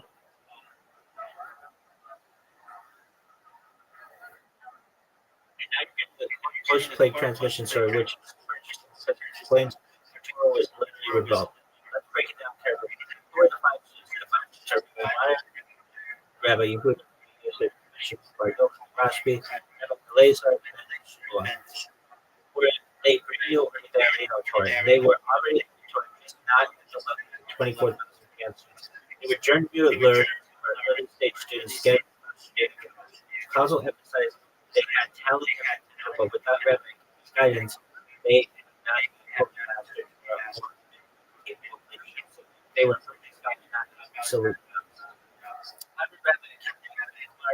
give a lot of detail about the but in the class Rabbi thought them out. They were like various on aptitude, perhaps in smaller study groups. Rabbi Akiva recognized them as the only student capable of mission after the catastrophe. Teaching Rabbi needed students who were intelligent and diligent, capable and helpful of absorbing and their circumstances. I've already before some knowledge is but partial and fragmented, not part of the 24,000 cohort been exposed to the flow. Rabbi activated their potential and made them a new Torah. Think of it like they had seeds Rabbi came and they became full trees. What's the selection process? Likely informal, purposeful. Rabbi observing the learning moral character and spiritual capacity. Also, almost miraculous. Each 5 words, tested, or no competition is mentioned, but the forced reset. So Rabbi could focus on the new capable students rather than managing the large previous cohort. These highlight because they represent the same context. Rabbi Meyer later becomes a majority halakhic authority. Rabbi Shimon Bar Yochai, mystical traditions of Rabbi Elazar, and Rabbi Yosef, Rabbi normative law. They are so question Torah novices, not complete novices, potential only. How did they meet? By him, process of observing ability to take purpose. We built Torah, plague, estimated the 24,000. Dog, I was gonna fucking meet Mario. You're fine. Don't fuck yourself.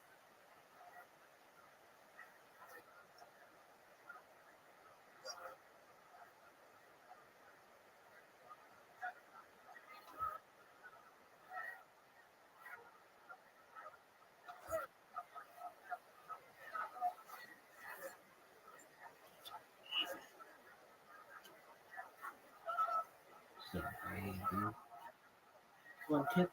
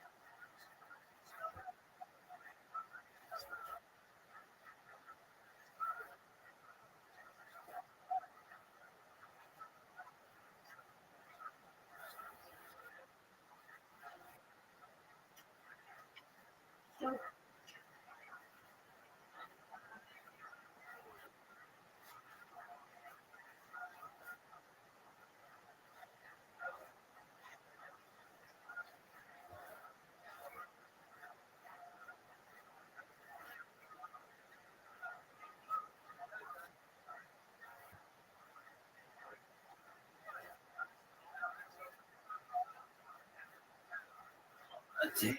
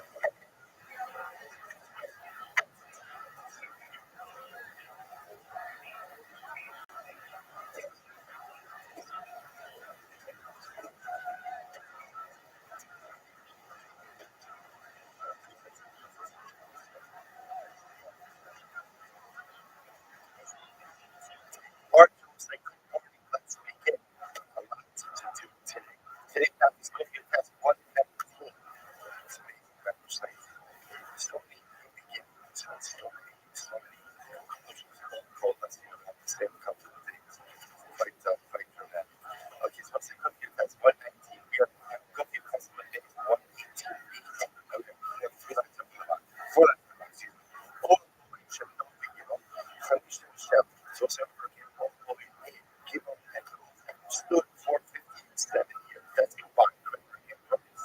That no one give up always records to get 57 years. Like Catskills are not here. So what's over again? This is by passing it in when it starts off because totally out to inappropriate. What is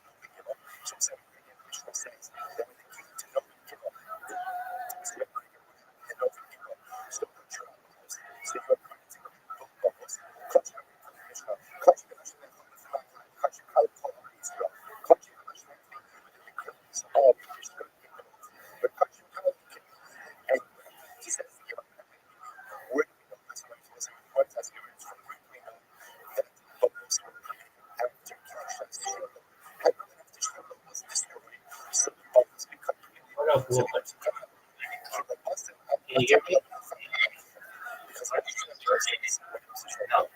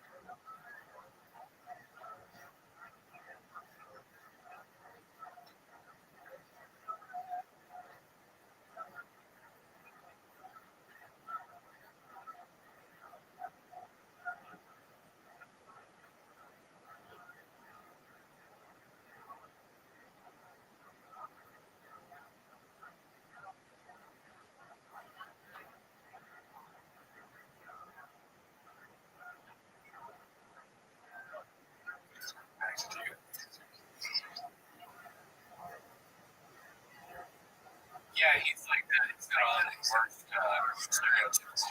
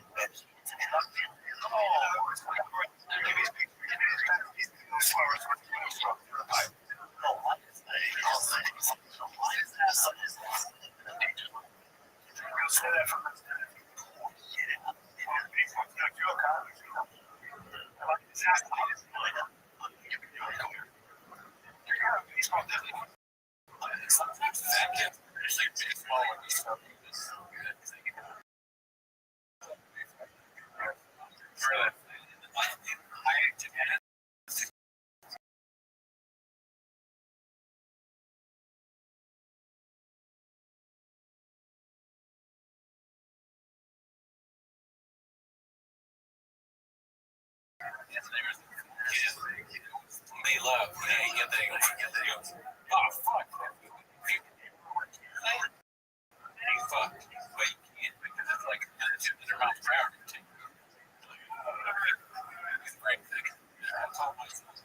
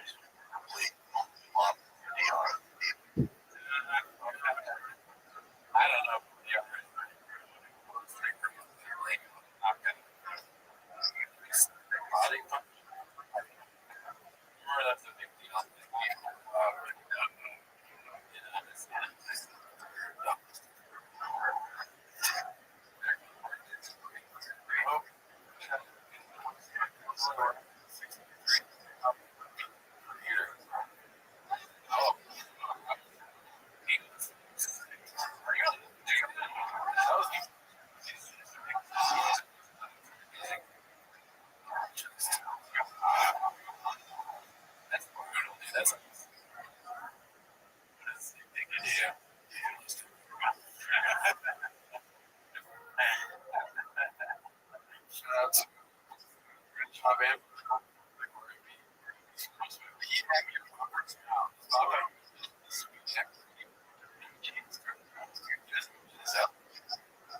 I think that's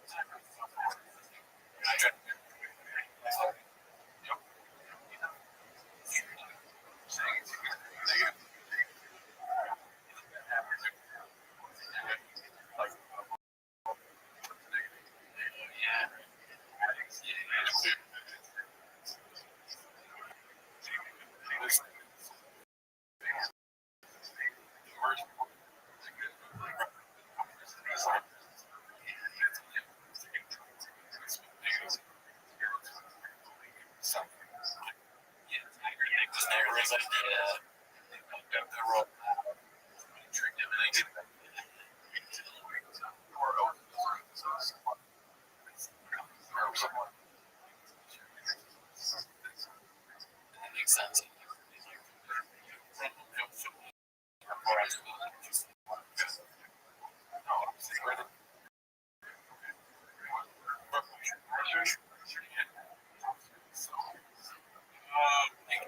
Jobs good.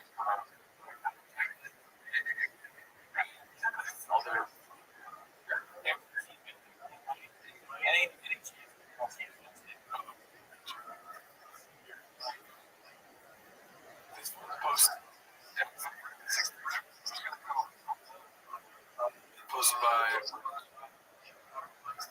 Amazon, made in America, but it's music.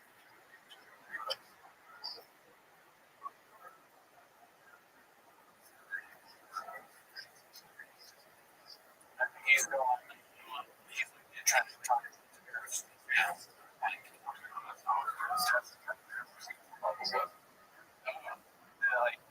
Oh, I see.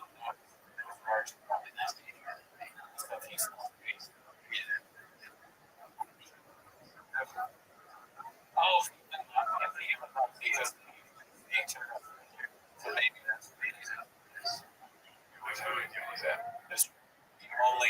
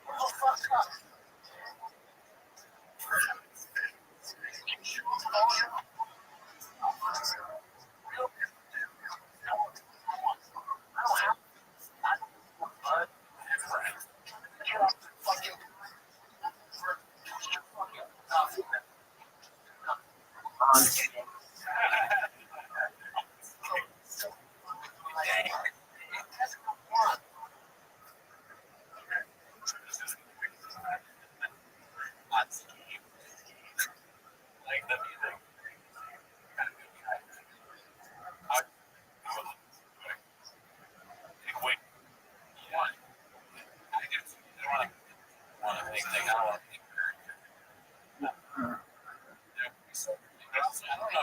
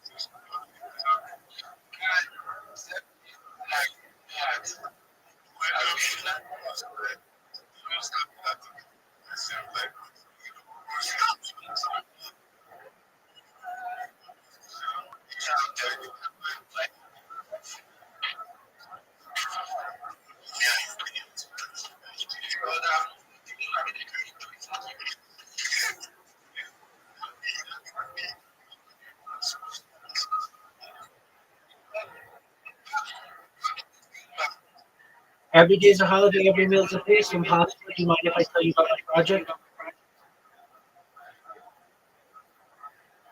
right, I'll take that heart as an affirmative. So first and foremost, I've done my best to follow every single person's faith. I'd appreciate it if you could follow me back if you can. I follow everyone back. I am the big follow back. So if you do need a follow back, let me know. I ensure I follow everyone back.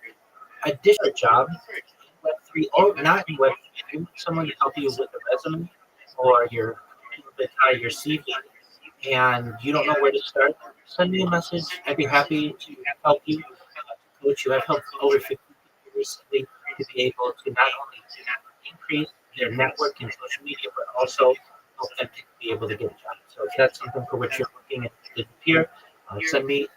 I'm happy to help to advise you. With that being said, I'm Rabbi Rothschild. If you don't know who I am, you will. I stream my life 24 hours a day, 7 days a week, 365 days a year for world peace. I've been doing so for more than 4 years. My streams go back to the pandemic. We've seen the death of a queen, the birth of AI, the coronation of a king, and everything in between. This is a real life tribute show and real life Big Brother. This is a timeline in the time capsule of human achievement. In the 1980s, Bill Gates coined the phrase content is not making it. This is the biggest event in global history. And in 2018, The Economist magazine stated that data had overtaken petroleum. Whoa, no, don't be rude. Let me finish, and then you can say anything that you want. But if you interrupt, you're rude, and everyone knows it. In 2018, The Economist magazine stated that data had overtaken petroleum as Earth's #1 resource. I have more data archived on the internet than any person ever, which is making me very influential. I'm going viral, and when I do, I want to make you, your friends, your family, all financially independent if you're not already. I want to ensure that you have generational wealth if you don't already, and I want you to be able to start sharing philanthropic organizations of your own.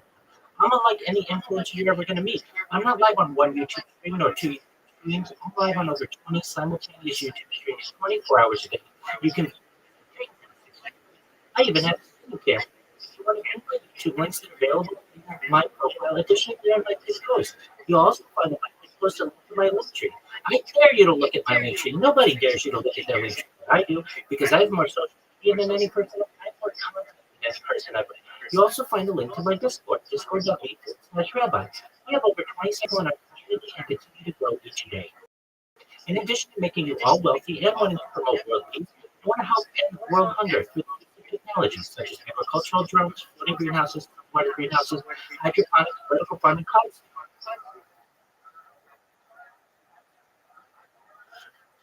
And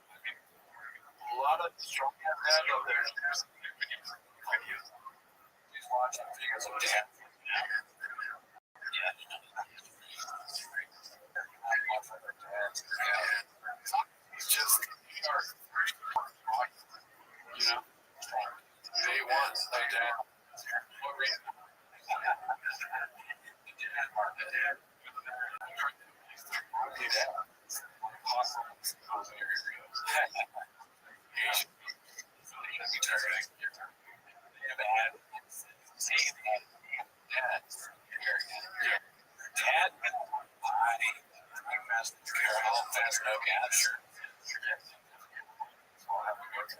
Yeah, that's true.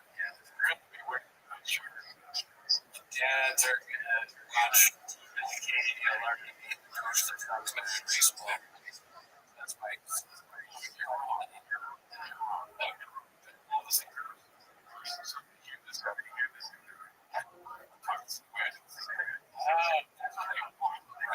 have to,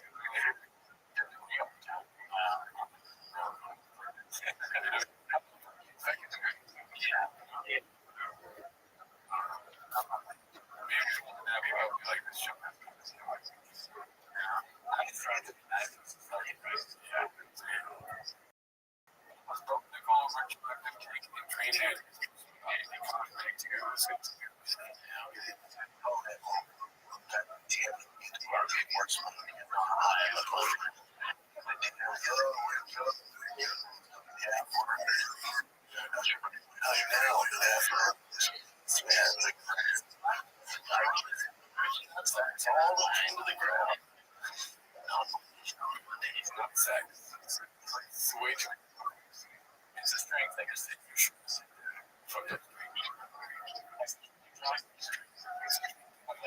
Very straight.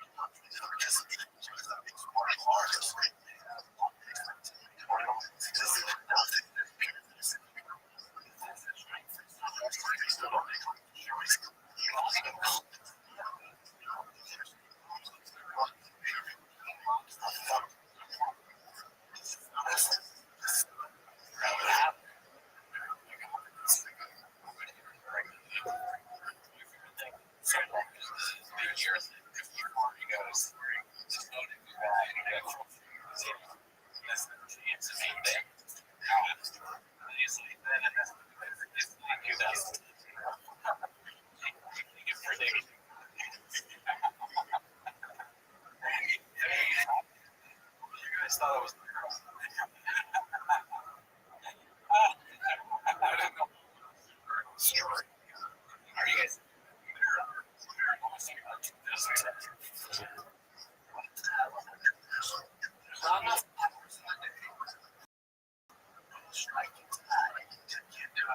to the elite level.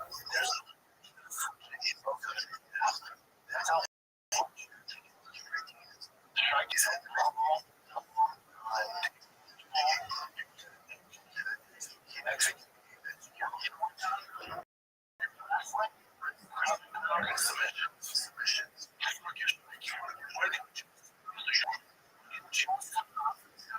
for some reason, live on your feet.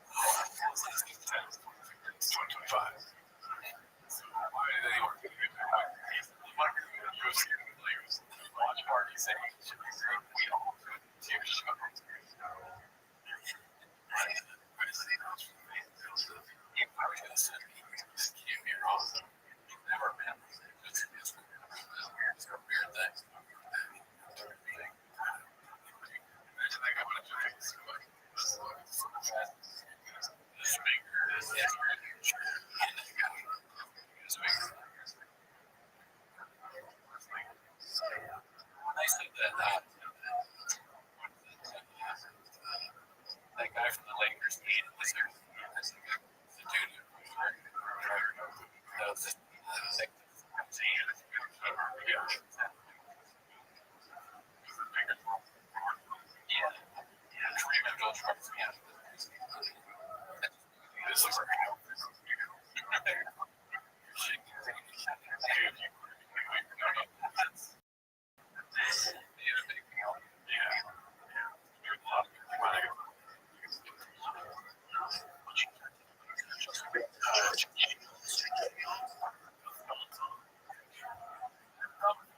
Some small.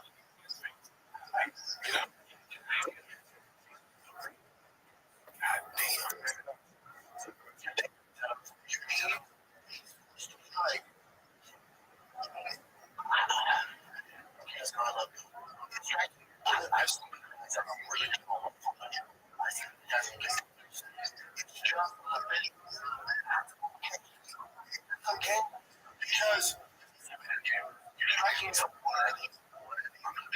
Striking grappling's a grappling's a with the one.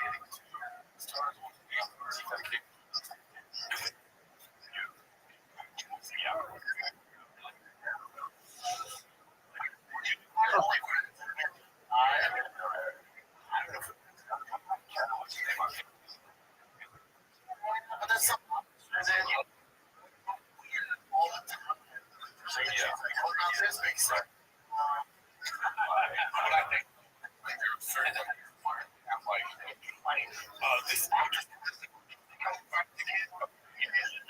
No.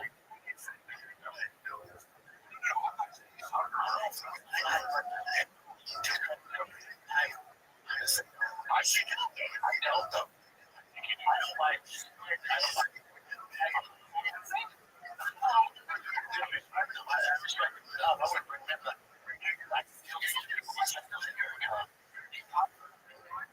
I wonder what Zuckerberg would say to this.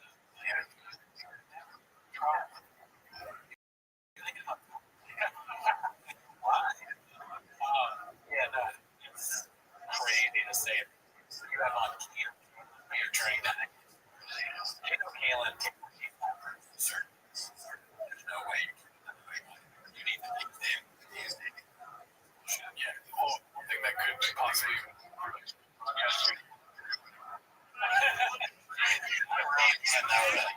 I love it. That is something I want to do.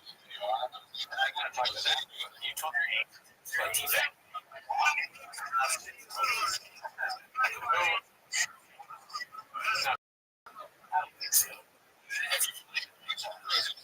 Tom has a great decade.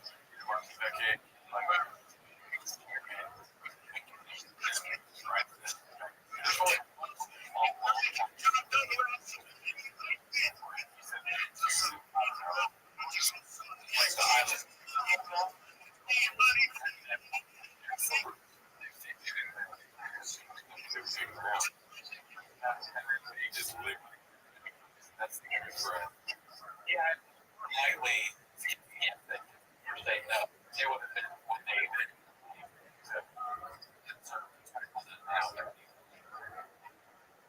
It would be fun girl. Break them. Like you said, baton and Drewski. Friends. Probably Drewski.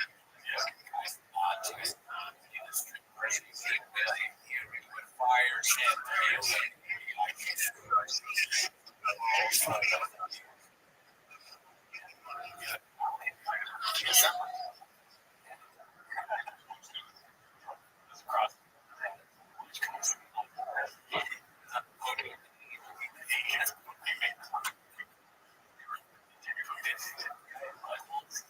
never had that. What the big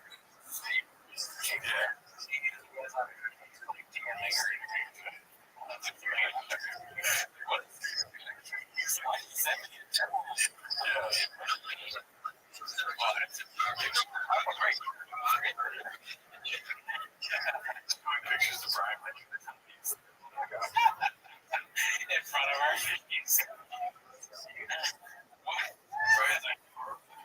This is worse. That'd be great if you could get her and get your girlfriend now. Should be managing. You have better ideas. You got Rothschild. Might be here too.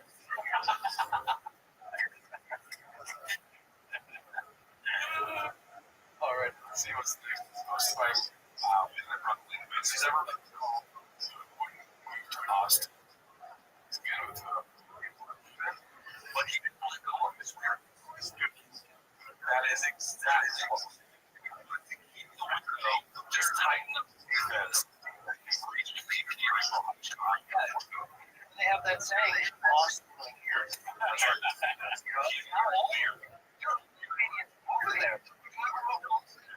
I'd rather get you on the face.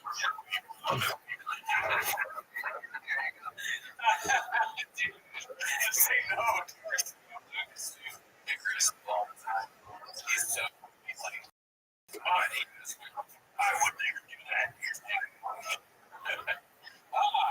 Pretty cool.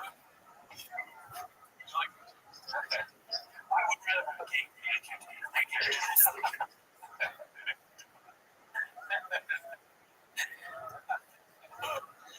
Also, catch.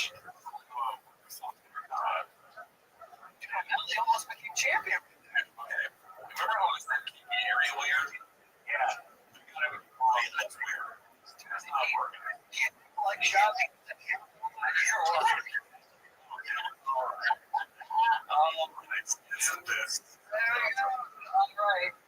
So happy. Shout out to their ones. This one's posted by Talks Up. Has anyone done nickel? There's no hope for the YouTube. It's for race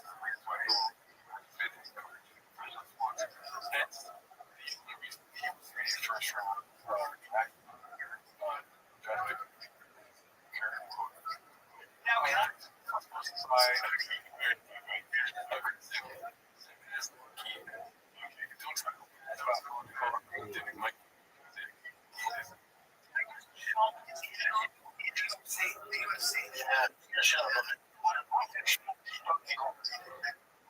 God damn.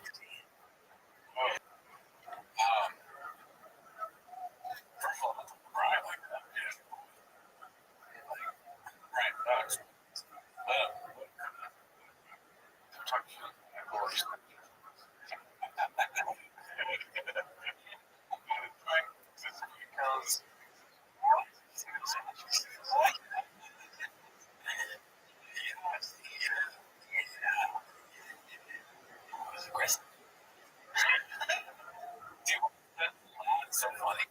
You hear it and it sounds crazy. It's going nuts. Like, you're gonna take a lot of bash fucking at it.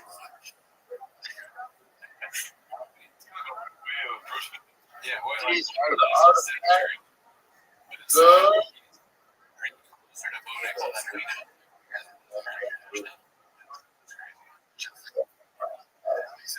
Yeah.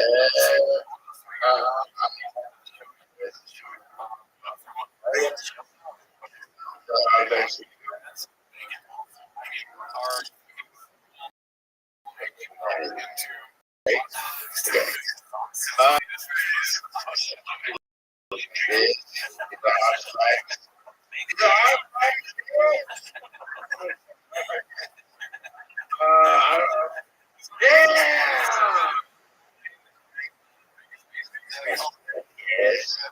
Sometimes. I'm sure you also adapt.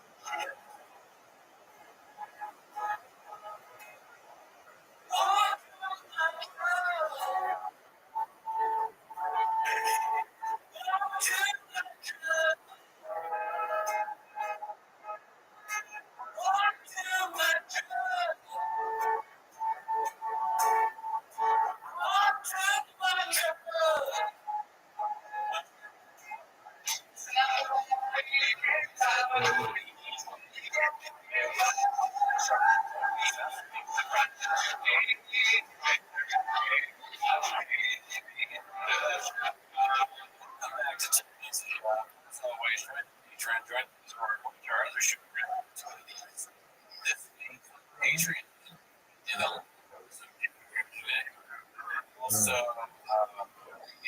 relax. So, in May, we're going to finish up May. We just went over to do twice a month on the live TikTok. You believe that? They hired really Bob and then they're switching. Twice a month. Hell yeah, dude. You gotta just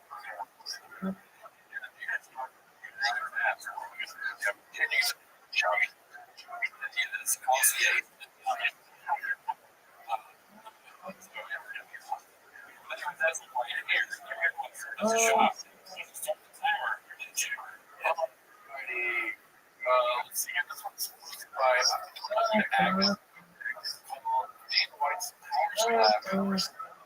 receiving is redacted by below. See this shit, have you?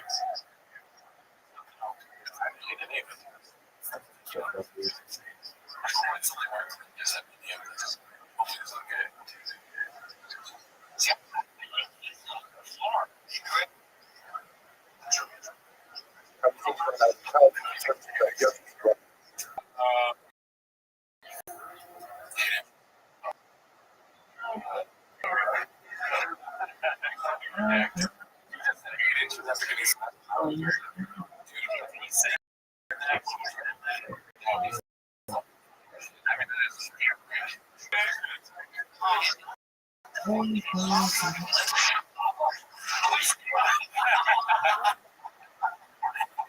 did not see that. That's great. Yeah, it works. Sucks. That's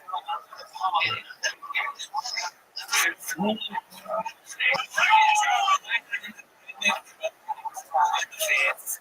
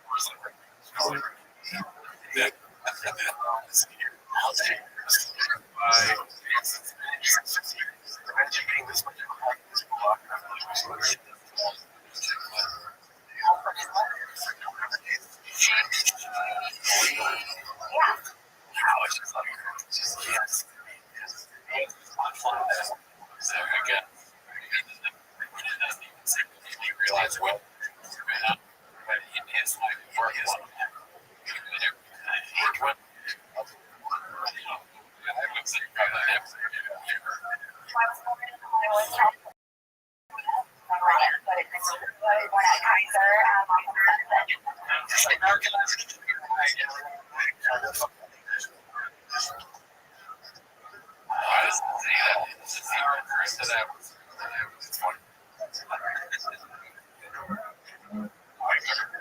My wife is a rattlesnake.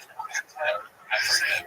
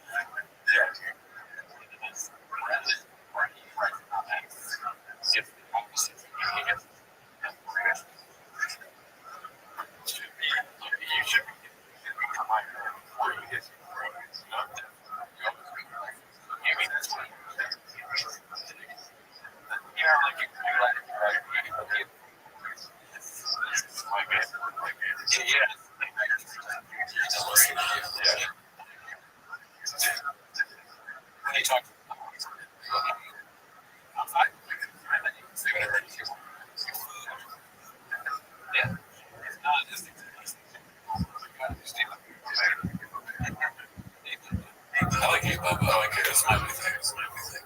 But my man is it's very effective. It's very, you know, he says, I'm sorry that happened to your fan, but they don't represent you. My man is he. If you see a period in something he's writing, my man keep it going. Oh, for sure. Yeah, sure. Yeah, the most here. Who's next? This one's posted by protesters picking out some comedy.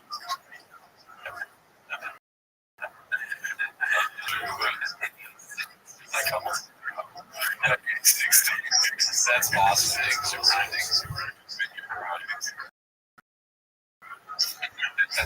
Wow. Titty cuts. I don't know.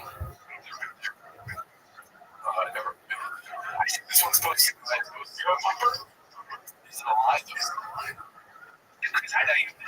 First of all, let me just say, he was accused of something that he didn't do. Okay? But the other trouble he had to take a look at FBI to invest. No, he had anything to do with anything that he was. Okay? That's a fucking lie. It's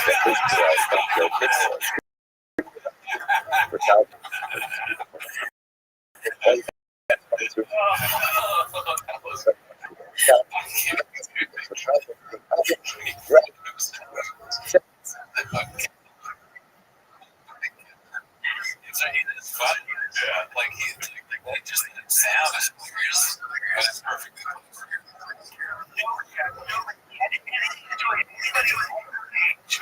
That's a fucking lie.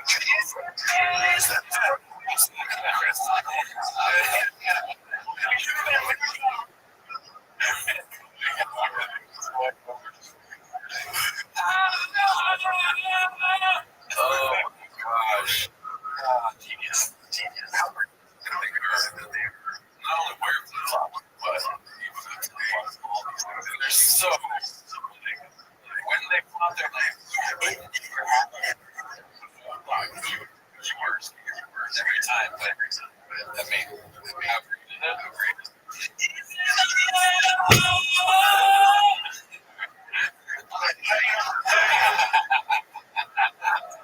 that's a fucking lie.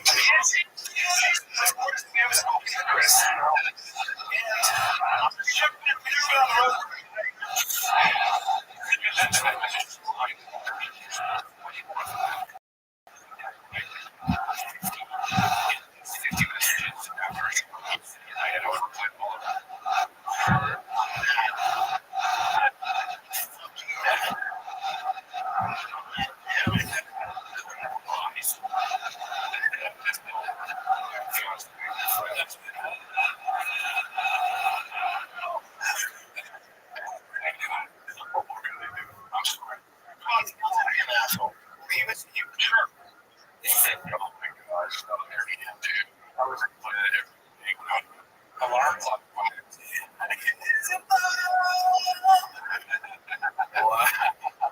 You have to that every morning.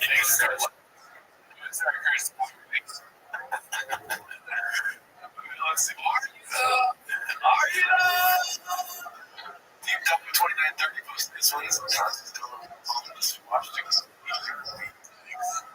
if you have to say, yeah.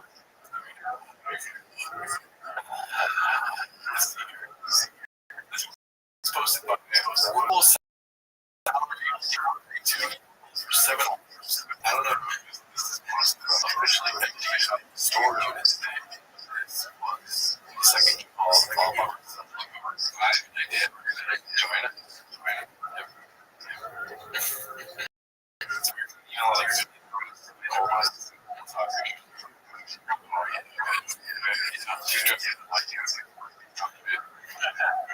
I'm a working mom. She seems like somebody who wears a okay. My kids are easy. Like, how's happening? Like, I hate to talk. What's next? Posted this one. This one's the problem. 19 pictures.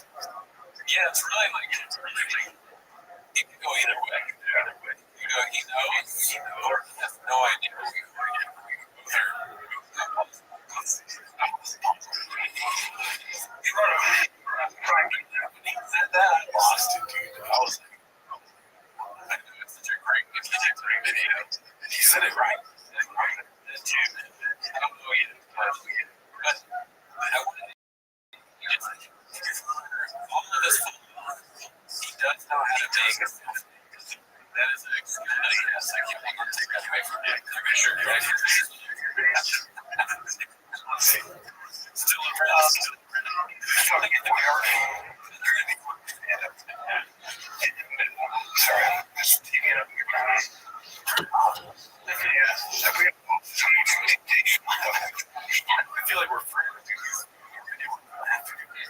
So, it's like, he knows you're gonna. So he's laughing. What do you say about Temptation Island? Girlfriend now.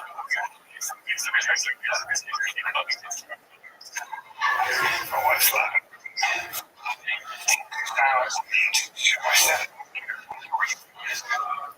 So I don't care.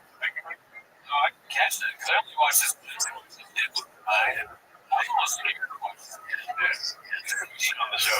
That's the deep. That's like it gets deeper. It gets deeper. You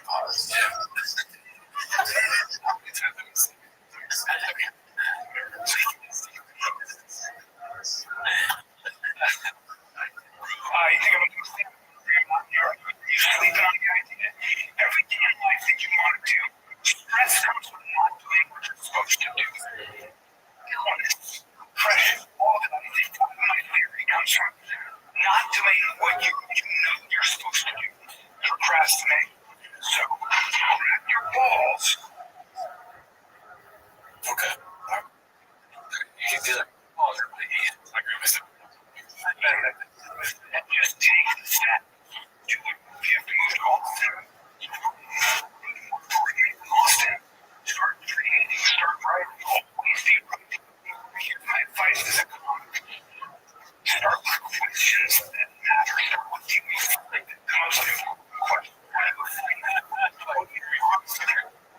Start with questions that matter. Sure, you don't think that. No, it's not. It's beauty.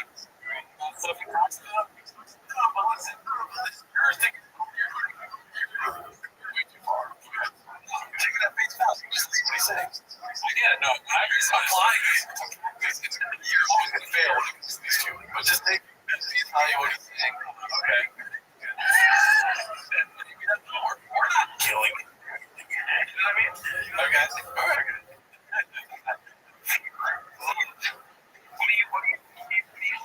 What do you think of Craig?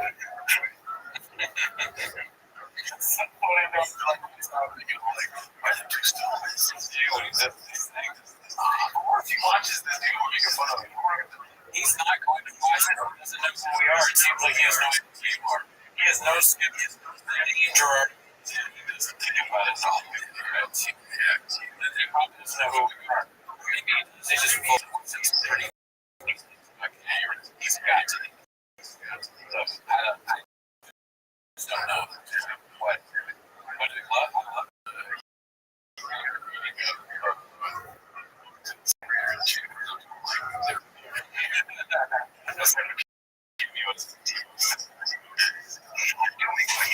Doing or having done what who are you pretending to be? Who are you?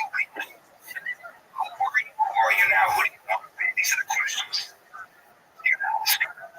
What are we doing here?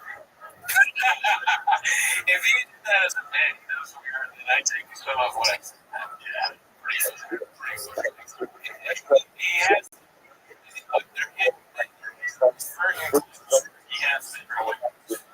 unironically. So I don't take it. It's not like it's a classic. It's that his stand-up is some of the worst stand-up that's ever been.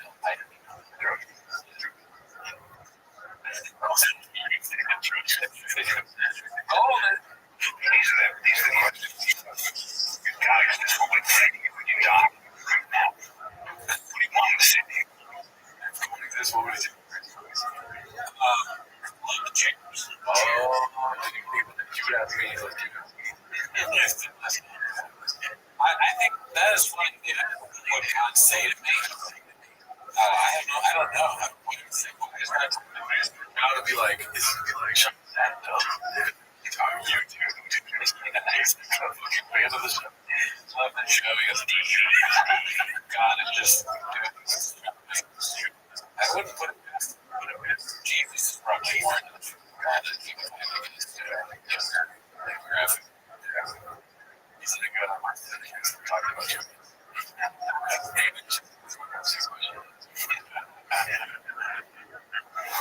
These are the kind of questions that take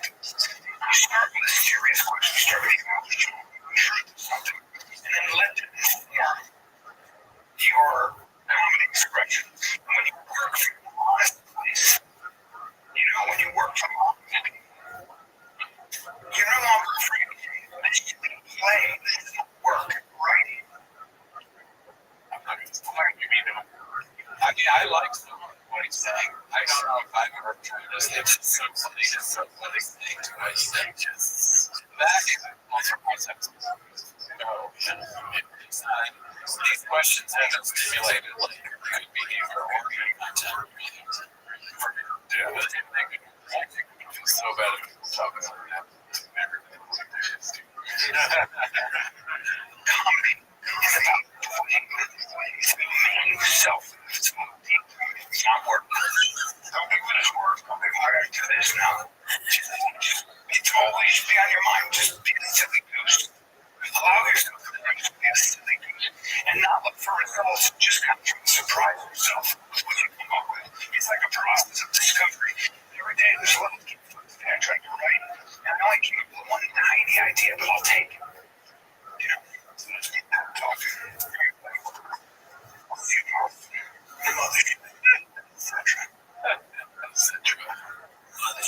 Yeah, dude. There's my shout out to Brian Count. Thank you so much for that. I really I'm gonna be watching it every day. I don't think it was on me. It wasn't also. Shout out to you. Thank you so much. Shout out to you. Oh yeah, for that because that made my work. Yeah. One thing I'll say, last thing on that is that I have a respect for people that just don't care what you say about them. I make fun every week, every 3 years. For only 10 minutes. And you know, to the point where you would kill me. I respect that.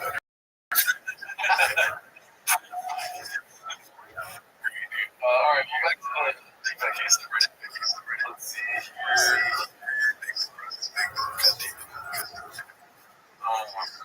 This one's posted by where is he? He catches some strays. That's not true.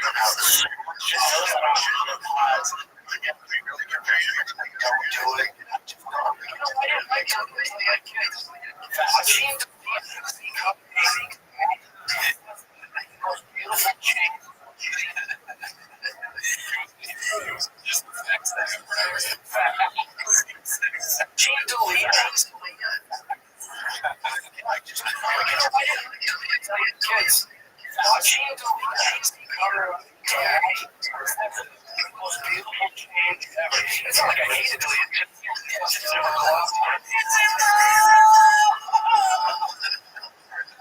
At the same time, very much almost like a strange children.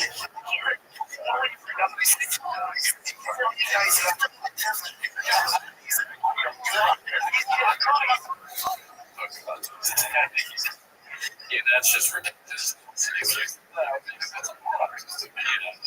Very easy to cause. I got this small. Small eggs.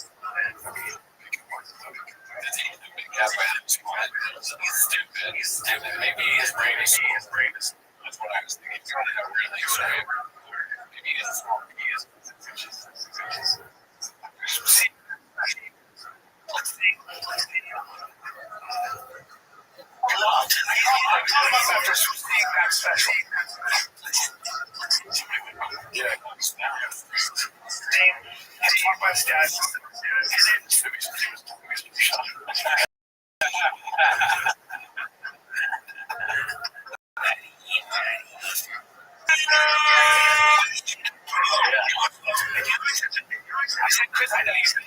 First of all, that means he was accused of something that he didn't do. Okay? And if he were in trouble, then FBI and everybody else would notion that he had anything to do with anybody underage. Okay? That's a fucking lie. I like how people are just like a little bit.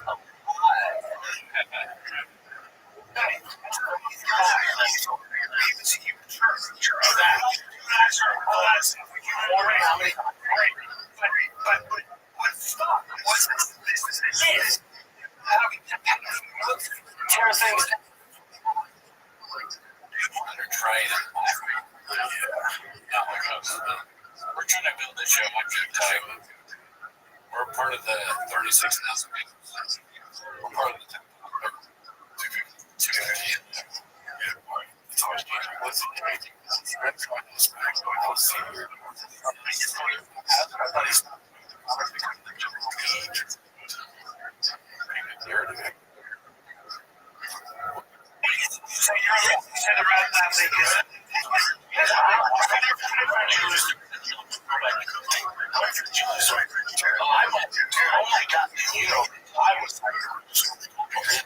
My shit, I was like, oh, I'm not. All our comedy friends, but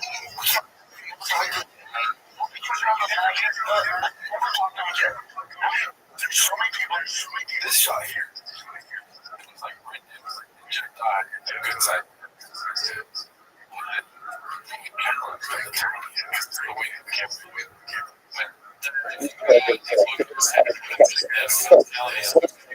He looks like Earthworm Jim.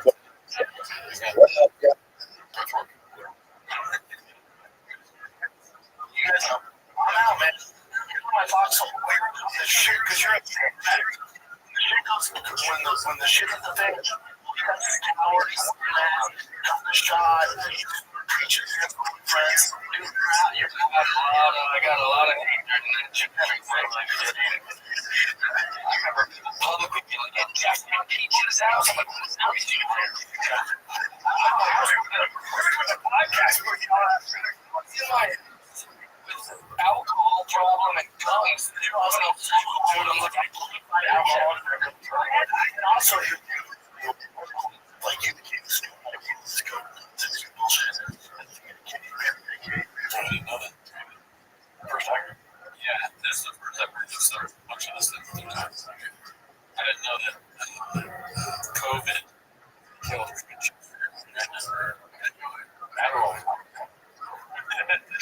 Although, I do remember Chad and Callan getting in trouble. They went on tour. They had COVID. They performed with COVID. And they with it. So it's like magazines.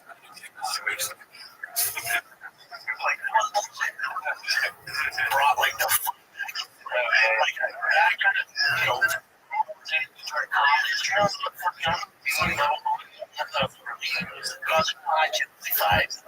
interesting.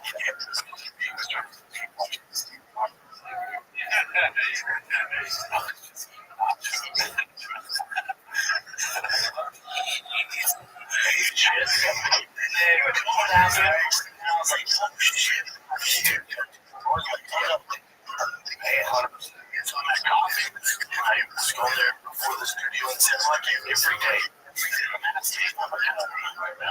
And I go out like control you got this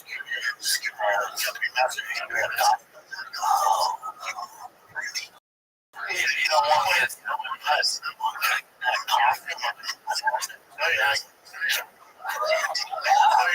I'll tell you what's gonna happen.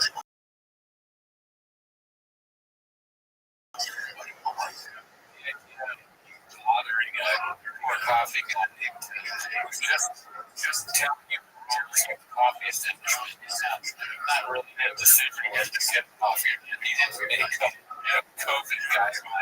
The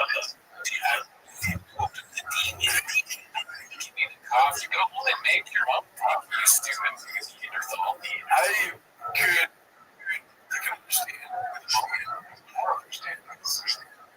Talking about it and getting riled. He's like, the bad shit is weird to me. Yeah. Obviously, the bad thing is news. You're going to be like, I'm really going to worry about this. And then maybe they're going to be like, next time you're going to have basketball. And then boom. Right? Yeah. I don't want to wear the mask. I also don't want to. You know what I mean? Jeff is one of the rare videos that are like not really just in really just their own fries. Looks kind of chip on this kid. Oh yeah.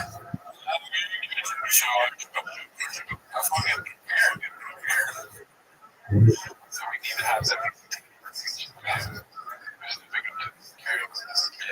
Do you know what? How the breakup of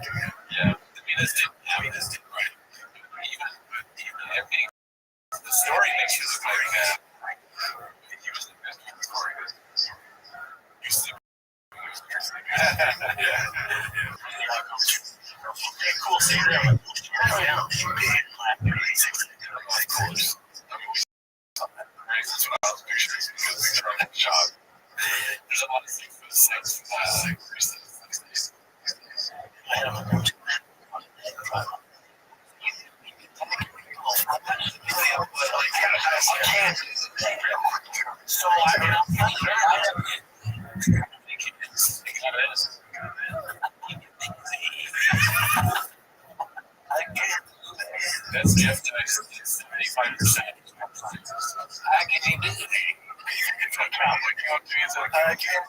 Look at the calculator before it's down. Yeah. I can do that. I'd be like, I'm gonna kill you. I'm like, God, hold my head. I'm like, no, man. Did it again.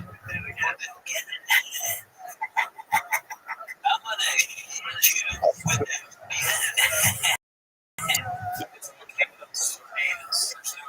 There's no adjustment. Yes. I'm gonna bitch eat it with my idiot.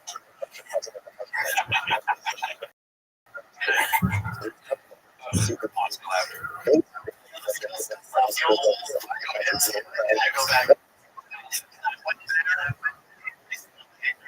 I want to just like this.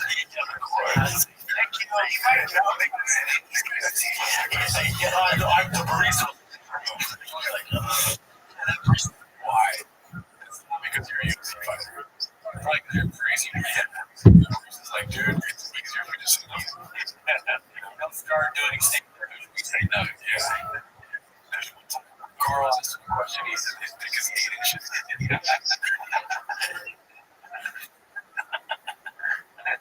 He always asks me if guns. Yeah, just money. Yeah. I was like, oh, save you some money. You know what? I got a situation. I was actually thinking, thanks, dude. I lost it. You brought it back out of there. Was that trying? I was going to snap it. There was that trying. Oh, man, I wish we were talking about this. Oh, yeah. They would be great tears. We need to get a blackout. So, just kidding.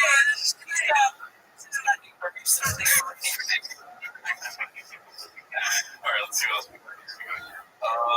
That was post-practice.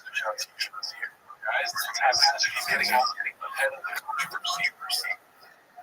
And he like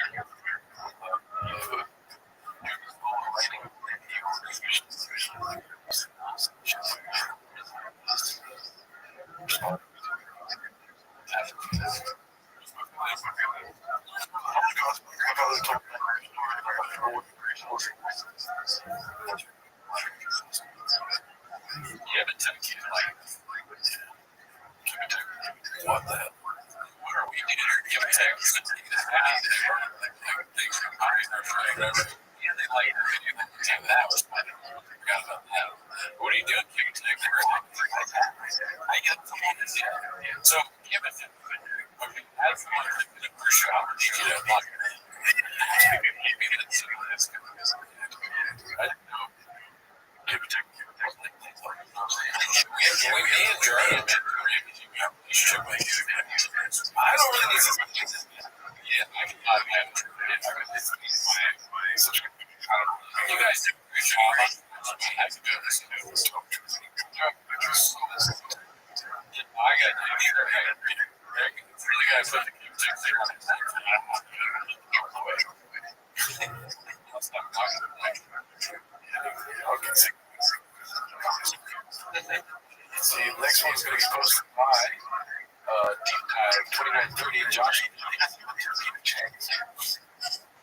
Where's the rich plot? And that's what he was comedy. I see. There's back in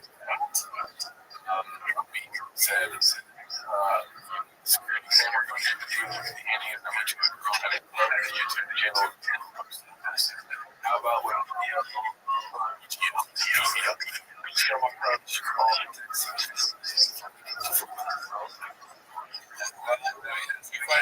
ask stupid questions, guess. I try to understand the Max. I like how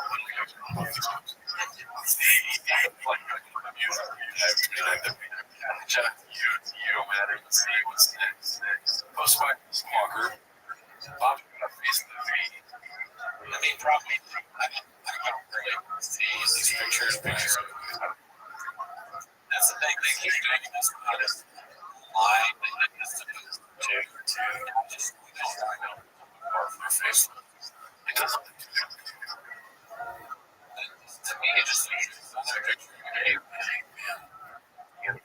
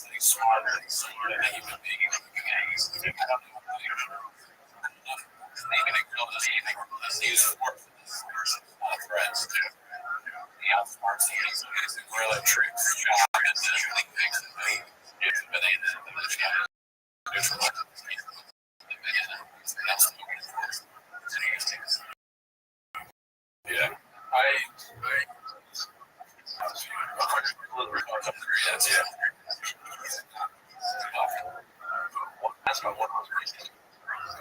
It'll keep them PTSD, like the security guards, because he's racist. And watch him, because he took up. Let's see what's this. Oh, you living? This is your world. Gorillas get to broadcasting. Have a conflict. They enjoy it. You're so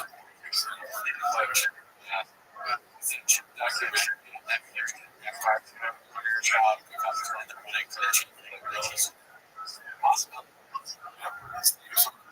Right? Yeah, it's about the same. Huge. Let's see. I see on that lose your breath over there. That's right.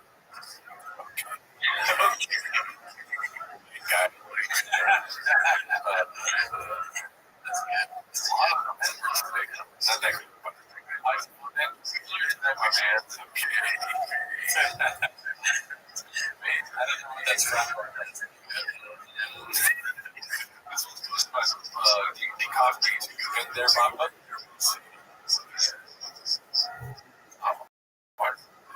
And to be honest, like I used alcohol and the comfortable fair to help me survive. Because I couldn't even think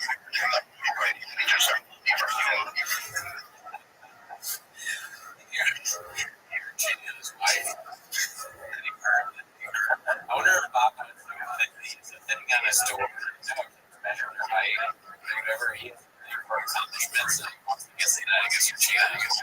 Oh, I heard it. It's like Tiger gets 3 homers. That's like good to go. It's like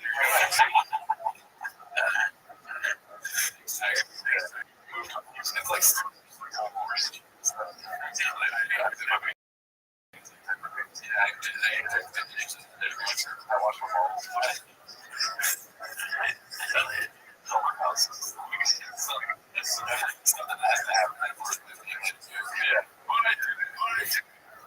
Let's see what's next. This one's posted by Dad Vlogs. Never reward. Pretty special. What is it? Dawson's Bad.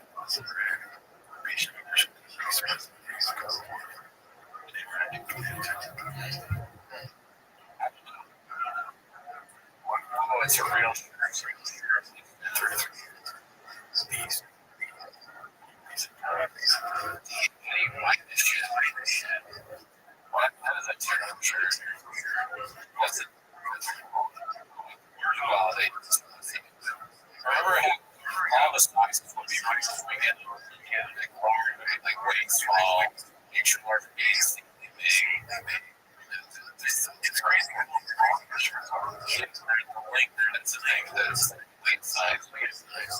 It's like me, it's not really that material. The way that they wear it. I can't say it's we're not small. Like the dice here, I was so excited. It's down to the eye. You gotta like tuck it in and then let it out.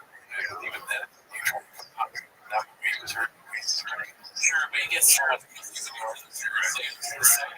And then a chick sees it. It's very nice. It's like, whoa, I'm married.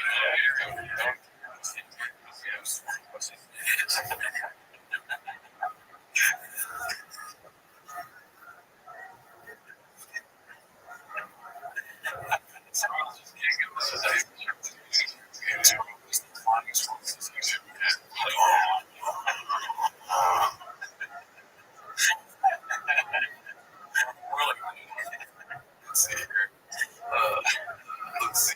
This is supposed to buy First Texas.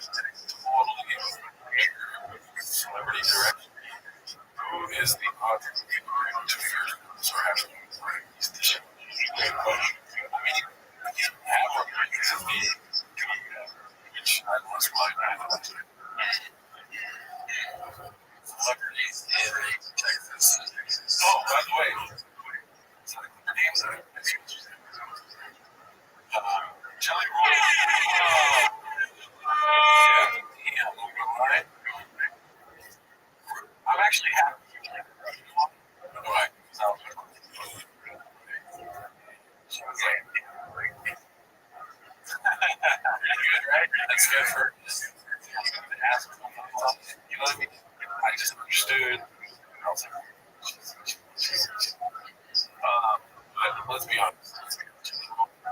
I'm glad they wasn't like not going to go. I don't think you realize how funny that is because I eat a little more at the arena. It's huge. It's like the biggest train of all the trains. How many kilograms? It's one just big down. Yeah, he fits on that. The Staples Center and this is a try. You know, Charlie Rothschild. Yeah. There should be like some sort of jump scare warning or something. There wasn't. It was just Jelly Rolls. Like Jelly Alert or something. Like that. This one's okay. First notice the shot. To tell you about this, my coffee, you know. Anyway, he wants up to speak. Girl, yo, shot here the last. Old guy's like, big boy over here, and a big guy. So I finally Jerry Jones in Texas. This Cowboys. He's all big, strong guy. Wow, you're secretary here in Old Texas. Yeah, I don't know. It was cool. It's pretty easy. I think maybe he needs Greg.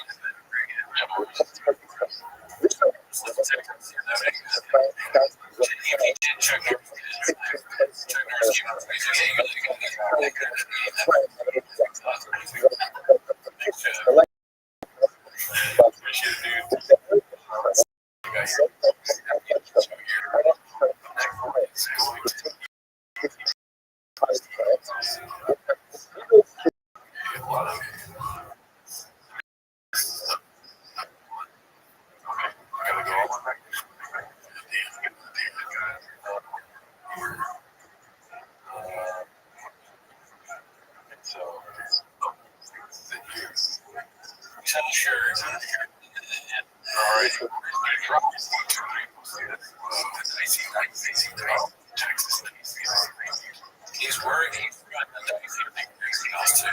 I think it's right now. Dicey with 3 quarters.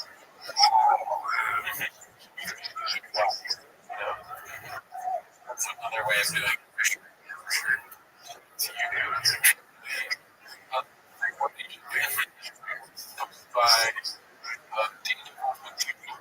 logistics. That's what it's called.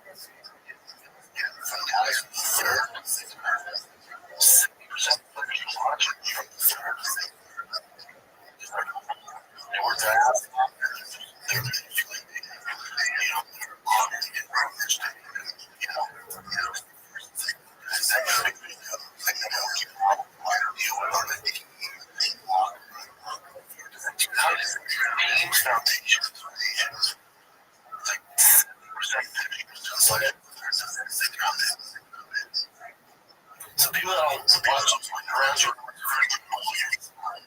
teams made up so many times. I got yeah. Either it's like just have mine. They play trade. It's like you're just repeating things. Focus.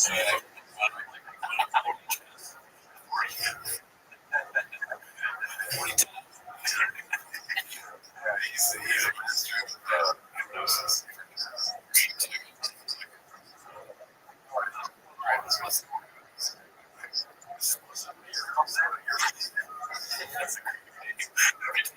You're all enthusiastic. Film. Introduce it to a game.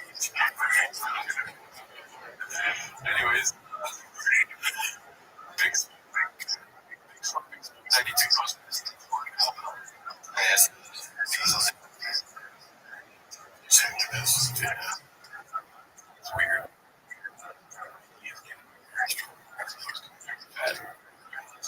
I wonder if you're doing on ship. They just feel the need to always make this right. Yeah. It's just something that's irrelevant. Yeah, isn't it?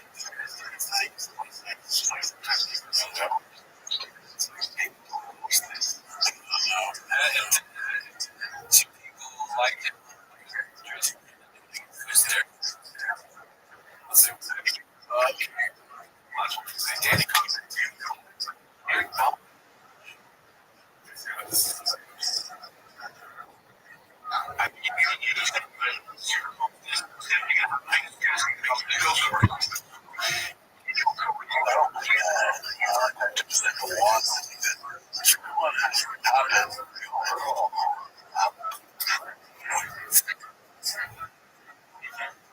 does he not like it because it's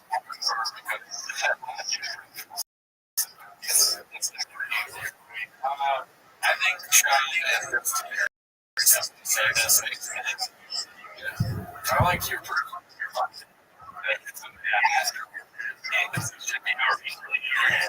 an address for him and a missed opportunity for yeah. So it's out tricky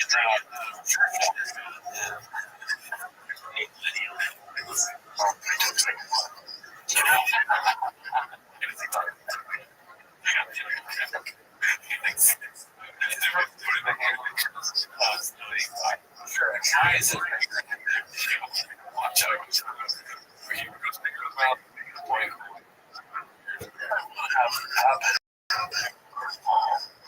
Let's get outside. Because I walk on the outground. It's like the rest of the week is dead.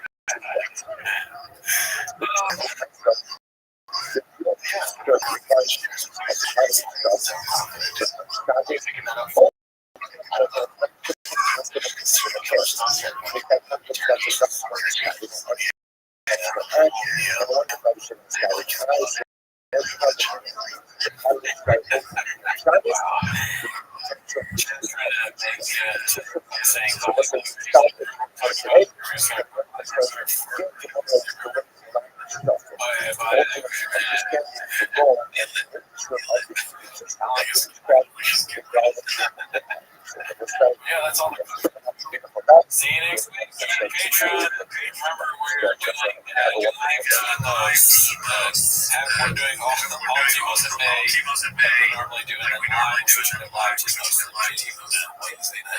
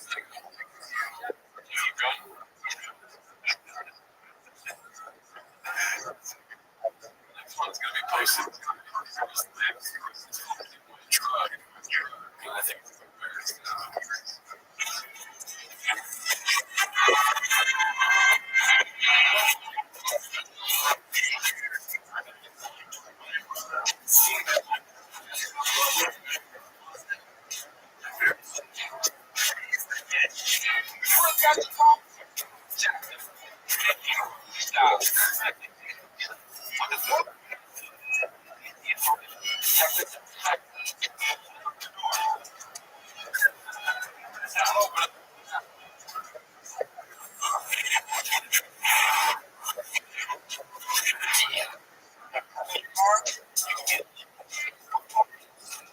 just in case it's happening, for New York,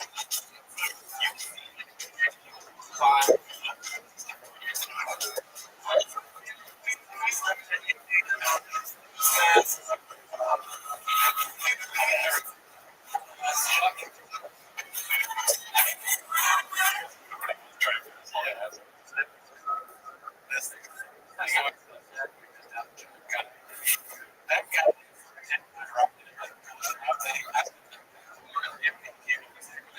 Shots here right now.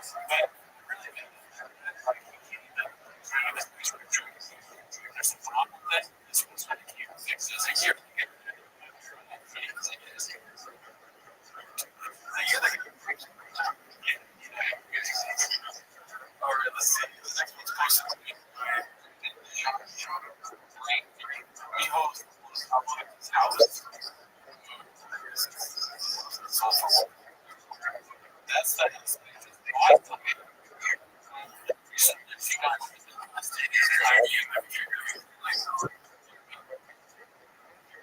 very true. Like, I see.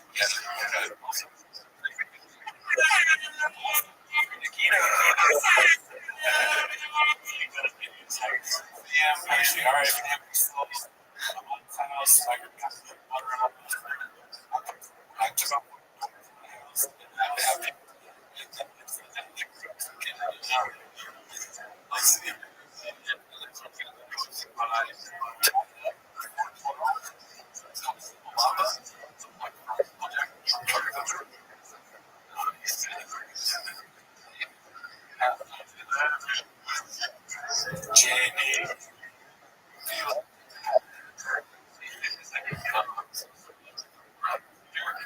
The next one's posted by Cake Days.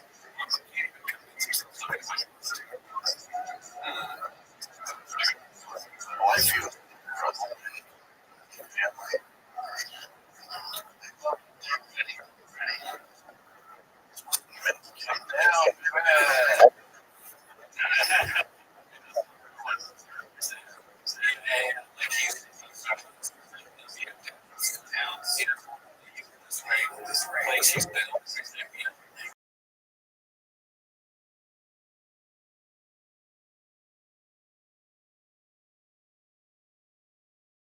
studio, another chef there. Another chef. He's part of the brand shop. He should go with it. How does he fit with his crowd? Bring up people that cost Arlington. All that. I mean, you're business wise, right? Yes. Try the show, Mike's. She's a coach now. Yeah, there's gonna be a little if he just puts it out. This podcast, he's tied. We're moving.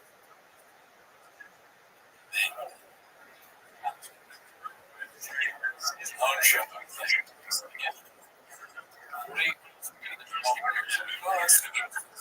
What's interesting? Tell me what you should do. All right, we're done. You don't jokes for sure.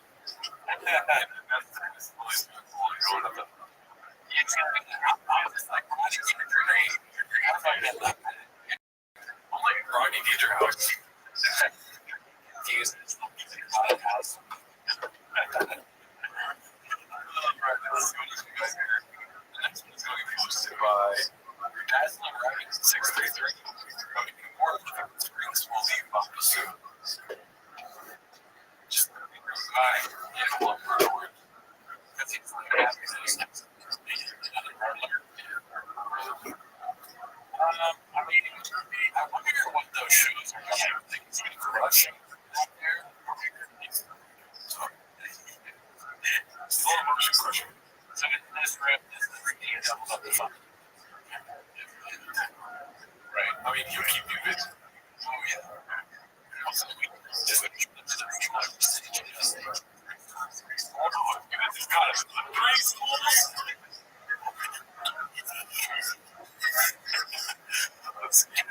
He's sponsored by Dicey Beans. Hasn't been able to shake the slanging thing. So I could not see any of you. That. And this also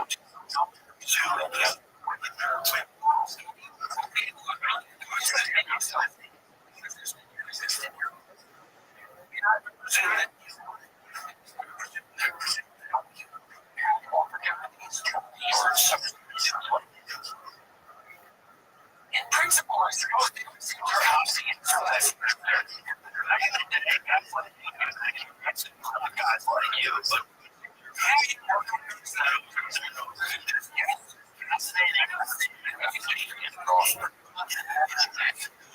slaps pussy out of her face, right? Like shut it. I got in trouble the other day because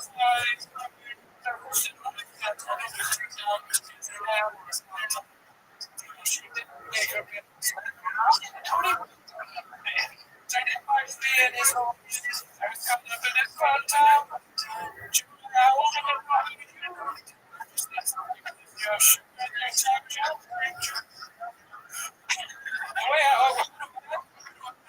Really, I'm not.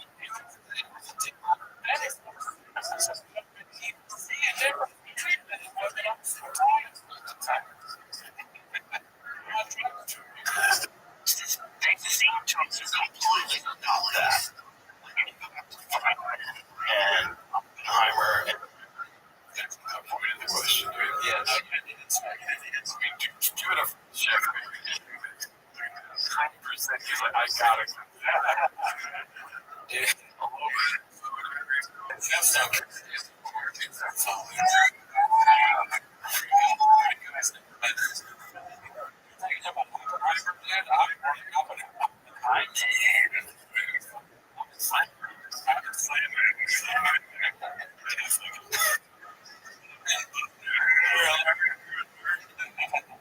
Just make it up.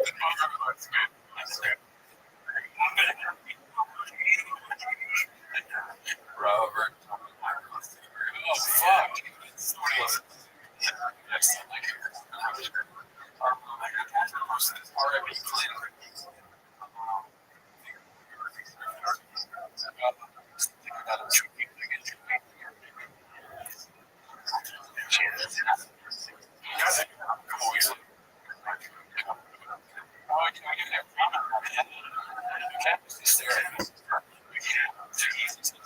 I'm loose.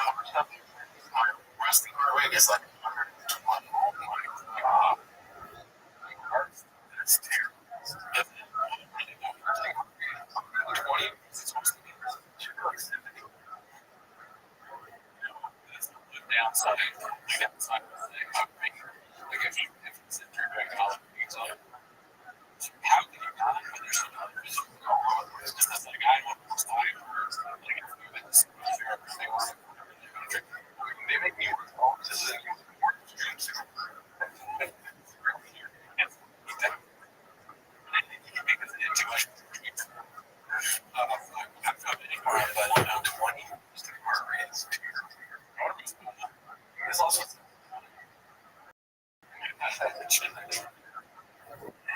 he fucking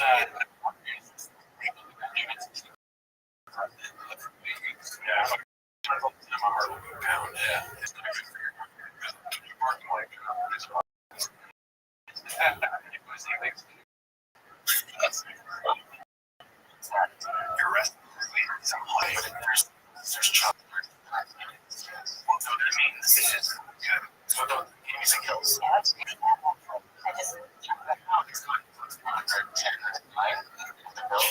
the best. You also yeah, right. That's why that way it's all you know, exactly. It's not gonna help you. It's not just it's like you're too hard is too long. Stop drinking. Stop taking all the drinking. Stop taking creative. Wow, that's insane. I'll go through.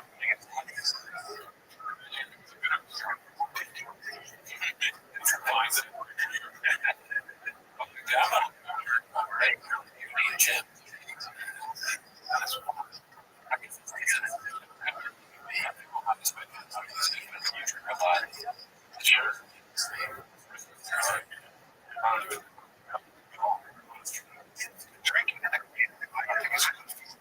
course, you need to do if you're serious.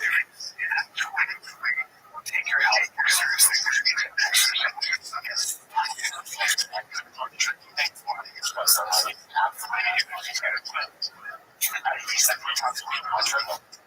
Okay, so drop fast.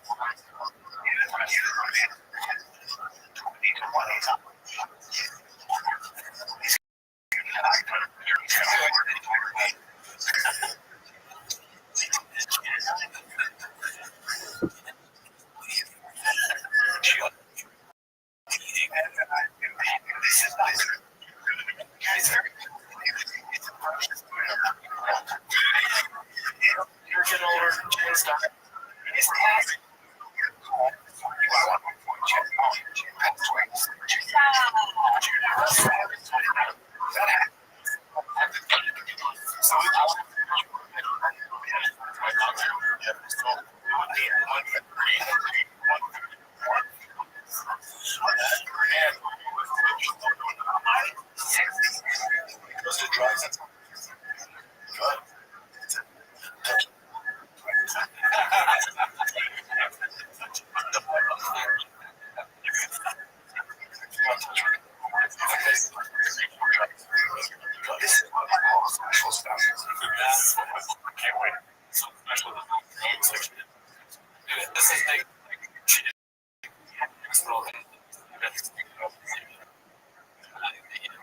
It's an episode.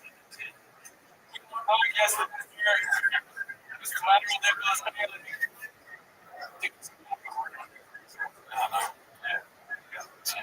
stop drinking, dude. No more sure shot. It's a real deal. It's a blockbuster situation, dude. Yeah, take care. Produce that you guys have to. You're producing. Exactly. Not that you leave in stuff when you talk about how you're dying. Come on, stay alive.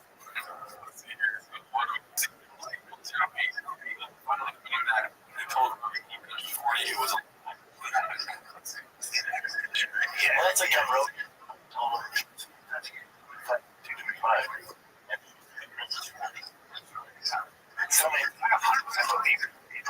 I actually you too. Interrupt you.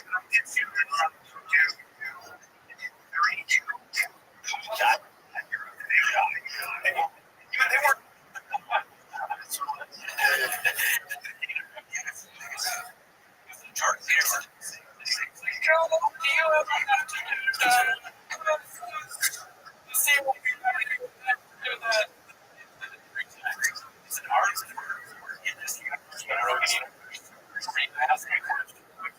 Pause for a second. The answer. So,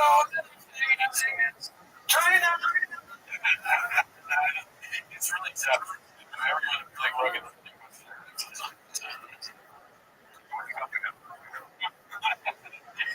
The cowboy hat. This almost the name of the party. Honestly, that feels like that. Might be a word. Oh, some you maybe. Oh yeah. That's Jordan. 225. So I'm sick off my how many times is right?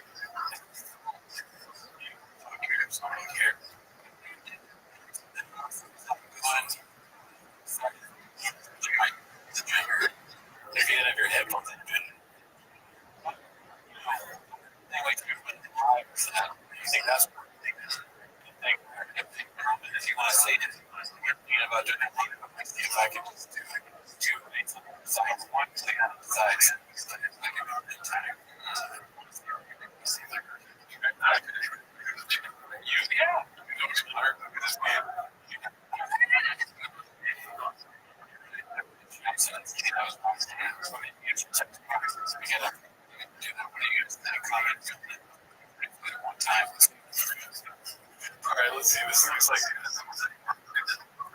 that's right. Don't know.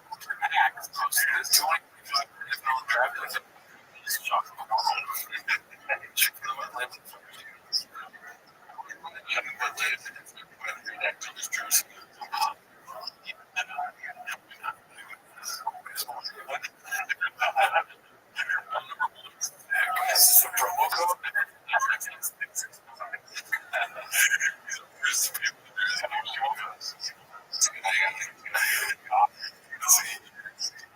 It's posted by Eric.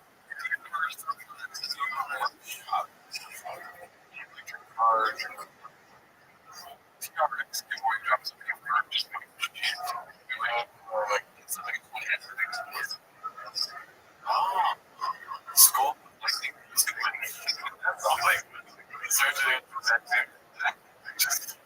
Yeah, they got a good guy here. Shit. Wow. This is wonderful salary. 5432. So you were just figuring it out. I mean, it's not like this. Look up, figuring it out. Okay, so, yeah, you just all these great things. You think it's like, just make a share problem. I mean, great, because we have to, but it's, I bet it's gonna like that. Security is setting up crazy shit. It's like life.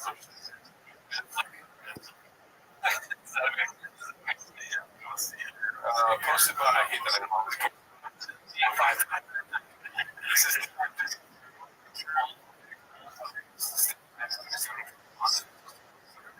oh yeah, sure. So I remember back on his dad was his own subreddit. He was just some guy from prison work out.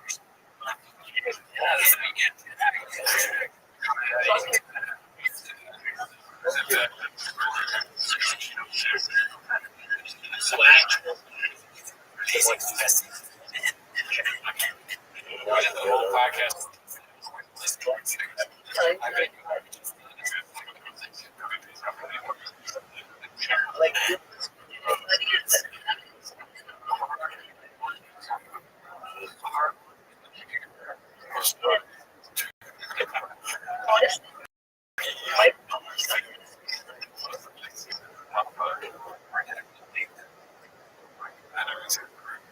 TV show.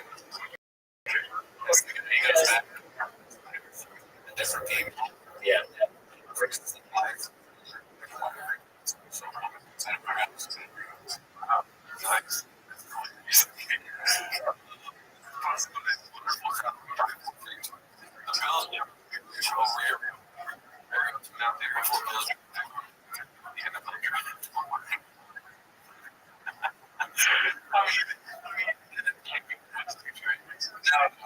There's that's amazing.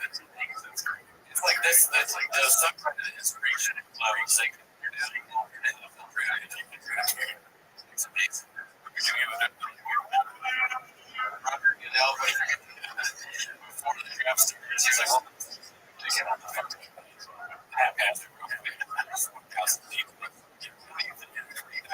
like you're a little bit later, but else.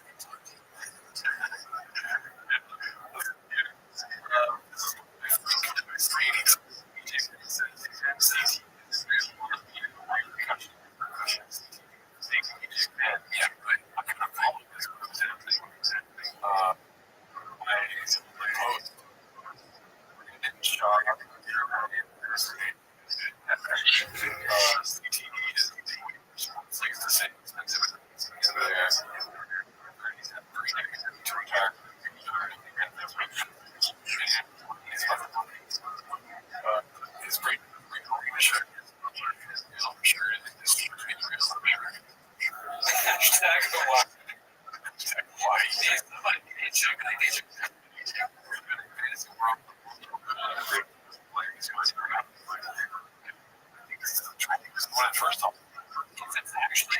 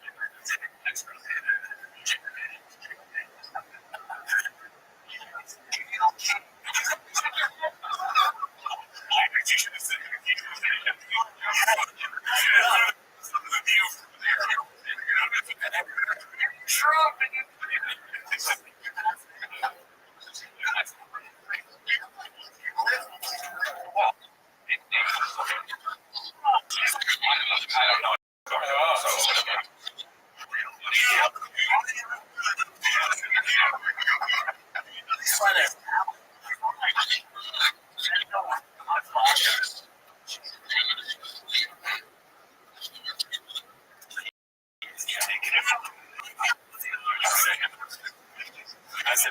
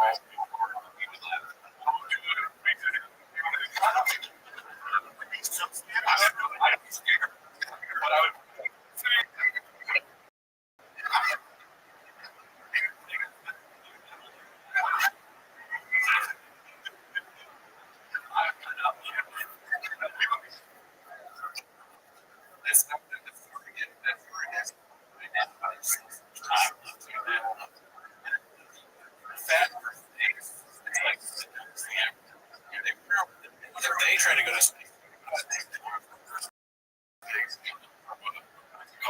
They're starting to get over the same way. I don't know. Part space. No.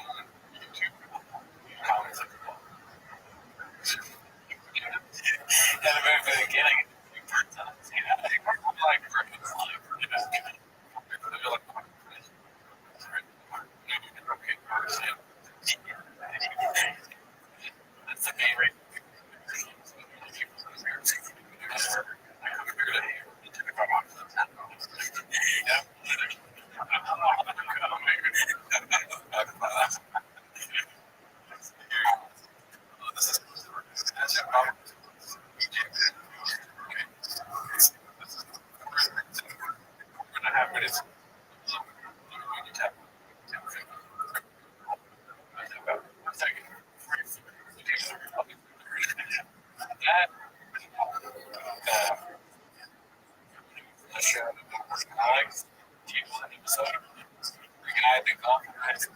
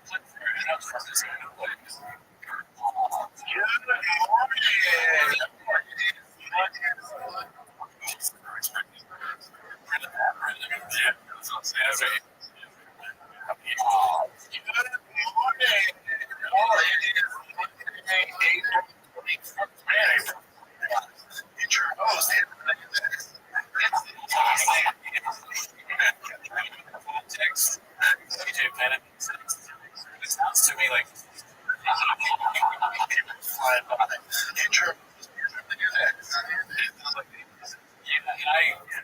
Okay, well, I was just talking about how I don't.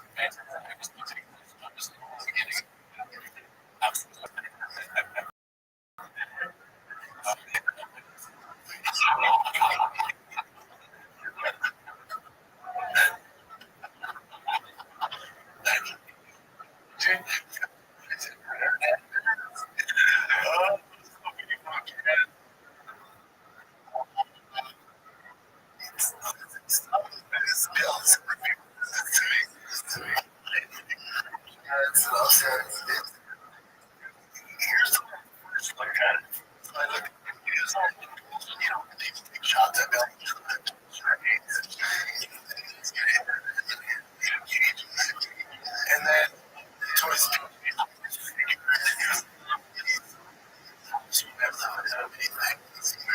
you're doing it for attention. Bullshit.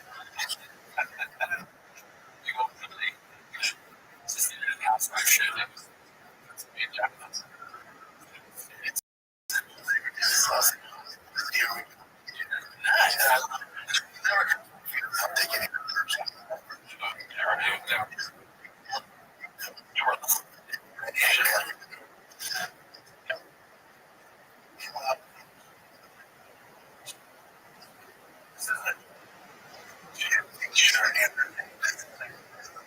Oh, you been out of my sick. Like this anymore.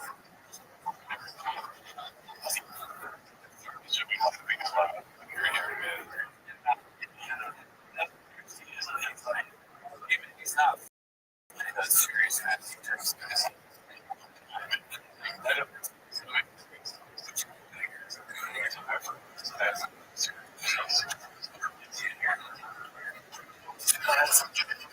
Have fun with it. And it's just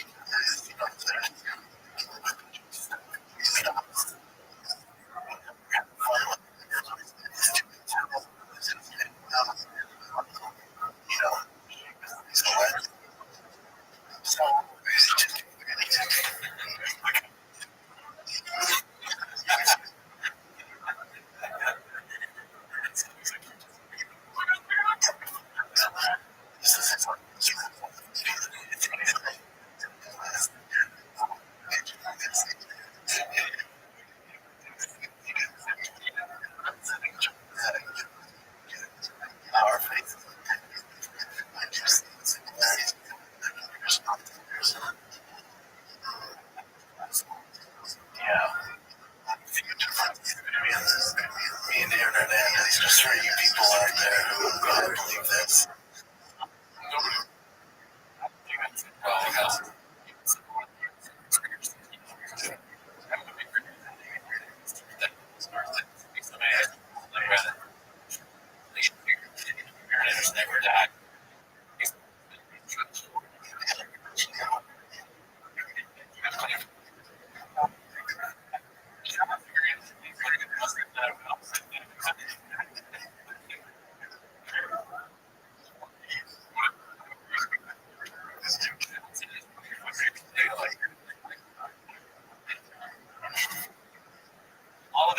You see her?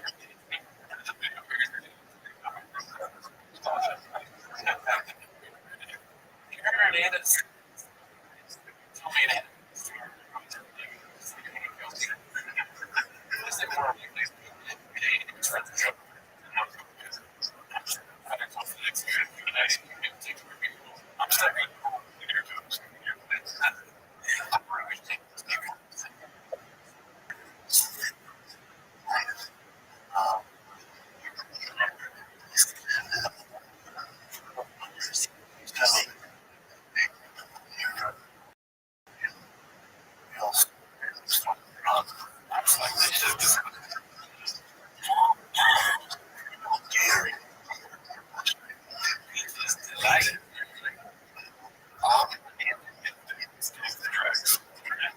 I wanted to see it.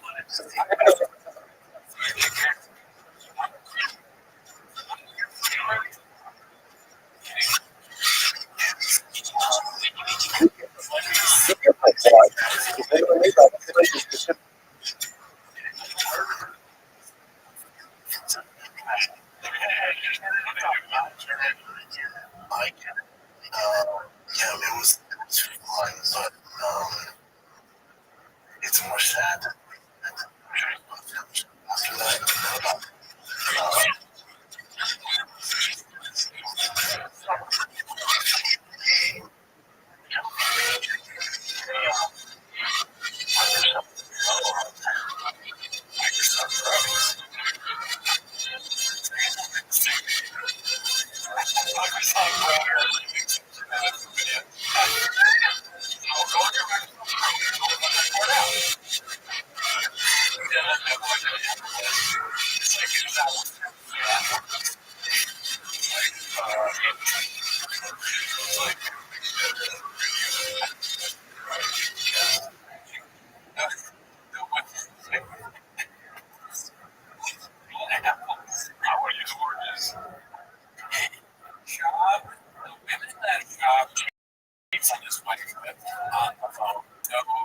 They should feel impressed by that.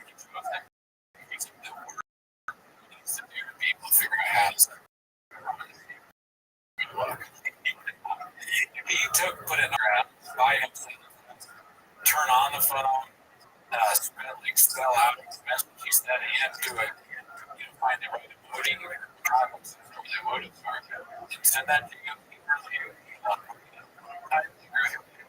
It's one of the first things that's like me. And then sending them. Yes.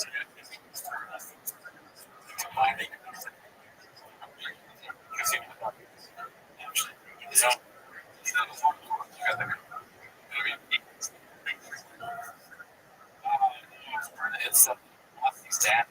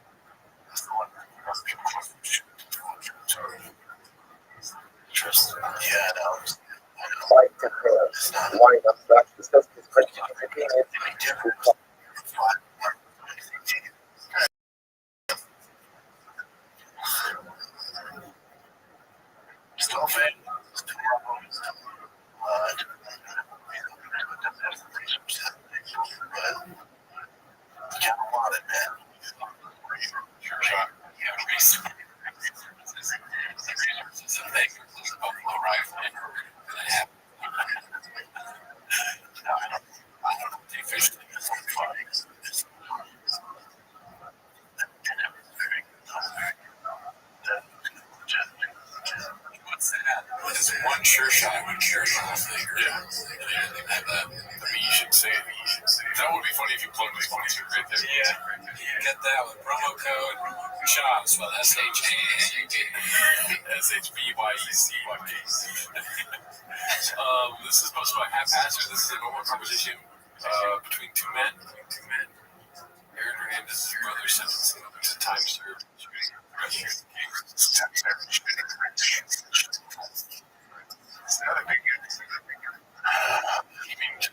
That's his job, is to point out big ones. Ryan loves that shit. Oh, look at him, not a big guy.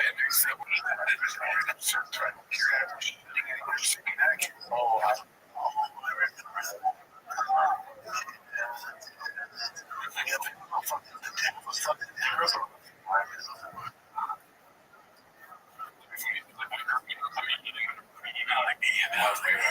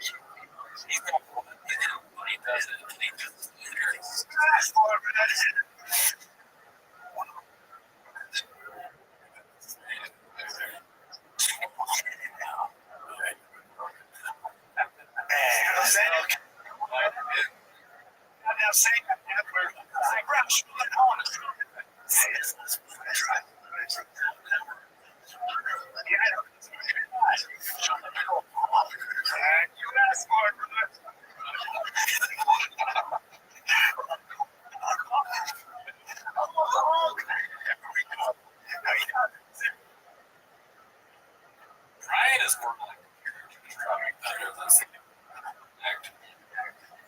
Job is sometimes. Hey, what? Show that penis gear.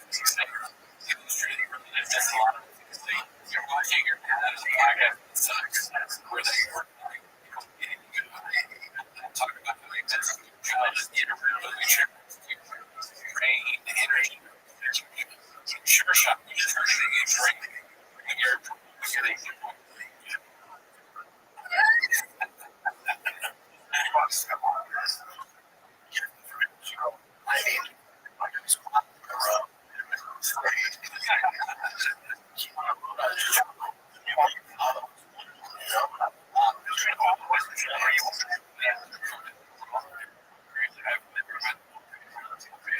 been a lot of places, I've been a lot of mistakes.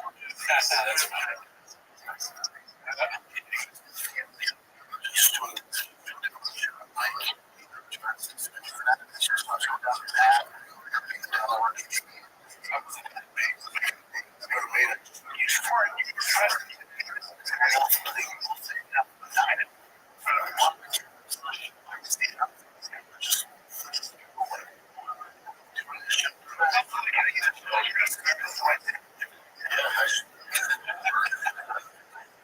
You know this.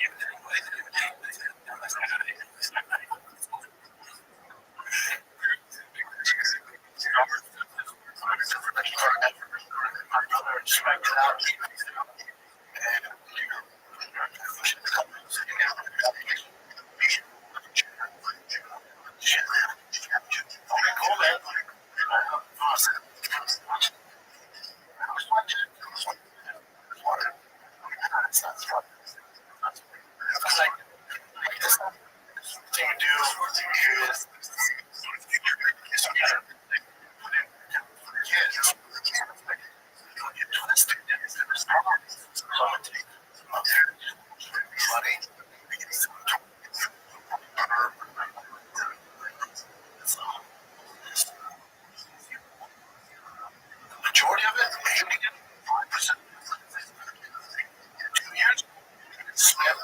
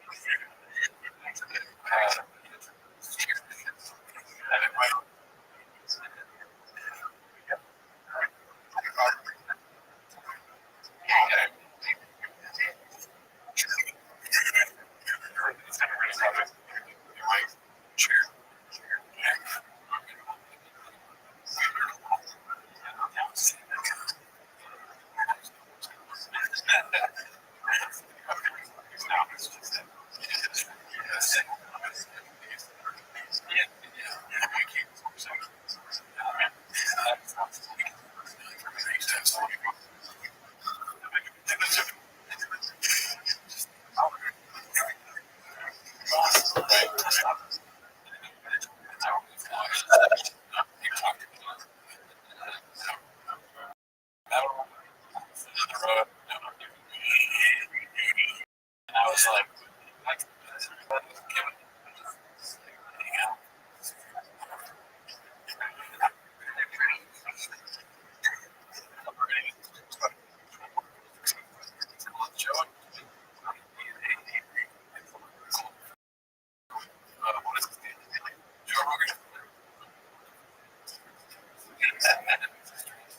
So it sounds to tell you very different.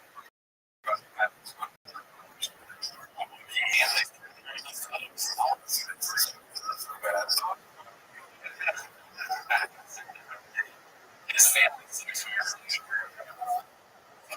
They're just sitting here, so they sitting, looking at them for like hours.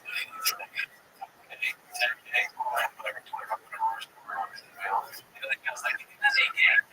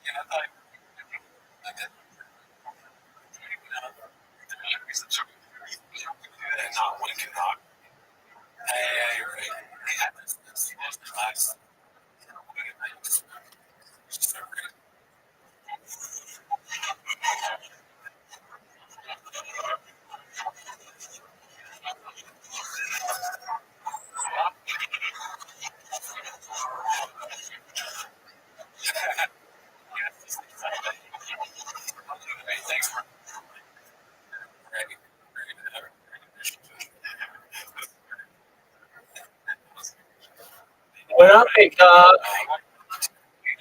Hope you're living on the hill.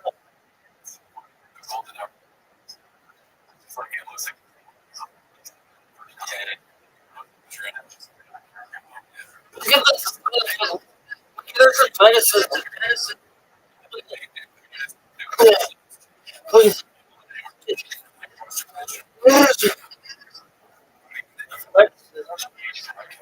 This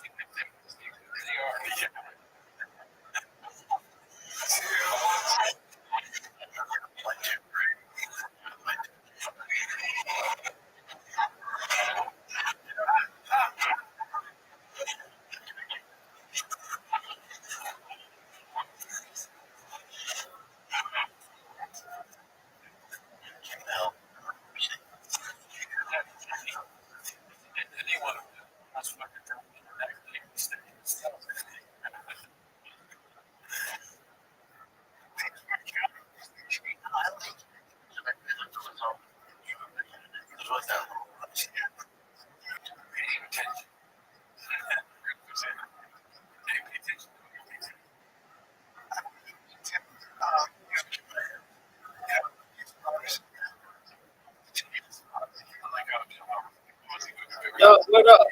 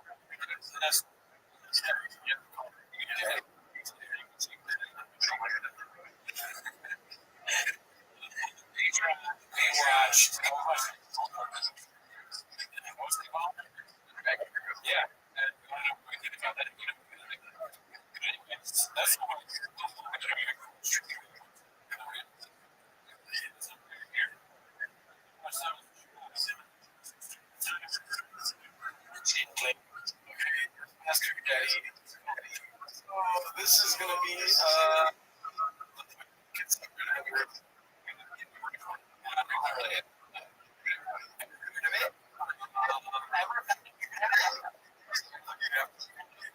handsome black man. Underscore. It's a great guy. He's a good guy. Call people. Say that age. That's the way. George on Christmas is my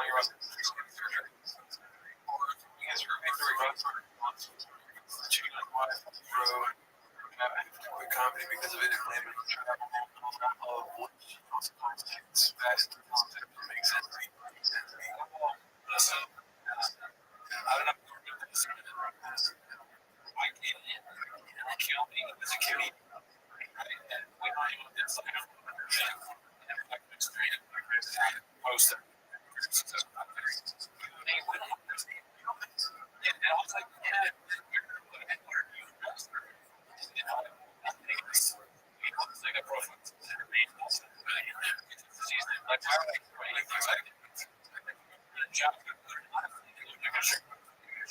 Honestly, like, that is a source.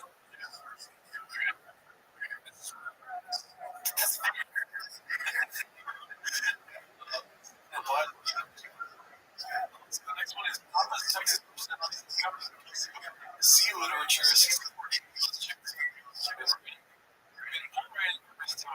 mean, if you think that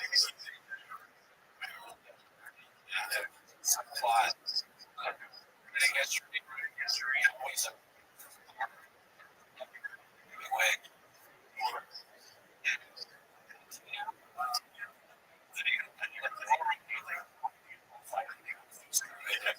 It's easy to stop. You don't pay attention. Where they go? I was thinking bullfight. Southern guy. Obviously, Texas. Tired. Keep an eye on me like I'm good.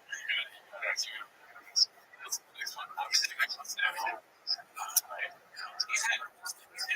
He's talking like asking.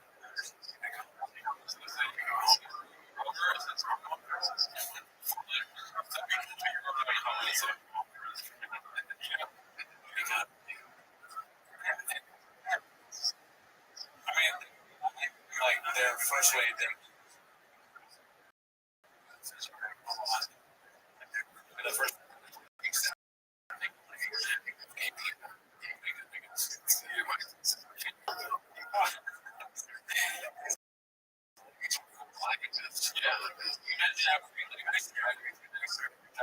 their house like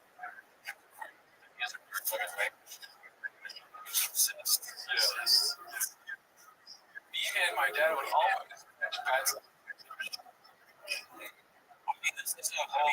this is kind of like that perfect thing for Christian watch this over. I mean,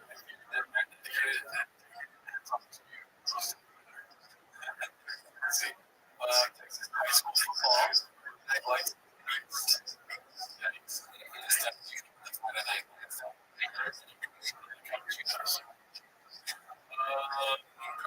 that's all I got.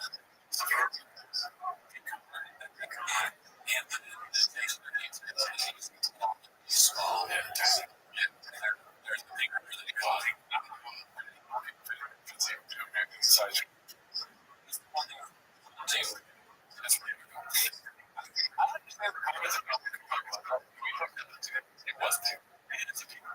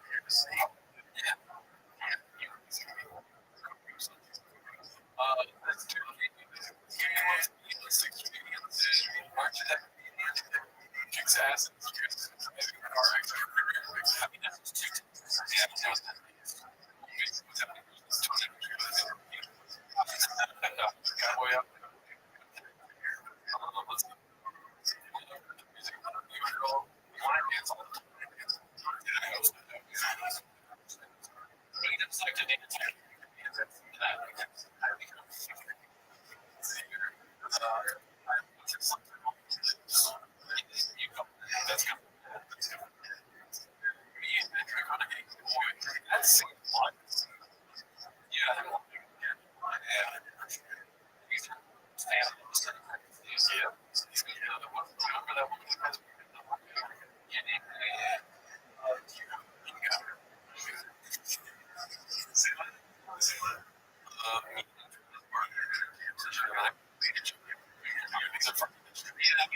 just kind of seems like there's the most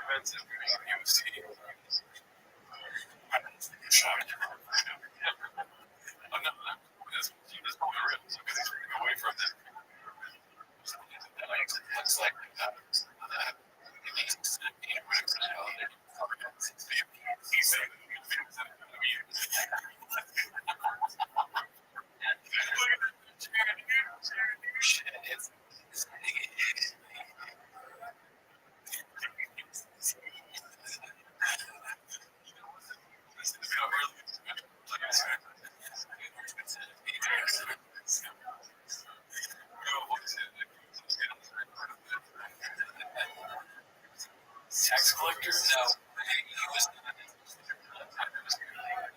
Yeah, it's not special.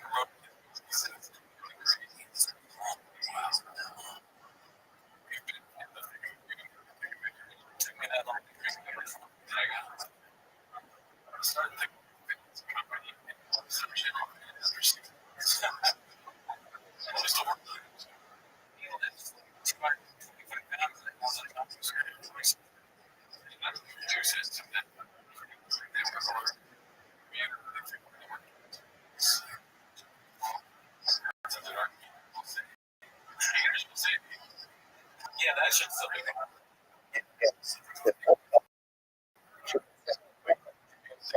use Jim as part of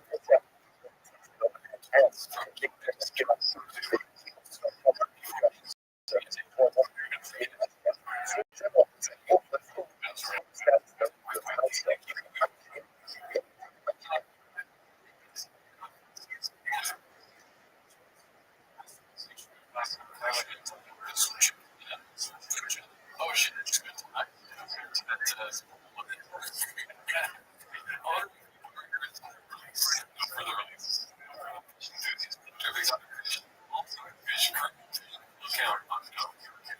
That's facts. Oh yeah. Fast.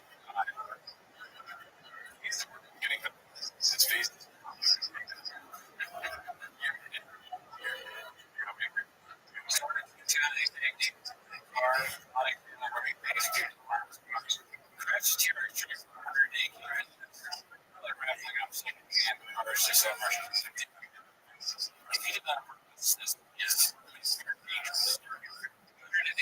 That's all I got. Baseball deck.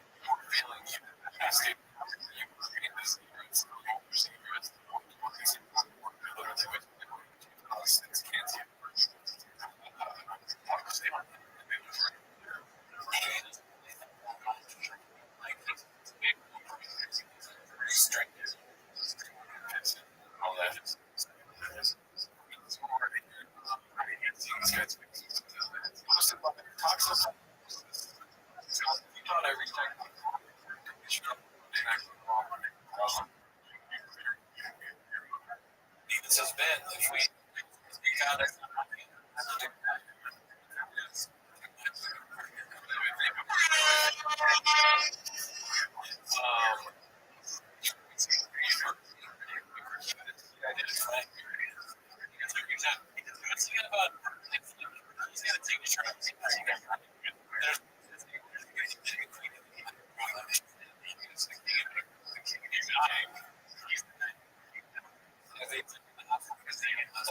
Gets his hand on his chest.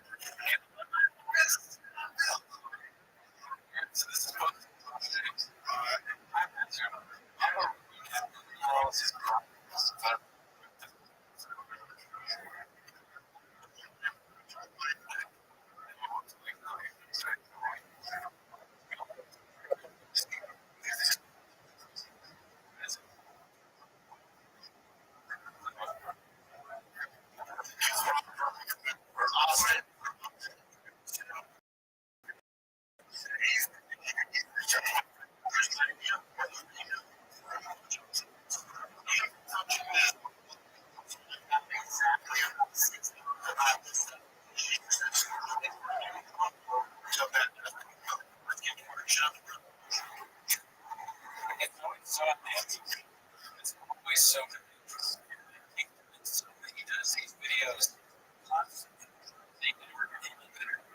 It's always the same. Hey guys, we're working real truck. And I just nice bit of that. I think it's this good. I said, working on it. It's really good. Stay with me. Yeah, shut up. Shut up. Truck. Takes. So we off camera. And it's first. That's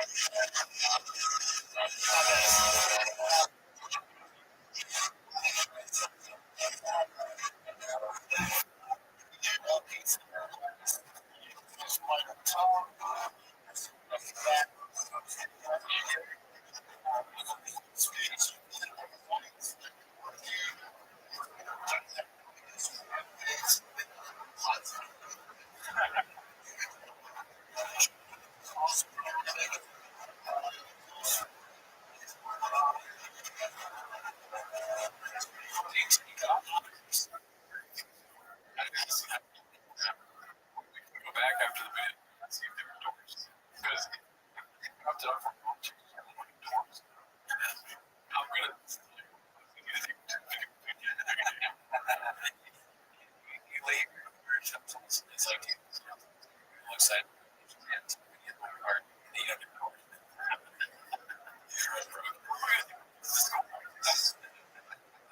Kind of like I can't think of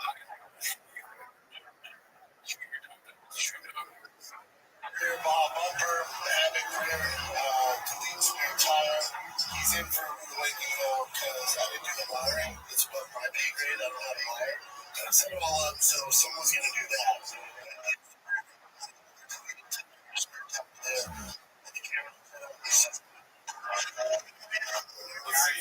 Let's find the doors. Maybe it didn't have to begin with. It's possible.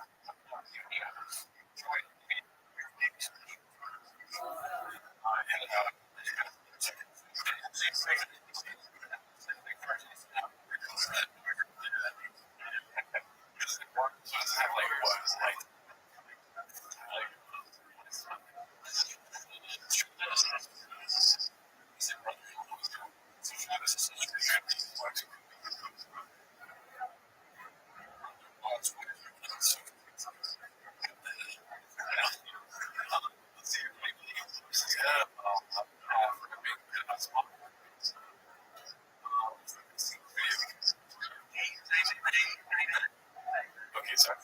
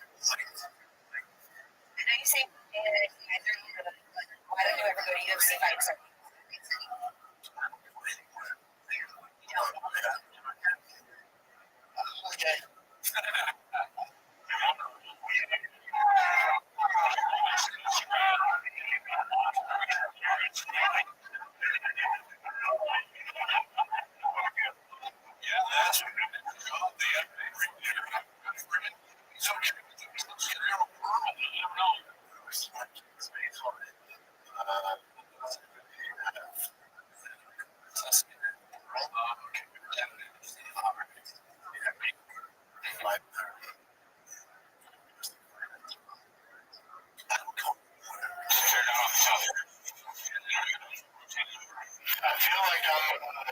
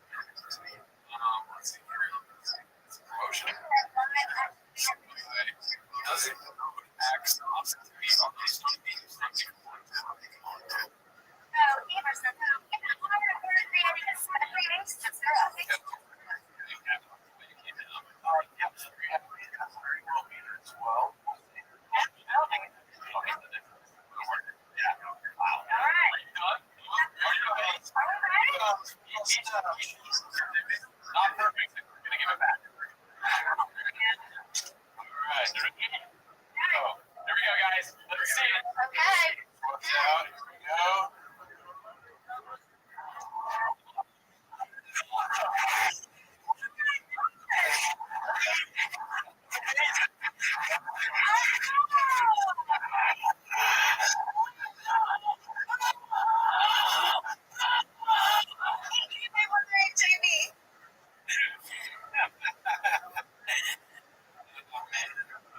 There's some funny shit. Oh, great. That's not real good.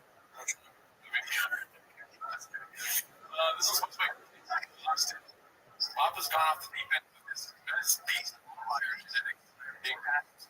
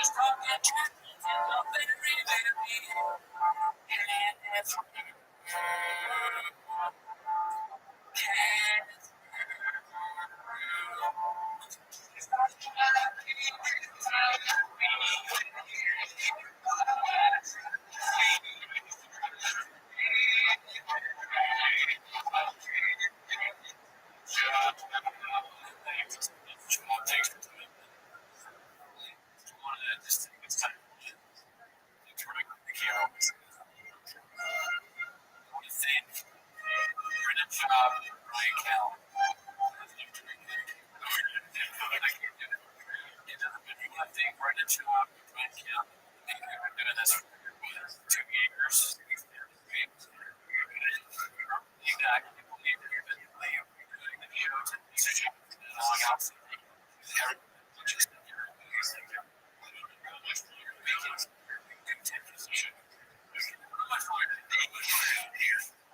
It's not looking good.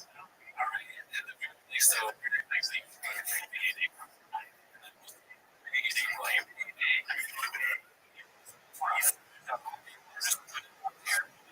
there's a time.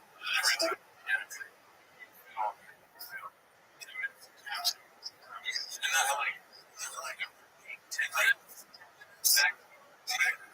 it's a lot of 10 minutes. I'm not super good numbers. Let's see. I don't even know. Like, just like exactly. You've been looking at places and you've always talked about saying that they can be right there. There's a lot of people up there. Paul was there. And he's like always begging you to move out there. You're gonna put your house up for sale. No one's gonna buy it though. How are you gonna? It's a show dog, so it's cool. Yeah, it's my guy. That is Bubba. Now, 6 months. Doing a truck show and that's what's the over-under on the average? I don't think they're gonna do that. No, I mean they are they have the money to pay for everything. I want to I'd love to see what the shipping. I feel like big shots are nothing but the words are shipping. It's gonna be a lost volume of shit. We don't need it. Whoever stays here, it's like just like sick. I was fucking at the shop, and they'll like find dust and clean up things. Cheers, smell like shit. Oops. I can totally see it. You know, you still like, some books on their shit. Or I guess the maybe it has a lot of your taste. That's a fun way. It's so much fucking depth.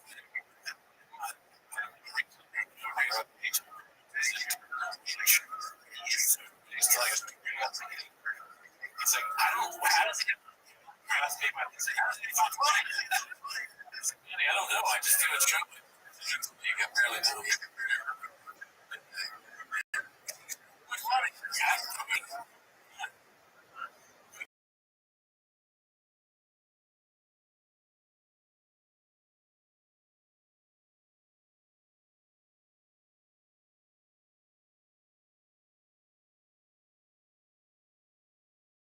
Anyways, that's not where it's going with the Cowboys. Oh my God. Unreal. I saw it here. It's on. Oh, shit. Yeah. We picked up everybody get boxing with their head.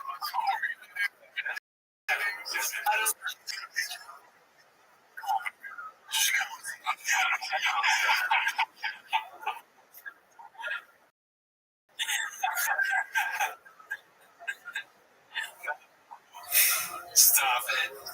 Stop it.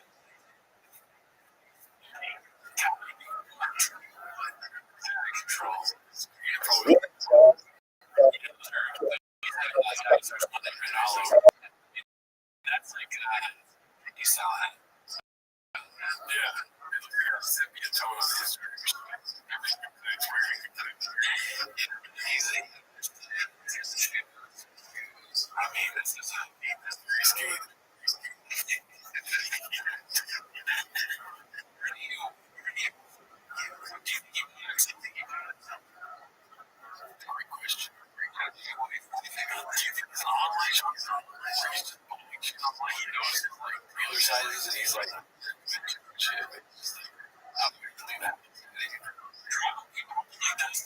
What's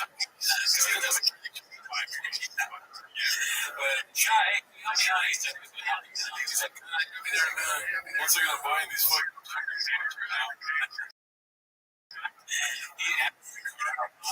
yeah, I think he probably does know sizes.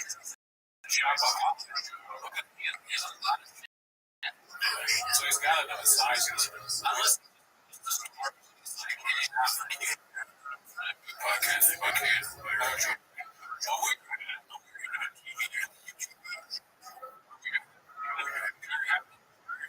They're like big rock. That's crazy.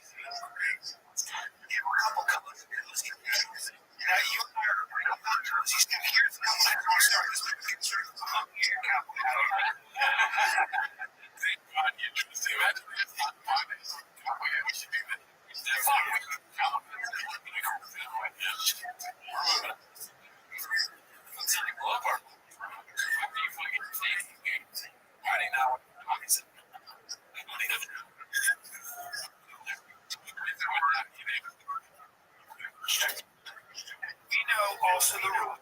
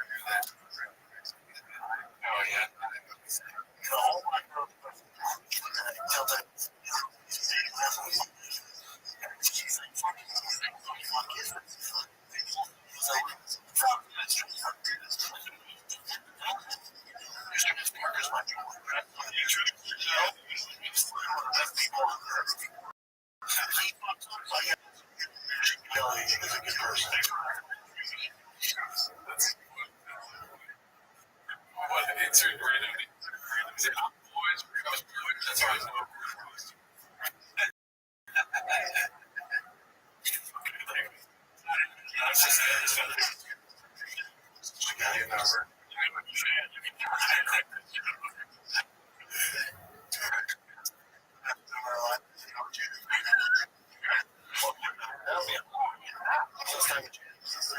2 years ago. This is not the show. It's moving out. So.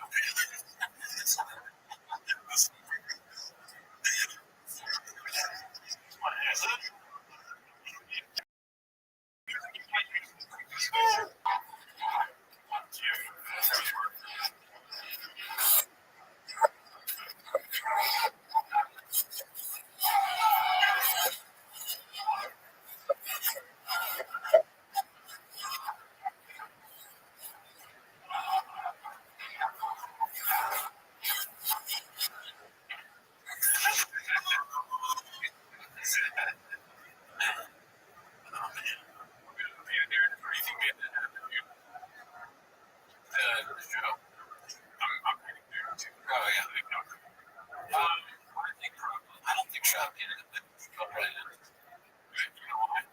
Shop would. Oh, yeah, you're right. It would take credit.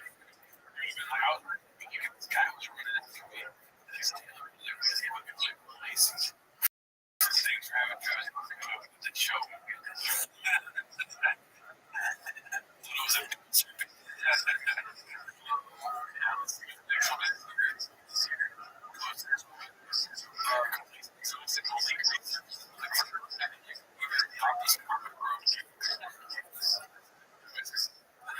like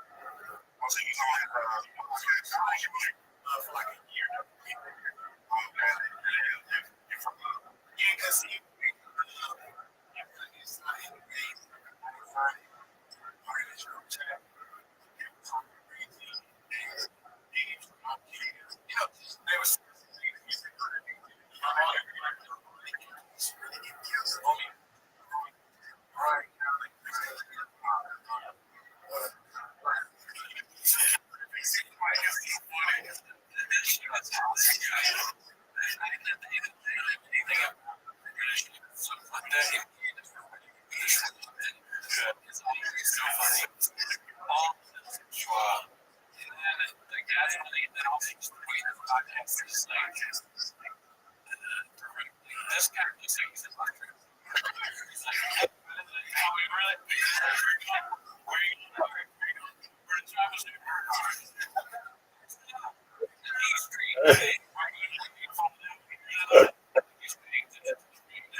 And then the other guys are just on the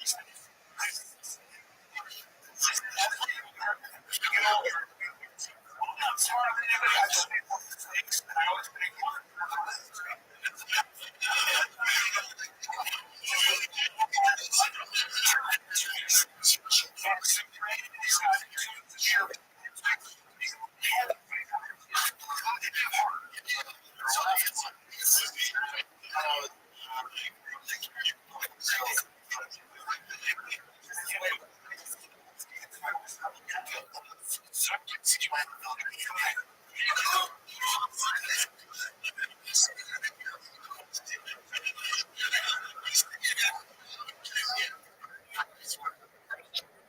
dude. Chocolate.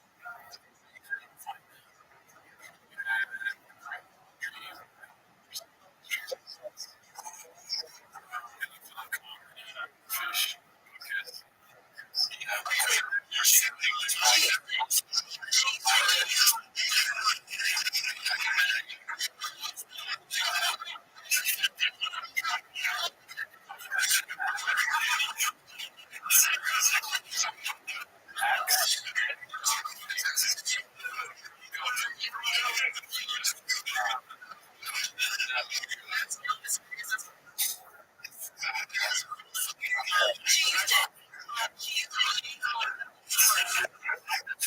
Chain full of flips.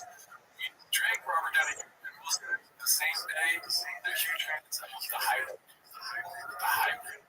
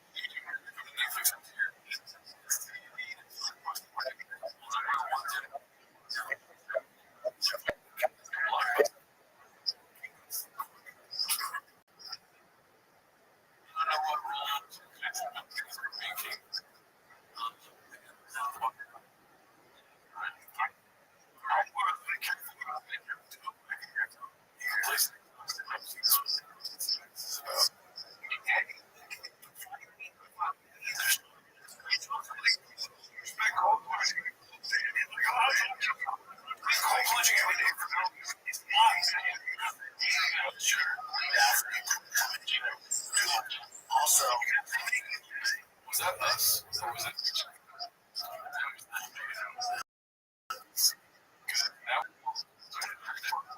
If it's them, I also to be the door. Sure.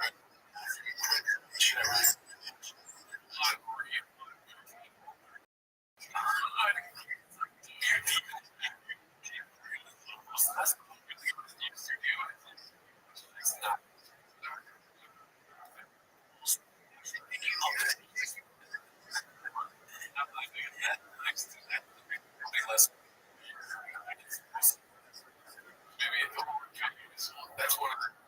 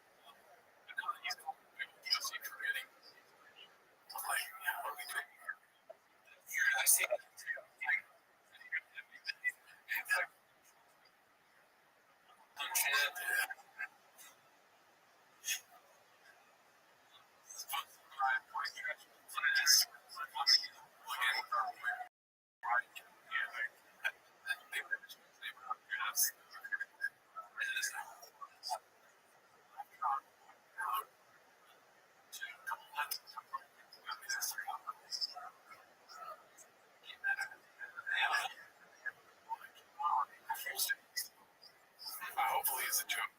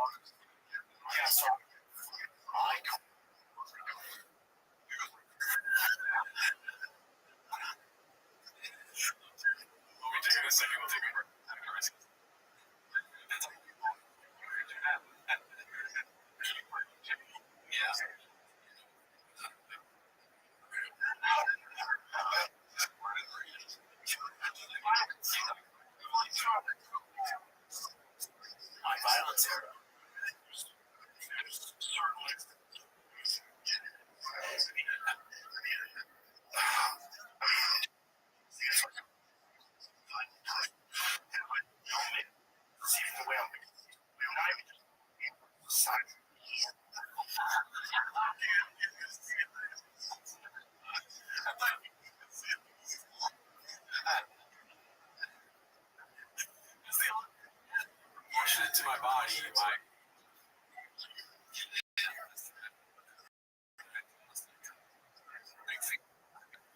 it's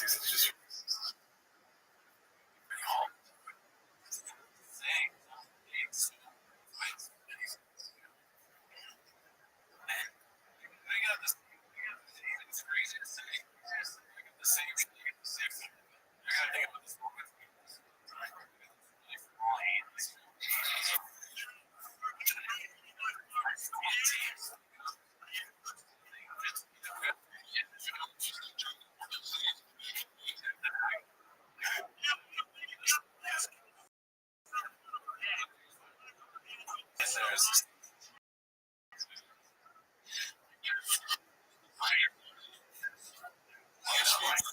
Violence in my history.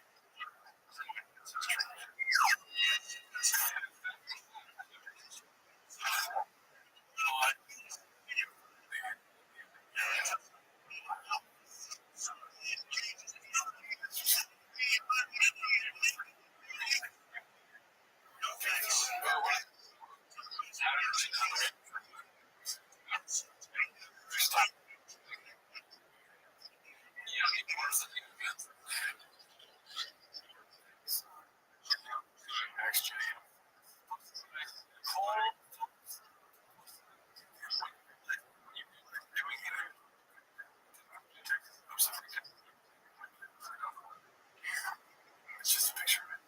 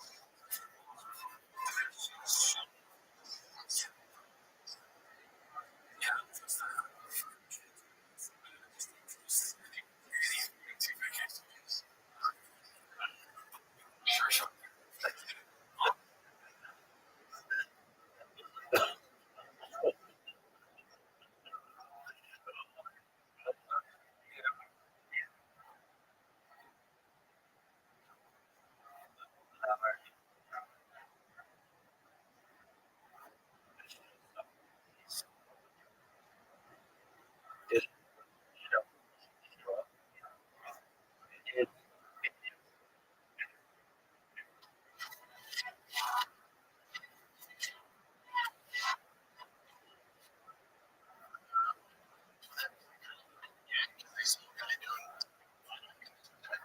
really good. You think I can do it, boss? I don't think so.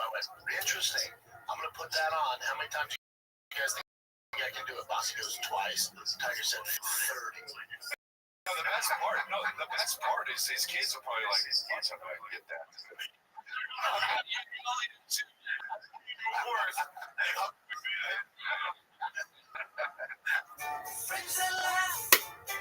Friends that shout.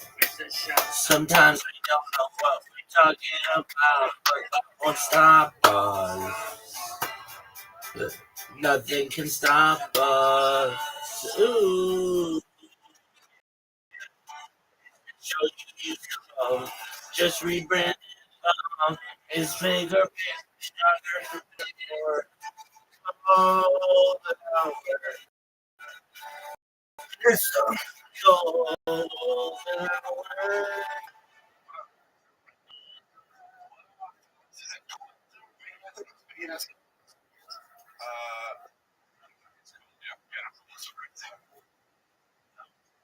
Training. So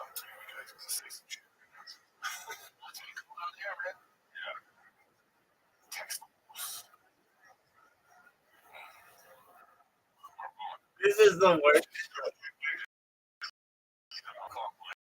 on it. I will tell you, two compliments have been one has been somebody I another one has been embraced into reason. Here's the thing. They were kind of hacking. The races are gay. Chanel and you know what I do? We're not too much of any comment. Yes. Totally. Or like oxygen, because I don't think I don't like even wear too much makeup. That's why you do. Like Aaron's was nice. Makes sense. Yours is like Alaska. It's not this cold. Exactly. It's too much. Like never wear that.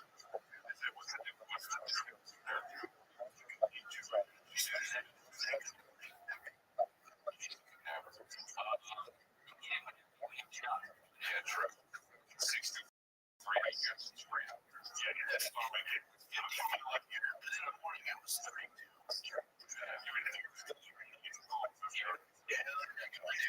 And I drove my car.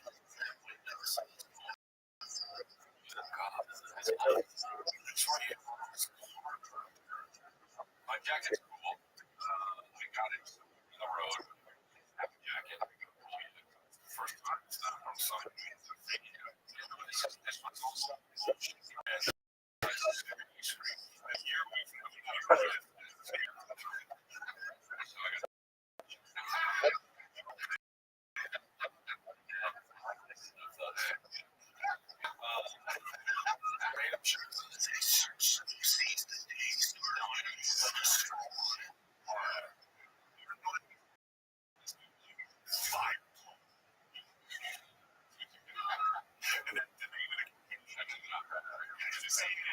You're a math. Sorry.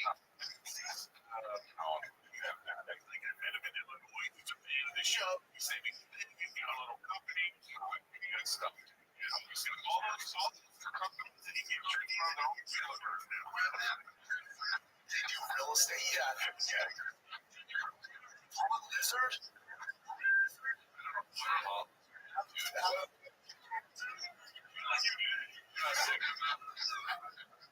This is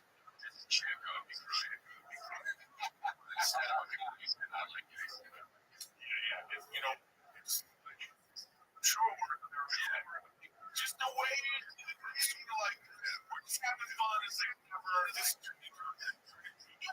know what? You would think that they can play close. This is like fun with.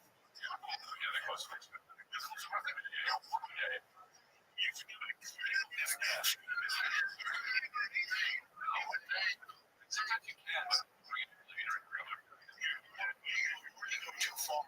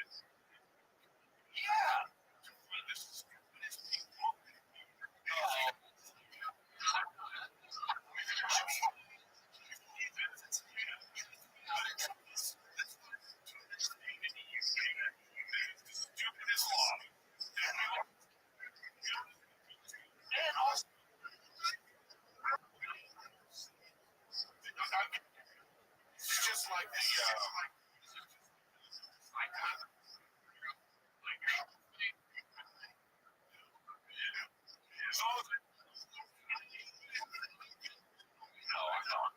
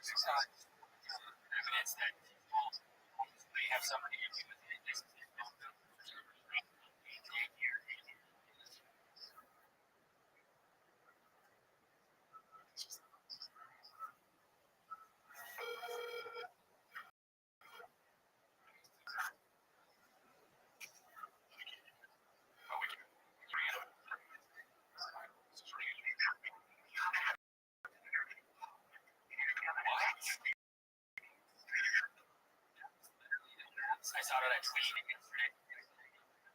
Now, what I saw.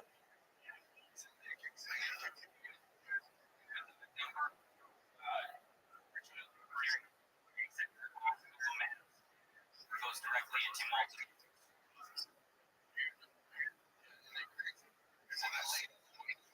Against all that.